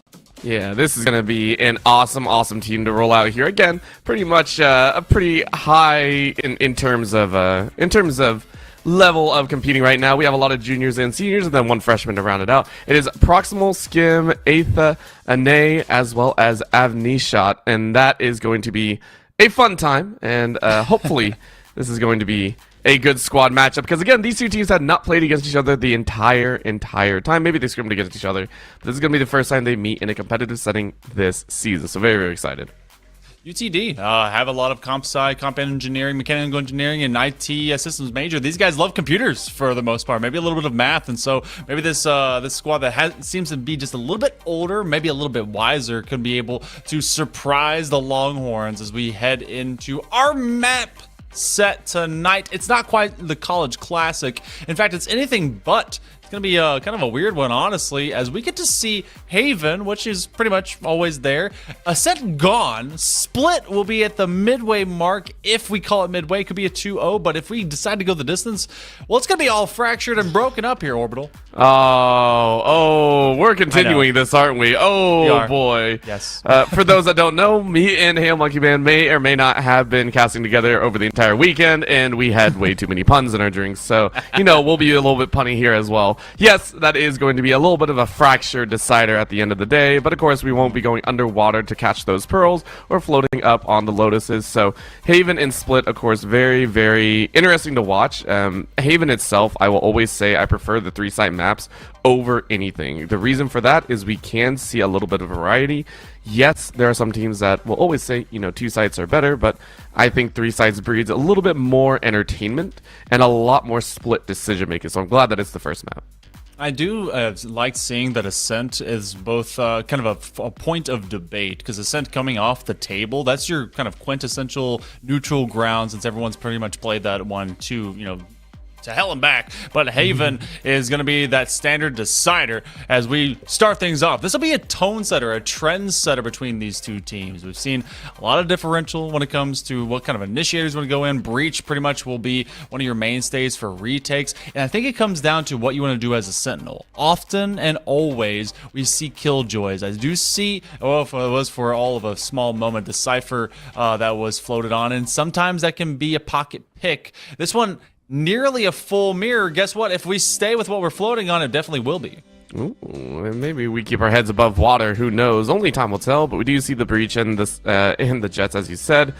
This might be an exact mirrored matchup as well. Is this? Yep. Is this? Oh my gosh! The team just said, "Yeah, let's." We know exactly what we're going to do. I love it. This is This now means it does come down directly to individual skill, though. That's what I'm very, very excited about. This is why I love this. If they all lock in the exact same agents, if we have direct mirror matchups, this is going to be quite fun because we get to deep dive analyze exactly how these teams play this composition. I love it. This is literally diff. You diff, them diff. Who is diff between these role setups and these agent picks? So, you know, it's going to be up to these squads to showcase that they are just better at execution based on getting onto site. Now, if you've never been to Haven, if you've never been to VALORANT, well, first off, welcome here and into the NECC and to some playoffs. This particular map, 3-sided, is very lateral, and it's kind of, you know, obviously when you play on Lotus feels like it's a bit retracted, a bit more claustrophobic, especially when you go onto each of those sites. But in this one, things are a lot more open. B is the only issue, is that mega gateway that you try to crash through, and very tough to hold, but that's why the window opposite of mid exists. But being able to crash through, I've loved going over to C more often whenever I start things off and really kind of press that pressure, but we've seen a lot of the standard run into A. It's just simply about how we're going to open up with some of these trades, and you know them not playing in that last week. They were basically just waiting it out. So Longhorns and the Comets, you know, it's about how you start, but it's also about how you finish. See, you're the kind of person that really likes the open site. You were just talking about how you like C site and just opening up, and I think that that goes directly into your favorite agent, right? Your main, God. Is that right? Look, are we talking into Phoenix? Listen, you brought it up first. You brought it up first. We're doing this. Does that not play into Harbor as well? I feel like he can fill those coves, you know? A little. Listen, if I'm rushing anywhere, I'm rushing B because there is no thought behind my brain, okay? I send the waves, I curve the wall, and I just sit. That's all I do, okay? It's a straight shot as well. It's just like all my abilities. I don't do anything. It's great. And it's also very short because I don't think the wall actually covers most of C in the long position. It's interesting because it takes actual bit of skill to make that little artifact orb float the right direction. I cannot figure that out. That high tide, you just I'm like, oh yeah, this just goes like this, and I thought it was the same thing as, you know, when you're on the training grounds and like the, you know, the shooting round, and can't do that. No, it just goes everywhere. I don't know how you do it, man. I just wiggle my mouse as hard as possible and pray it goes well. That's actually what I do. It's just the way what I'll do is I'll throw my mouse from right to left, and it swings a very, very nice arc for me. So you know it's up there. Okay. Third option is I get my trackball mouse and I just send it. By the way, for anyone that doesn't know what a trackball mouse is, please don't actually say it in chat because you'll make me feel really, really old. Because those things I'm pretty sure have died out a long time ago. Yeah. Now, have you ever had to play with like the little, like, with like, especially with business laptops, they have that little nub in the middle of the keyboard. And no! I've gamed on that before. I did that with Doom way back. Yeah, so wait, legit? Yes. It wasn't very good, but I did it. But I digress. We go to round number 1. You guys have been hanging out with a couple of boomers that are reminiscing and some nostalgia. We're gonna wax poetic as much as we can, but right now, trying to wax their way onto, guess what? C-side as they just crash through garage. Ooh, and it's a hard rush as well. You can already see they just, you know what? Orange said, yeah, this is what we're gonna take. Kimchi and Kosen went ahead and just said easy headshots. Very nice opening, and UTD. I mean, this is what they do best. This is what they're going to do. They're going to clean out some of the stragglers. They're going to pray for a couple more trades here. It's 2v3 and a little bit more value. In comes the sheriff once again. And look at DXM just lighting him up there. That's going to be a follow-through. The ghost rips through him on the Omen. And Kimchi is the last one to be eaten up here. This is quite dangerous. 2v1. A little bit of a shoulder side, and they're going to look, but Kimchi gets a great deke. Oh, and another little chance at a defuse. You have to go for this.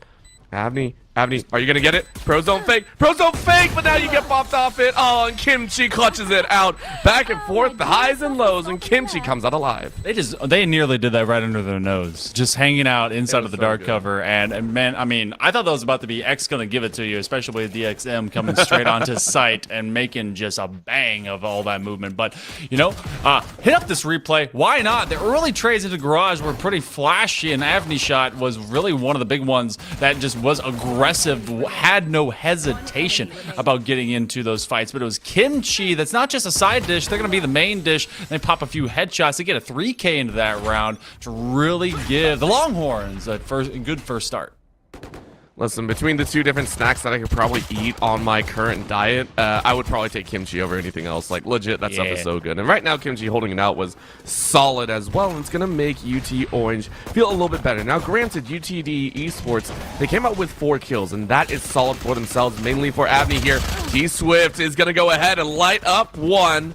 Fish is going to follow through, and that means the initial openers for UTD Esports are locked down. A site now going to be the absolute slaughterhouse for the last 3 members of UTD. Breach is so good, both retaking A site as well as being able to maintain it. If they actually have them out, Kimchi takes away DXM into that lurk position. They thought they would be able to get in on the action later on that lurk, but as soon as they're cleared, Link is filled with bodies. But this is again the advantage round given over to the Longhorns. So UT doing a great job, and these schools are both UT. So I want to say a lot more of mascots this time around, especially because it's the battle for Texas. If you're not here trying to do at least a get your cowboy hat, go wrestle yourself some cattle, then you're doing the wrong thing. Kimchi right now 4-0.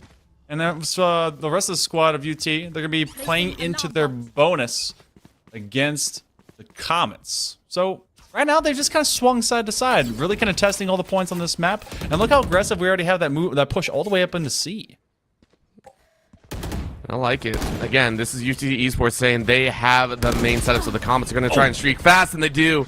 Nay says belay that order. T-Swift is down for the count, knocked off stage, and Orange are going to have to figure out the next steps in their plan. You can see they're actually very deep. They're a little bit unsure of where they exactly want to go. They're praying the Comets go ahead and step up a little bit further and open up an avenue of attack. But for right now, it is the Comets playing this one very, very nice and calm. You could say that they were having some trouble when they walked in. And No. they're gonna have to wait on the sideline. Yes, look, we're about to go 22 and more. All right, this has been a very slow round because obviously the Arsenal plays against the Longhorns, and Comets waiting to kind of stretch out. If you take ground in Haven, then you're able to really kind of pin in, especially the attack, very lateral in terms of this map progression. But if you do not, you better be on great rotation paths, which is exactly what they wanted to do. They were going to play for life. Aetho's going to try and get at least a few spray downs. What is that crosshair? Oh, it's glasses. If you put it right on the head, then they're able to see. That is ridiculous. I want to go back to that, please. Yes, thank you. What is this crosshair? It's so good. This is ridiculous. Oh my gosh, that was amazing. And it might not have worked. It actually worked for 1, but did not get more. Kosin and Kess light up that kill feed once again. It is UTD Esports with 3 alive. And a single member cast, praying that no one spots out. Run around the corner, ran out of bullets. And that'll be the snap up. That is going to be a headshot and a round win for the Comets. Glasses are great. If you're looking to try and improve your headshot game, not be in the 85 percentile in body shots like I am, and the I think it's like 2-3% on head. Those glasses are great. You just sit them on the skull. It's like just a little game creator type of thing. But right now, the creation path goes to a good retake for UT Dallas, as the Comets do get their first round. Now, this is your standard outcome in your first 3. It's really when we find the difference in round 4. I think we saw that a lot this last weekend when it came to those service academies, going into the collegiate sector as well. This is where you start to have the big measuring stick. But we have, I think, a Blade Storm that's going to get popped up. No, not quite. I thought there was one active for the Longhorns instead. So actually, no, we do have one active. No, it's for the Comets. Ooh. That's going to be nice. The Comets are going to happily take that. Well, hopefully they make it work. That's going to be a quick scan and a tag, and T-Swift makes it easy. It's in the 8th, falling to the ether. And the Comets waiting for a chance to fight back. Take a look. The rest of them are trying to sprint their way over, and Orange are going to have to deal with this, but that's a nice shot. Avni, though. Avnish. Beautiful, beautiful shot before getting taken down, and now it's a 3v4. Orange, ready to go. It's good util combinations. We saw off of the Paranoia use, and then the Blade Storm hop over the top wall. It is going to be DXM that does drop onto the box, and they get all of 1 before they are traded away. T-Swift, can they in fact be mom? Trying to be able to parent these kids. Oh, they get some extra damage, but they're going to be dropped, and that's going to be 4 for T-Swift, as they are swift to defend their Sova. Remember we were talking about this.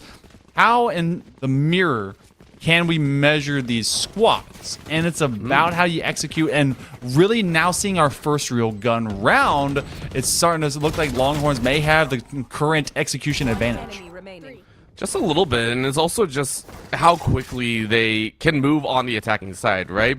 Even though it is a mirror matchup, it does not take away from the fact, as we get the glasses, I love this so much. Thank you, Observer. Even though they're the exact same composition, they do differ in terms of defense and offense. Right now, UT Orange are saying that this is a little bit more favored. And you can see at the end of the day, both Jets were still at the top of the table. But that's going to be a nay going, belay that. I don't want to deal with this anymore. Kosin easily takes that dub. And the comments, once again, on this defensive side feel a little bit lost, which is why they're pressing up and trying to get an advantage there. But it's a little bit rough. Proximal able to find one, at least, here in the save.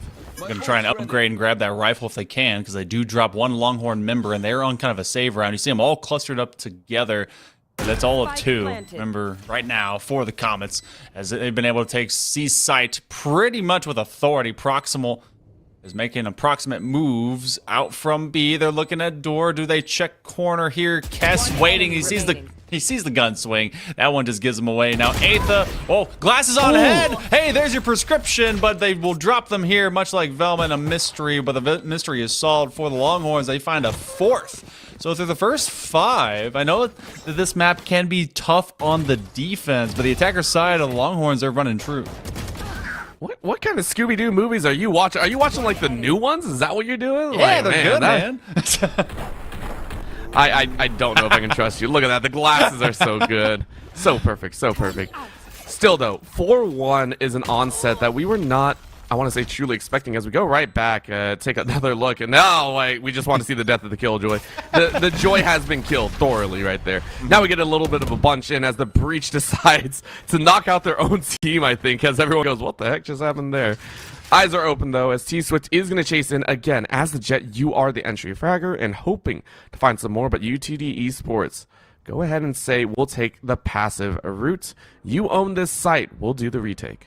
I'm kind of excited for how they played that slow for moving off of site. They're trying to be sneaky about their repositioning. You do see a couple coming up in mid, so we may have some interaction going to that window. And just a long lurk off of C. This is a lot of big macro. You have them playing outside window. You have them stuck into sewers. And now UT is waiting for that time to kind of burst onto the scene. And maybe about that 50 mark, they're going to try and flash their way in off of the breach, maybe even use that fault line. They do get the dark cover down. They're starting to advance. They will infiltrate. And this is where the util dump starts to begin. They do put one down, and that's going to be both Killjoys off of the scene. We have a lot of ultimates for this post-plant hold. They got the Rolling Thunder. They got the Hunter's Fury. Cass is going to play this one pretty darn close, though, into this 4v3.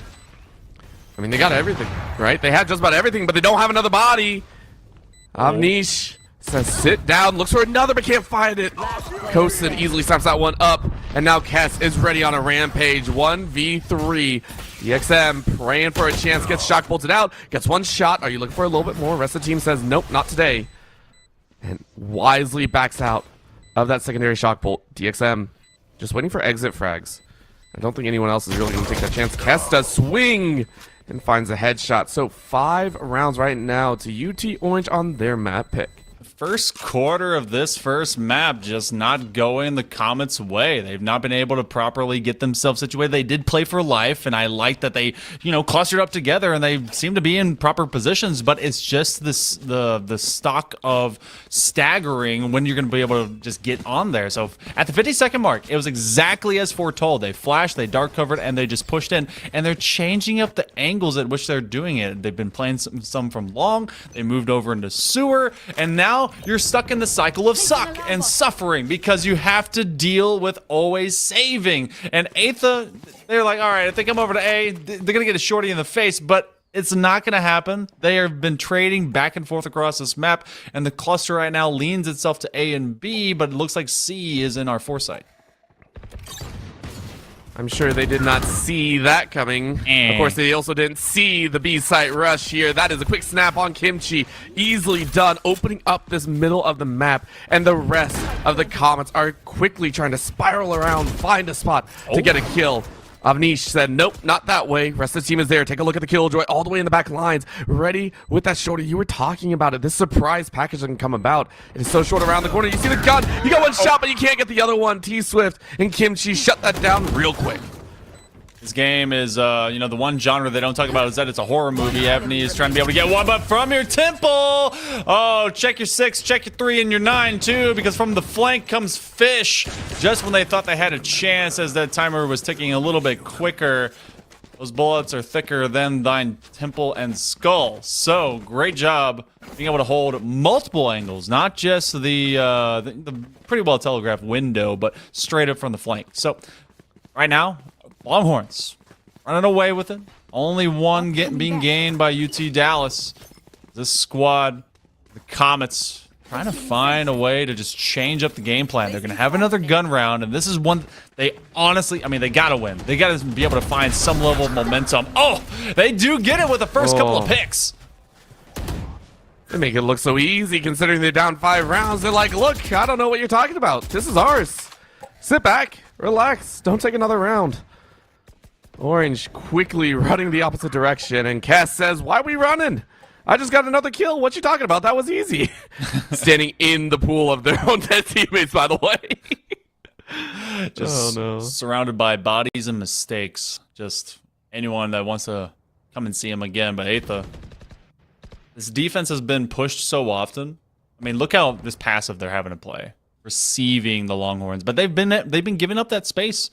There's still smokes that can be used to enter onto site, and they're looking at mid. There's gonna be a duel just outside of garage as well. They're peeking at one another, in DXM now has to be able to make a choice, but they have Aetha as their support. So, oh, another collab double headshot between them. Line them up, knock them down, make it a bowling strike. Kess is able to get the same thing. They get a third, but DXM presses right back out, and Comets finally find a second.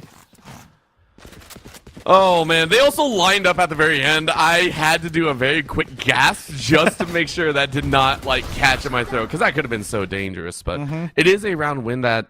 Oh, look at that. That's another clutch. The glasses work. The glasses work. Okay. I believe. But look at this, right? Look at that. They almost lined up at the very end. But again, for the Comets, that is a round that they desperately needed to win. They needed to stifle this consistent reign of terror 4 rounds in a row that UT Orange were able to pull out. And if they want to make this competitive, they need to bring it back to 6-6. It is UT Orange, though, that are going to be starting to play a little bit fast and loose. I don't think that they're going to play this one too slow. They already hit the halfway point. They're happy about that one. And they're going to try and push the boundaries of what UTD Esports are going to have to deal with. If a swarm grenade on the near side cubby, do you trade out into 2? Will this be a double swing? And they better flash out if they're going to test this one. They've allowed too much time. If there are people there, they have moved way up banana. But this is all about holding your ground. This is going to be maybe another 50-second burst timer. I have niche. Oh, they'll be able to swing, but no! That dragon will roar. But now it's going to be an A that at least gets a couple in trade and opposite of that. So, where the operator fails, the initiator will succeed, and then Kimchi eventually gets him from down distance. Another one, quick ADS, and then the glasses are just paying off a little bit too far. And this becomes a 2v1 late term here in round 9. 30 seconds left. If I've learned anything, is that kimchi is delicious and kimchi is good, and maybe this kimchi is just as good. That'll be a couple snaps. And with the spike in hand, they are rushing, but they're running possibly directly into danger. Hunger is in the eyes of the last 2 members, and there's no way you're getting there. So you're looking for the last few kills, and you get the third. You know what? You'll take it. Oh, no way. 7 seconds. They are blinded out. They're waiting. Do they get the swing? They see it. Only a couple seconds. Let's get the kill. No! I feel like Kimchi could have gone for the kill, and that was completely unnecessary by DXM, but they get the round. That was a good try. I feel like they purposely meant to fake into that plant just to see if they could be able to bait them up, and they did, and then they pulled off, but it just timing was off. But great escape plan crafted after a lot of kills. I mean, this is just a serial killer lane as this back alley became a main thoroughfare for everyone to drop dead. Aetha gonna be setting up all their gear, and that's another one that the Comets desperately needed. So job well done. They've been able to go up into it. We are gonna have blade storms popped again for have niche. They're gonna escape from out of garage, barely with their life, and there are no healers on either side. So when you lose your HP, it is done and dusted. Same for the trades, as an A gets one, and they will take a seat on the bench. Time to sit down, wait it out, and hope for a good time. That's all they're gonna see here.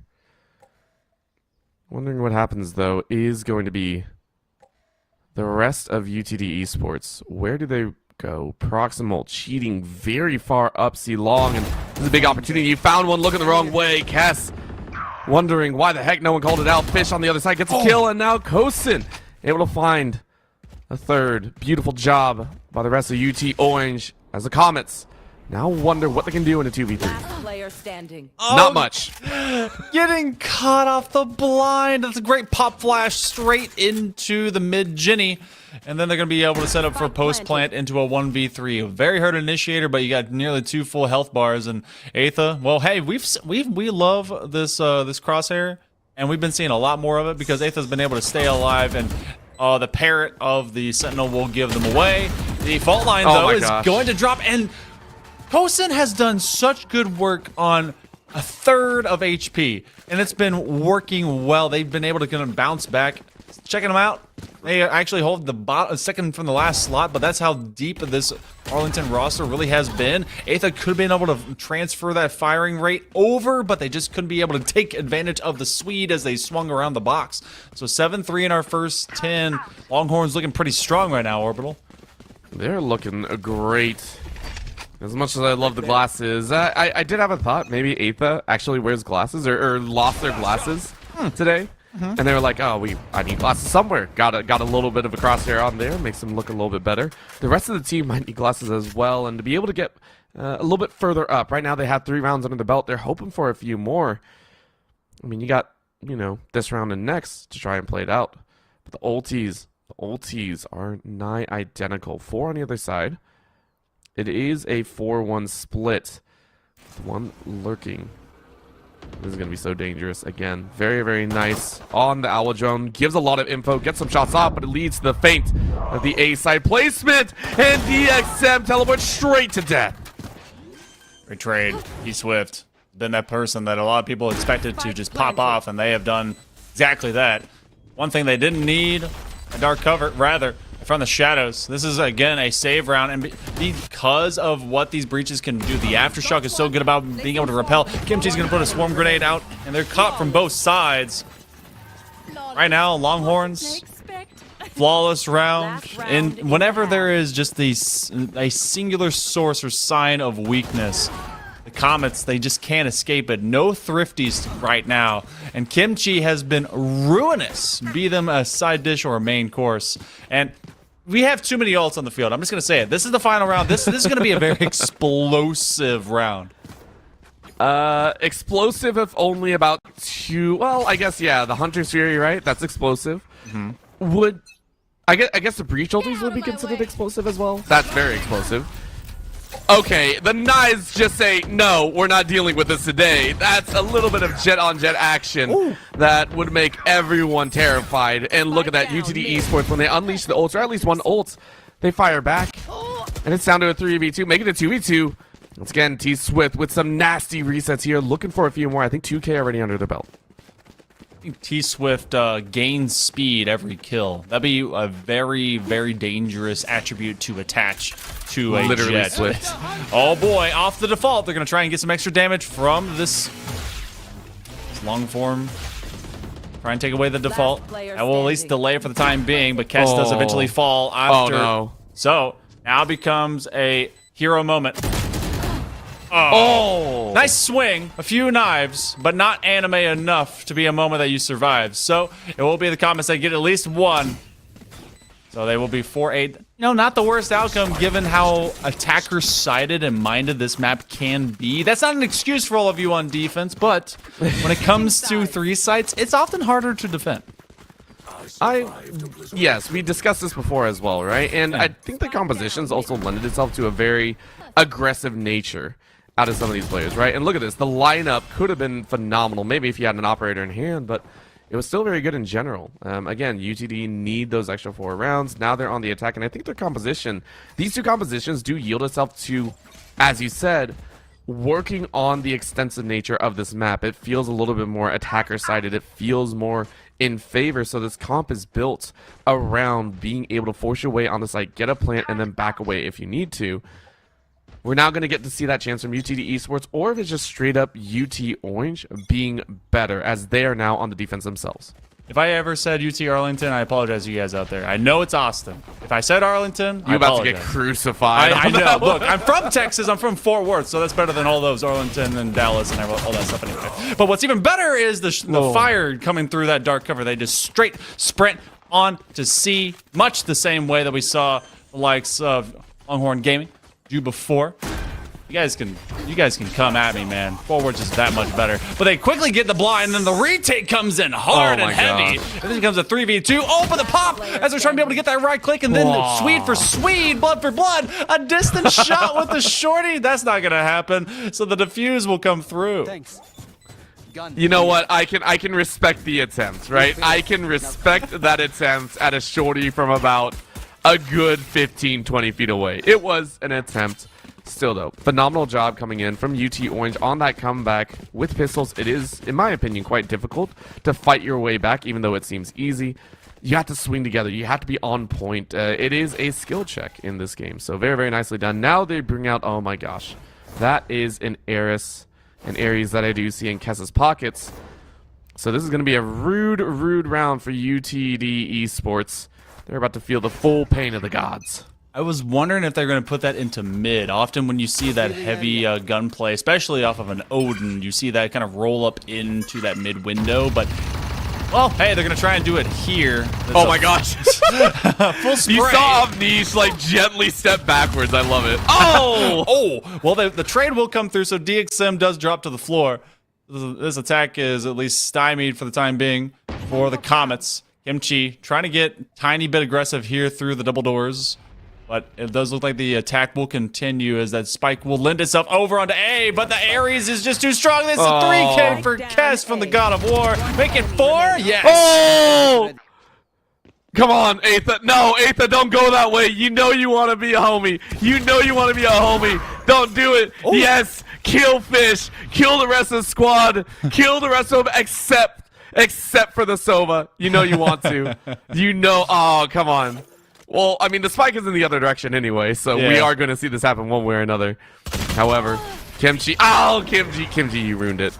You ruined it, Kimchi. You are terrible. Anyways, it is 10 rounds for UT Orange on a set that they were expected to win. That was the second round after their initial gun round, or initial pistol round. But this right here, it is great that you can basically hear the Ares just crying out on the other side. We weren't even on that originally, and it's just like, nah, I got a 4K, don't worry.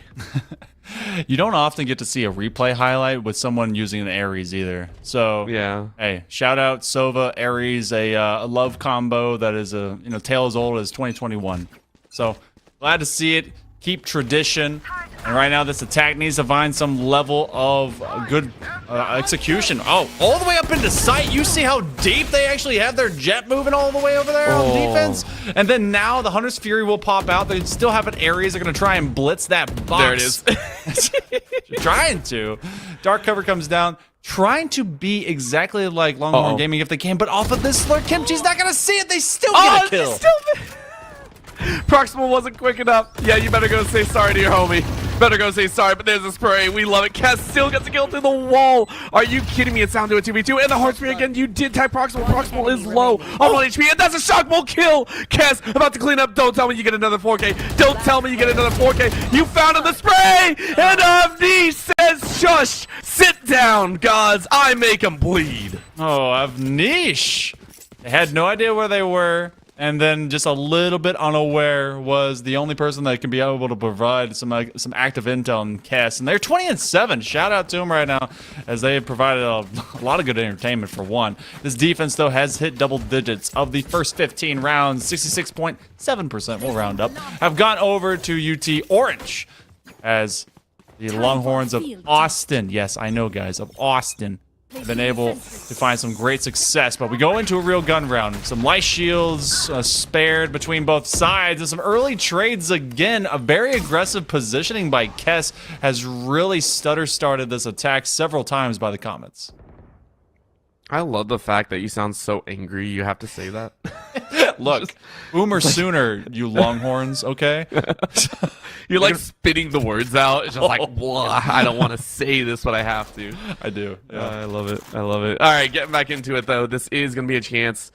The Comets are getting ready to push, but keep eyes once again. This is something sneaky that Orange have done pretty much every single round. They have sent someone on the lurk every single time and pushed up quite far. And that's why you actually see the Comets wondering, is someone actually there? They are watching their back the entire time. And Kess is also highly shoved up. 45 seconds left. You hear at least one or two around the corners. And now you hear the someone. Now you hear him all the way through. Kess has a perfect read. Oh my gosh. You get one tap and you don't know where the other one is. Oh my gosh, what a snap. That was a good snapshot, and they actually take away the one that has the greater HP pool, so that is going to be a boon for him.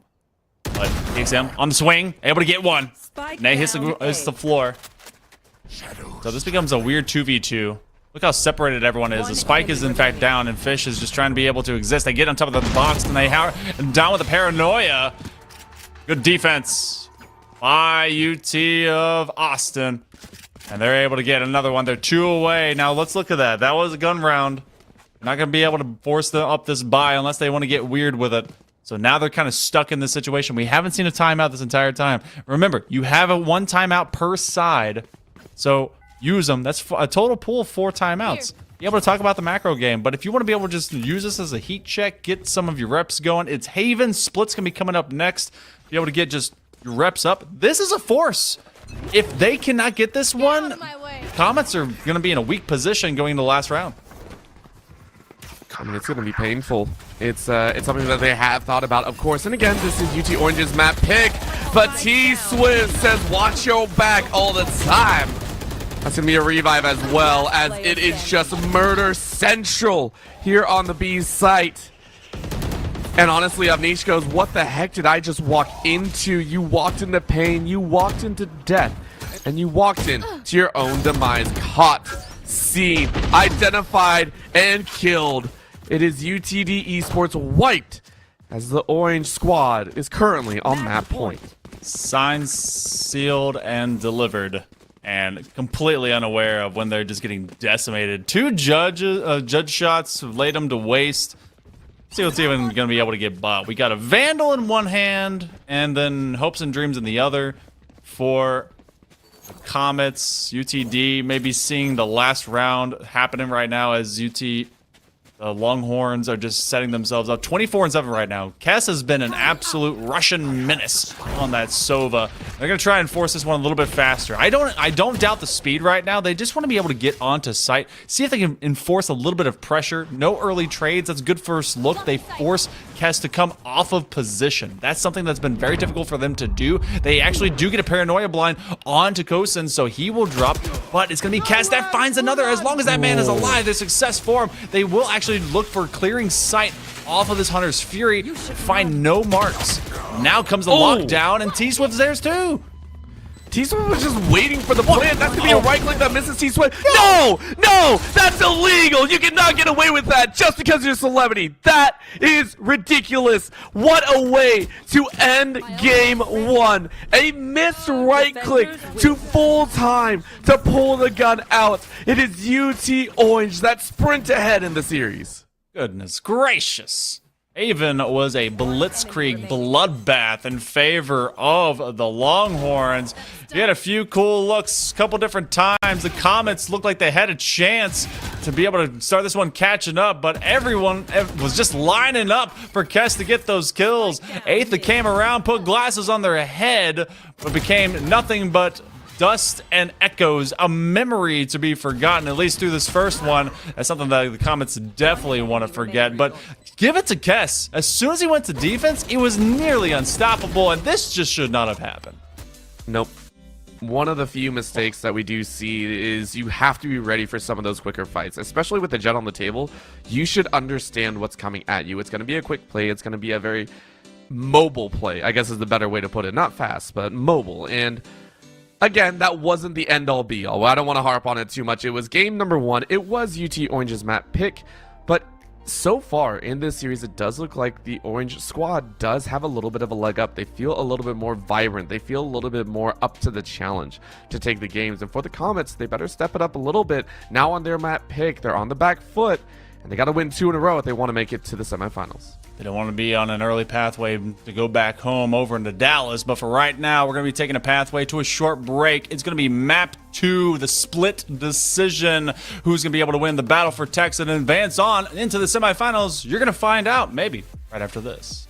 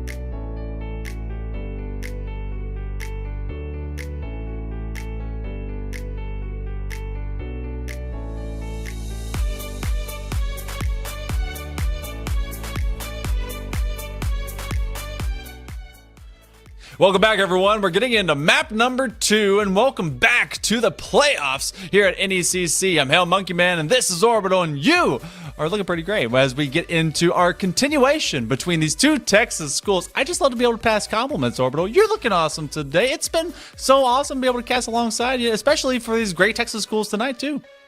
All right, I appreciate it. I mean, I'm over here with this handsome man over here down there in Texas. He looks fantastic. The beard and everything. All he's missing is the cowboy hat. I was super sad. I mean, you just need the cowboy hat. But we are underway, and I mean, the teams are also looking fantastic. Number one, UT Orange looked phenomenal in a mirror matchup on their map pick. They crushed it. Granted, the Comets had some phenomenal moments of their own, especially with some funky crosshairs, but they got to step it up. There is a feeling of you are behind pace. You lost out in the pacing of that game. You got to be able to pick it up.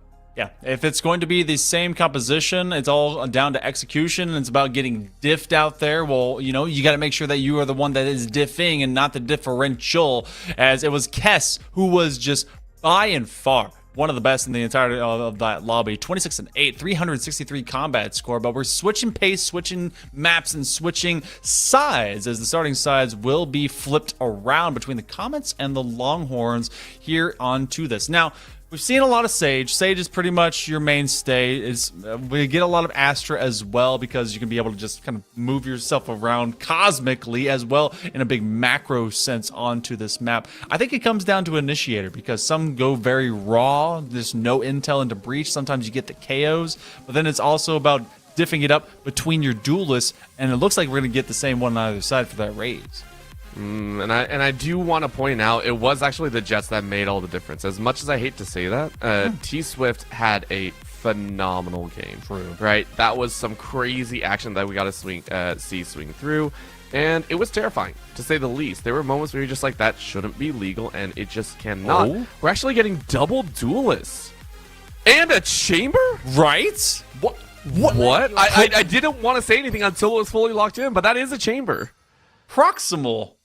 You madman. All right, cool. Okay, I'm here for it. This is also a difference of kind of nearly everything. There is no Sage for the Comets. We will have a raise on either side, double duelists, and we're showing Breeze because it's a dead map, because, you know, that one should not be with us. But when we go to split, this is going to be a wacky kind of fight. Comets seem to want to run with the hot hand.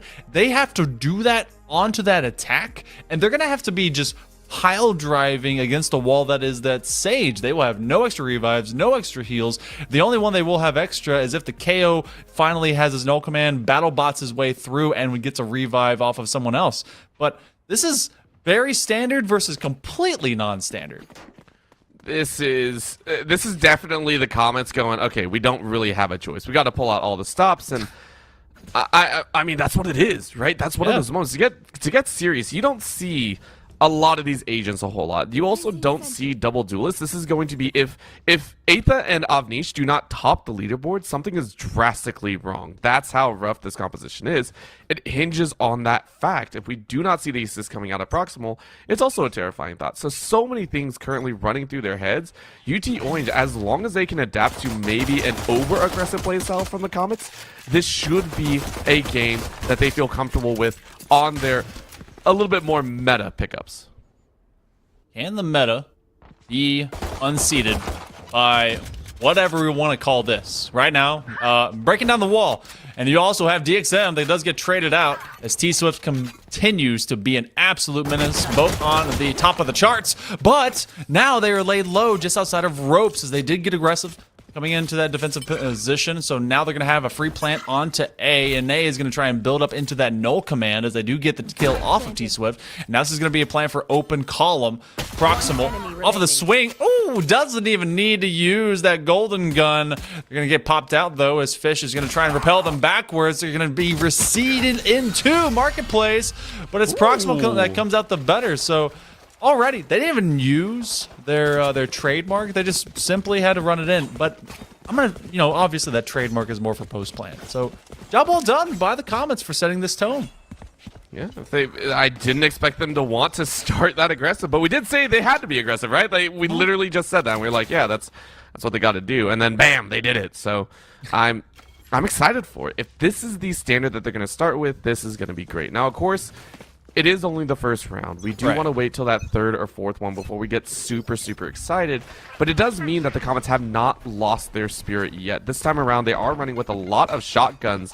And this does this does level into the aggressive play style again. You just put, oh, that swing, that was good. But it's the deaths with Aetha in the back. Fish shuts that one down as well. And UT Orange with their own value of sit down. DXM puts it to a 2v2. Dark cover will delay. And the spike luckily was not surrendered. And if you get aggressive, you better not put your spike in a bad position. That's pretty much what this is defined by. And you threw your jet straight into the meat grinder of heaven, and they went straight there on a thoroughfare with just 90 miles an hour and away. Star's going to go out, going to try and take away those sidelines out from screens. Fish is going to look to chase. Now, again, this is a round that is built for the Comets to win, and they're looking to do fish in a barrel shooting as Kimchi will drop early. So Fish is going to try come right back around that corner on that swing. They know they have to win this duel, but they got a Bucky. All right. Oh, well, skeet shooting's never going to happen. Who buys a Vandal in round 2? That's Proximal. They do. Who buys a Vandal round? Who does? I mean, nothing about this is orthodox. Nothing about this is standard, so why not? But this is a little bit of a recap of that round. It was rude. It was just rude, and I like it. So now, it is still quite expensive, and a buy-up, once again, on both sides, is now levied into the Orange squad. They are hoping to make do with what they have, because you can see the light armor coming out, sacrificing a little bit of armor for that util. And it's going to be a chance, once again, 4 on A. UT Orange going to be a little bit worried about this one as they stuffed 3 over on B side, which is a little bit, I want to say, unorthodox. Usually you have some floaters ready to go. This could be dangerous if they're not really ready. And there it is, the spot. T-Swift sends out a paint shell, lands, splits up a few more, and that allows T-Swift to grab 1. Avnish really loves running into heaven of places and dying. That's a new hobby. Oh, big Pathfinder jump. Kess is not able to get anything on the mark because that one will not slow them, but at least the threat thereof will do so. And then Proximal is finally laid to rest. Now, one big thing about this round, they didn't play to the bonus. They bought up into some Vandals, so this is going to be a rough eco outside of this with UT Orange really holding their sight lines into a 1v2, and Kess will receive. We saw this in the defensive half when it came to Haven. If you're running at Kess, Kess is going to make sure that you stumble and fall. Jeez, that was a rude awakening right there. And now they have to save. They bought up, they tried to keep going aggressive, and I mean, they pay the price for it, so very, very well done. As you said, Kess doing this once again, now matching T-Swift in the 3K department alongside Fish. Kimchi sitting with 0-2, a little bit rougher than in game number 1, but I expect them to also pop off. Same with Avnish. I did say, remember, that I want to see these duelists really pop off, and if they're not, there is going to be a problem. Right now with the pistols out, though, Avnish going to sit forward and try and make a play happen. Kosin kind of stuck in this corner, but sees and hears at least 3, calling over another member. The crossfire between 3 is big, and now the rush out, that's going to be the shotgun. Sends it a little bit further through, but it's only 1. Now a dash through, Kess picks him up with a headshot. I'm looking for another, gets a second. Are you going to get a third? You know 1 more is there, but 2 is more than enough. When the chaos of a paint shell comes out, oh, the Pathfinder will see them in the corner. No one's going to be able to lurk. No one's going to be able to hide. No one's going to be able to get away from the Longhorns as that herd is now stampeding on through. Mid has been a stoppage point, surely and utterly, for the Comets. They've been able to march whenever they just have just a blitzkrieg of trades. We've not seen just an even methodical mid approach. It's been straight up, we forehead W key, we shoot as much as we can and see what bodies remain thereafter after the dust is settled. But I want to see exactly what we are getting now. We're actually going to be testing with a 2-1-2 off of these lanes, make it a 1-2-2. But that spike has lended its way all the way to A. See if they can be able to get any of these rotational picks. They're going to try and play for that lean. I gotta agree with that one. It's the statement of this is just fast. There is only W key. There's nothing else in the mind. We get the glasses back, by the way. I love this. Nice. It's still there. Have you ever seen the ones that just look like ridiculous like goalpost bars? It's just like a giant green block across the screen. I haven't seen that, but I have seen someone make a what was it? It was the villager from Minecraft. Oh, that's awesome. I love that. Oh, but Kess said no time to talk about crosshairs. I want to get those kills. Headshot easy. Looking for one more in the back line. DXM hiding. Ready, and that's going to be the blind. Bakosin says, Aetha, you sat in the wrong spot. Kimchi is going to be sat down. Bakosin, the healer, becomes the killer and sends them all to the hospital. There's a lot of role changes going into this particular round. Kess has been able to just hold this ramp forever. No one's been able to unseat them. Proximal off that swing does find at least one, but they have to rotate over back to the spike. Kess is going to get very aggressive. And look, they've already dropped all the way into the super. Proximal better be ready. He has no reason to think that anyone would be here unless they just want to get aggressive about it. But Proximal's just going to be splashing and bashing, and here's their head on the floor. Kess finds 3. They've been able to get 2 to 3 kills over the course of the past 3 rounds, and look at the streak right now. Those past 3 is where the Comets have failed. And keep eyes on this. Once again, these have just been solid frag outs by everyone on UT Orange. As soon as they get weapons in hand, this is what I was talking about, right? UTD Esports, we love the fact that they picked up a very aggressive composition, but we had to wait. We had to give it a little bit of time. As the youngins like to say, let them cook. Let them cook, and we get to see what they dish out for us. UT Orange sitting up perfectly, multiple members with plenty in the bank. 6.8k right now on the top fragger, and this is going to be Aetha. Just, yeah, we're done messing around. Just rush, get ready. Oh, please fire. Oh, I was going to say peek around the corner fully and then fire. You would have gotten a kill, but that's a quick plant, and Nay is going to not enjoy this fact as a retake is going to come out from UT Orange. Right now, still into this 5v5, it's been less cooking and more of a simmer. I want to see some of that boil come up and really see if we get some extra heat generated. Fish is going to put a dark cover out, and they're going to see around that corner. Oh, the Shorty's able to get a big blast straight into the face of that battle bot. They're going to be able to blast back their way through, but their teammate is doing much the same thing. The wiggle side to side, the dance of no. DXM will be laid to rest down on the ramp. They surrender 1 body, and that's gonna be a heal. Why not? Hey, your friendly neighborhood sage keeps you topped off, and that's gonna be a 4th that comes over to the Longhorns. But off of that eco, they were playing away from proper gun rounds. So into this next one, we're hoping that the Comets, I mean, they've tried to play different with pace, but it seems to still simply be W key. I don't want to overuse that, but there seems to be a rush to this one to get on his side. It's yes, and the fact that it is W key actually lends itself to UT Orange's favor. We talked about it in game number 1, and to get very serious, it is the fact that UT Orange are currently looking like the better gun duelists, and straight up in the FPS role, that's what they're doing here. So what that means is all these fights, all these team plays, nothing will really work if UTD are W King. They need a little bit slowdown. They need to do a little bit of macro, even with the talent they have, even with the agents that they have to make it work, or just have pure luck like Kess does. 9 HP after a full paint shell to the face. You are allowed to live. That is ridiculous. And they ran away. You will get the null command.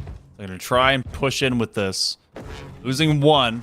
They've been able to at least get them off their positions. Fish will be dropped as Proximal is taking over mid, and because of that frag, they actually have to lean away from it, and they have to be a little bit tentative. Same thing because all their abilities are currently being shut down. T-Swift is sticking onto this position just outside of screens, and now they're going to be looking for this swing.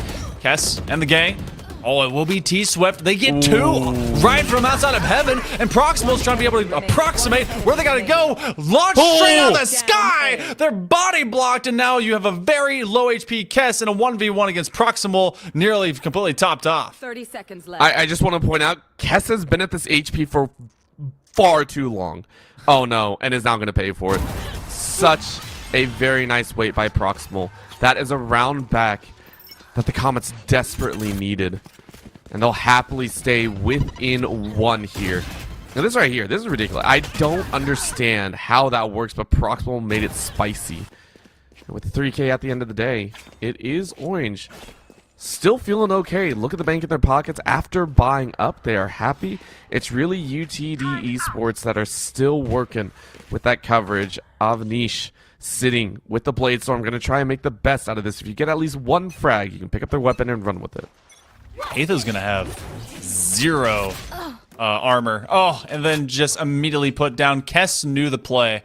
Straight up just came out of heaven. They've been looking from out of ramp, and they know the basically the template that's operating right now for the Comets. That's going to be Fish put to the ground. Kess is going to be waiting outside of ropes. Quick pop flash, spin. They are dropped again by Proximal. Proximal's able to stay alive. They will have the boom bomb, but then they're going to have the Fish that comes down. Rather, you're going to have the paint shells doing the same thing. DXM takes away the Nebula. DXM just in wait. Trying to put a star out into ropes. That's not going to help you. They don't know how close they are. They do get a wall bang. They don't quite line up for them. And though they do grab one, Kimchi will respond. It's just such a crash of bodies all into one site. It's, you know... I think we saw it once and then never again. And this right here, this shot was glorious. You know, I strayed away from saying Kess as a big player in the last game because it was what? It was 24 frags, I think, or 26 and 8. And I attributed multiple sets of frags to that Ares play at the very end. So I was like, okay, give him a little bit. But still, it's Kess and T-Swift lighting up that kill board and just continuously staying at the top for their team.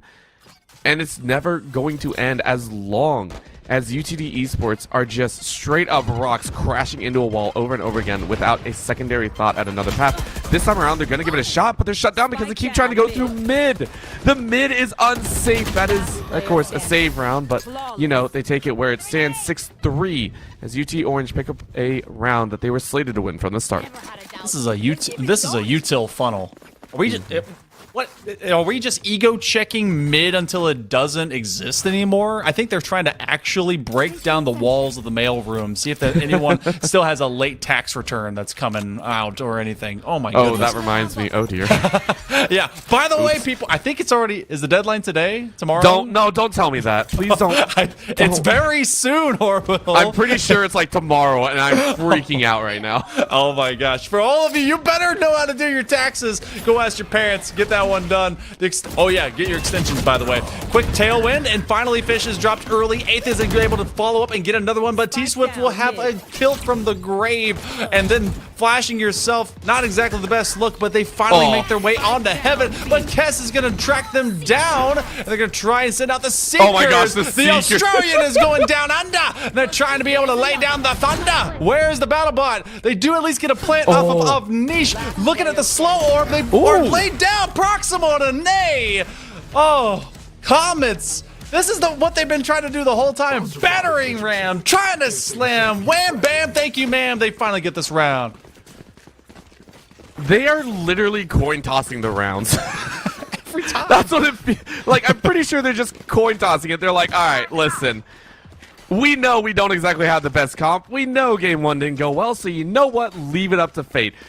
If we don't know what's going on, they don't know what's going on. And until I see another Ares come out of Kess, it ain't gonna be the same, right? Like, this is straight up. They are 50-50ing a lot of these engages, and that's one way to get over the fear of losing out on a gun duel. Boombot going out here. This is, again, a force in mid, and Kess this time hides along the wings, tries to spread out, tries to get away, and lives! That is the second time you live! Oh, well, you know, Avnish said no. That is the third or fourth paint shell kill in a row. Ridiculous number. Avnish able to find T-Swift down to a 3v3, and now through the corner, Avnish might have seen a gun barrel. Do they see it? I'm not so sure. Can dance it out. That's going to be a little bit of a nade. Clear out the angle, and now in heaven, the rest of UT Orange waiting for a chance to strike. The Comets wholesale do not believe that this spike can make it to a site without going through mid. A 4K though for Avnish, and they're trying to prove me that this is the only pathway in split. They finally move that spike to opposite sides. They go to the main B pathway, mostly because the Killjoy util is just not going to happen. Kosen has a toy gun, which honestly one of my favorite guns in the game. It's so quiet, so great. They're going to just hang out in this corner. Crossfire is there. Now Avnish honestly could back all the way up, and it's going to be up to just the remaining Sage to be able to make this happen. I think they're going to have into the save, because we're going to up on the next round. Kosen is just going to creep around. They'll get caught out on timing. Oh my gosh. They will. That feels like it was given a little bit. That feels like it was given, but you know what? An ace is an ace, right? In the wise words of our Lord and Savior Vin Diesel. A win is a win, no matter what. I think is what it was, right? Like when you're racing, a win is a win, and that's what it is. Ace it out. You are happy. You're now 1 round away, and again, much better position than in game number 1. At this point, it was a dicey scenario. You were looking down the barrel of, I think it was an 8-4 at that time, going into the second half or so. Was it an 8-4 or a 9-1? It was or 9-1. Wow. 9-1. It was 8-4. It was definitely 8-4. Yeah, my brain doesn't want to work. Okay, Aetha. Okay. They didn't think they were going there. Off the swing. Aetha trying to get aggressive. They will be put down by the judge, and this judge... Oh, operator? Oh, the golden gun cannot survive. T-Swift, it is just absolute battlegrounds out here. T-Swift is going to put out a boom bot, and then up from the top rope, they will bring the elbow. It is absolute madness between these two schools. They love each other. They hate each other. It is brotherly love. It is a sister slap fight. And it's these guys constantly just going at one another's throats. 7-5. We do not find an even ending to the first half. It's going to be the Comets that didn't set themselves up onto defense. Now remember, this is the 1-0 series in favor of Longhorns. They have to get this next one, and they'll be able to move on to the semifinals. Comets, they got to play this map, and they got to play it well. Because if they don't, they're going to see and be told sayonara, and they're going to have to sit on the sidelines for the rest of these playoffs. I got to ask you, which player on UTD Esports has something going on this evening? Apparently, like which player was like, "Yo, I got somewhere to be. Can we rush this real quick?" I thought it was Proximal with the chamber pick, but they're the best pick. No, they're the I best wasn't KD. saying Insit. Like what? I thought. And then he shows up. He's straight up 11 kills in. Like, nah, you can't do it to him like that. That's so mean. That's so mean. But for all seriousness, let's see if UT Orange are also going to pick up the pace. Remember how quickly UTD Esports would rush sites? They just hard W. This time around, UT Orange are taking it a little bit longer, and that's because Proximal looks a little bit better. T-Swift, though, has been discussing DXM, lights him up, sets a song on him. Kimchi sets him right down. Kess with a frenzy of their own, kills Aetha, and it's down to a 2v2. Around the corner, they peek. Avnish said, I don't want to peek that. I want to play hide and seek. No worries. We're done. Back into the 1v1 scenario, split 1v1 I should say, but the B side is completely open, so UT Orange gonna rush their way over. Proximal's taking their sweet time about it because they do have their jet that is stuck up in heaven into that cubby, and they cannot do anything but hear the plant go down. We had so few planted spikes throughout the entirety of that first half. I thought this honestly was just deathmatch the whole time, and mostly just a see you in mid, let's play knives, let's play grenades the whole time. Into this 2v2 though, they will be able to link up. See at least one. Kess continuously doing extra damage. They're going to try and put that rendezvous out there, but they have to account both for 1 and 2. Kimchi onto backside, and that's a lot of extra chip damage. Avnish does get 1 off the frenzy. Do they know where they're going to be? And it's Kess who's just too good with it. Oh my gosh. If Kess is alive, that's the winning form and factor for the Longhorns. They're 8-5 through that pistol. All the spice, the craziness coming out here. I am loving these pistol rounds so much. UT Orange loving it as well. You can see the buy-ups, the Spectres coming in here. Oh man, and the Bulldog as well. Fish going hard in this one. For UTD Esports, the main thing is once again, you are getting the kills. You're getting closer and closer to the ultis. And that's all you can really count for. At least at this point.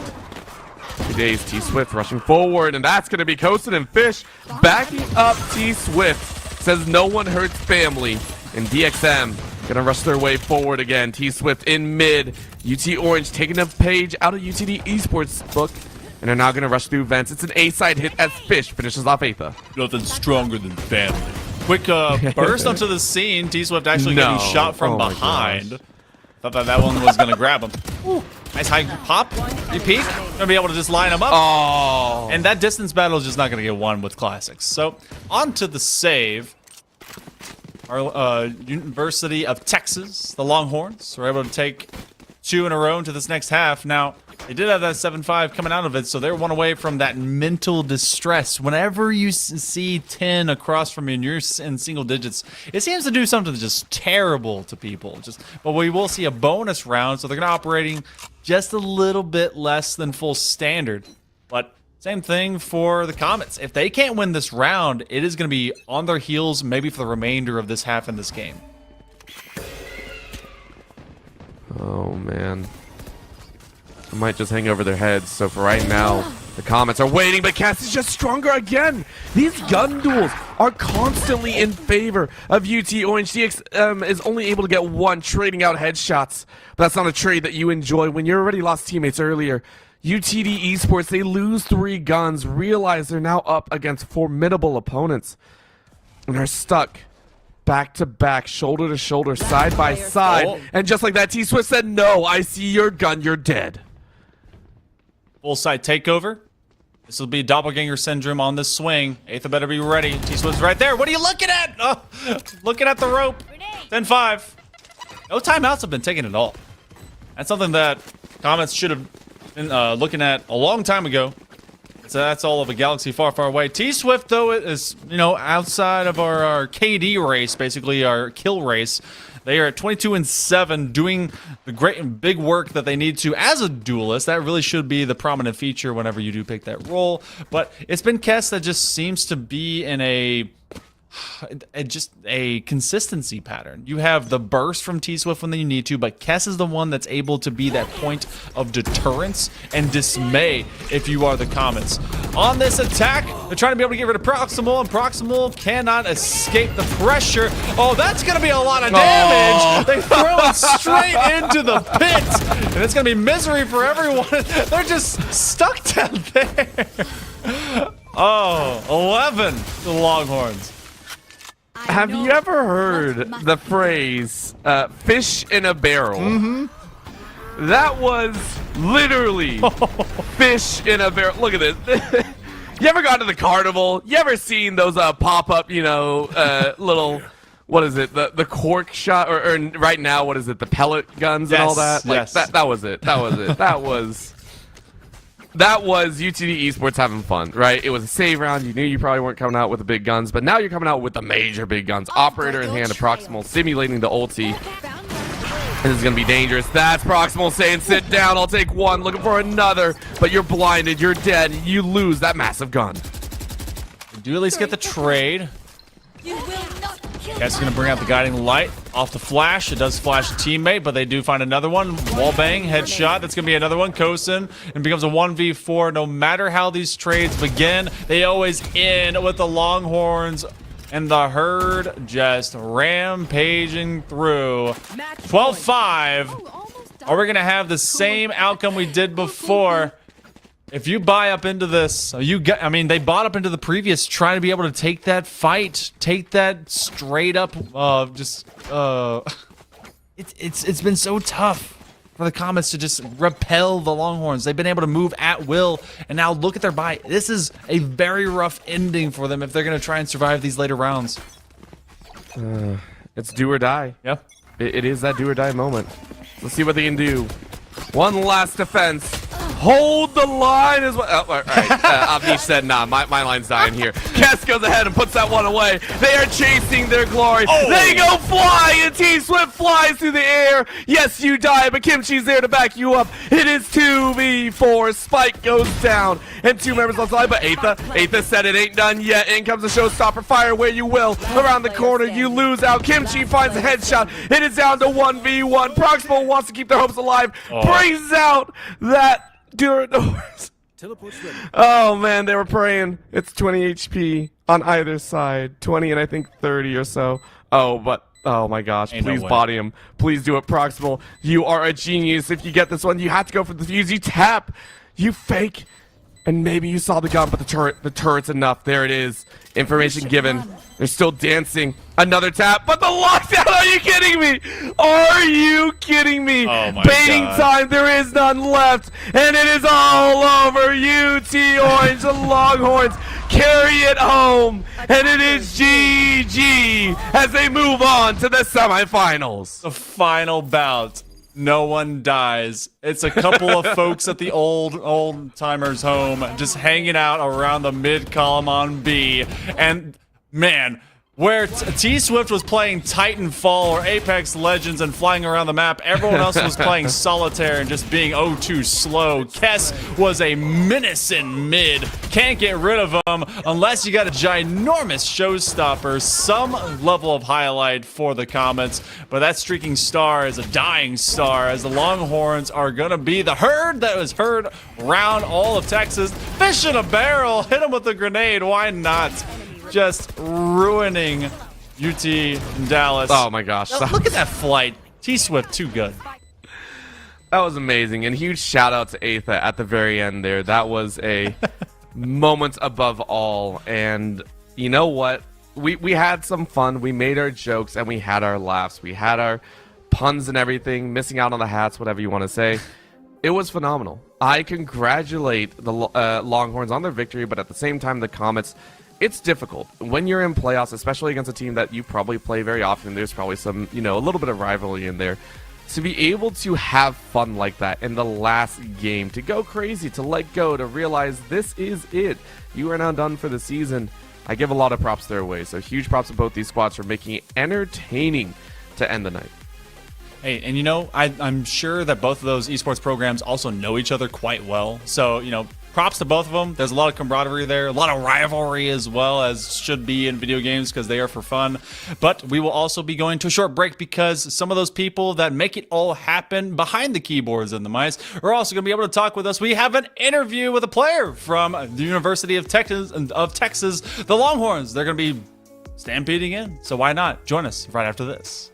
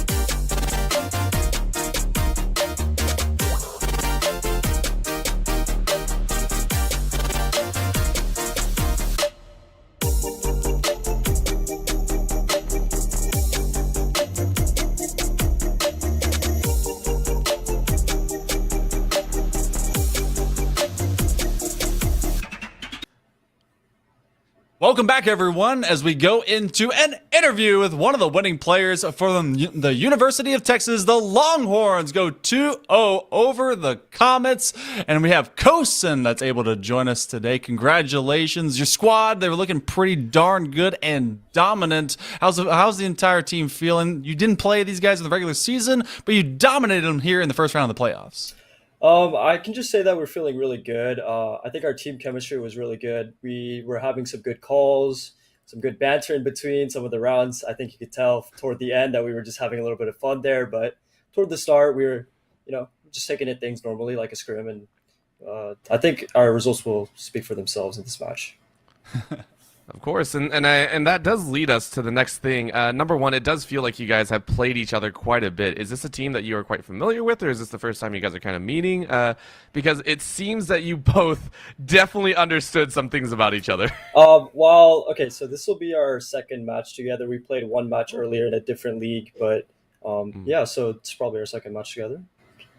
Okay. So not too bad, because it seemed the pacing, that is not regular Valorant pacing. There is usually maybe a little bit slower pacing, from game one.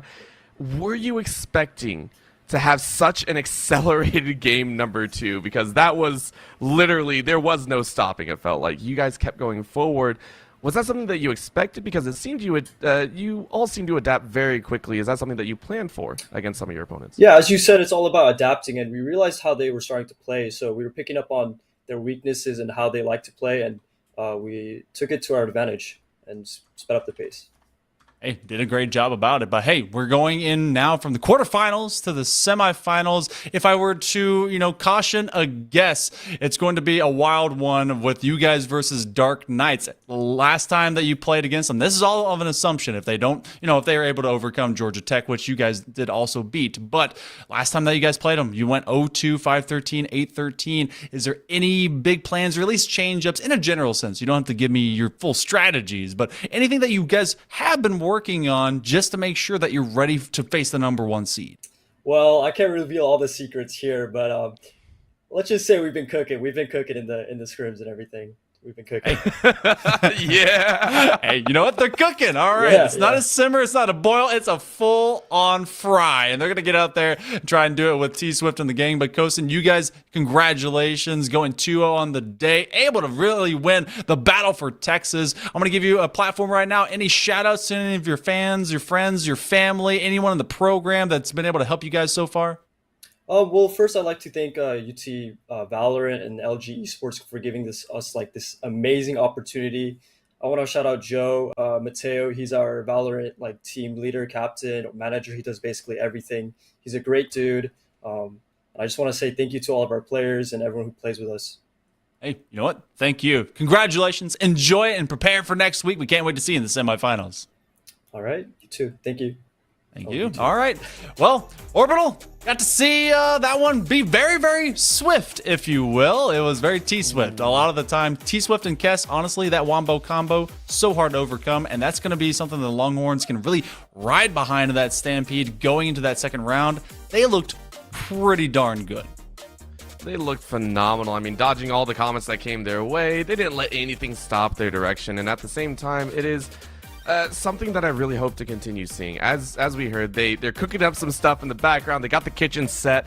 Hopefully it's a Gordon Ramsay kitchen and maybe not one of those kitchen nightmare scenarios, but it is a situation that I absolutely fully love. I love seeing teams take everything in form and actually not shy away from it. They took the aggression perfectly and made it their own. So I want to see teams play up to the same level, the same pacing, and I want to see even more thrilling action. Well, you guys got to see a triplicate of matches today here on this channel, but even more playoffs are happening throughout the remainder of this week. Tomorrow, we've got some R6 coming at you, so make sure if you're ready to infiltrate into a stream as well as a video game, check us out coming in tomorrow. I think it's somewhere around 5-6 p.m., so either way, just follow Esports U, and thank you guys so much. Awesome production ran by both Caroline as well as Storm Warrior, and being able to cast alongside yourself, Orbital. It's been a great night and last couple of days, but I'm Hell Monkey Man, and you guys, you got to see the battle for Texas, but that's the end of our broadcast day. We'll see you next time.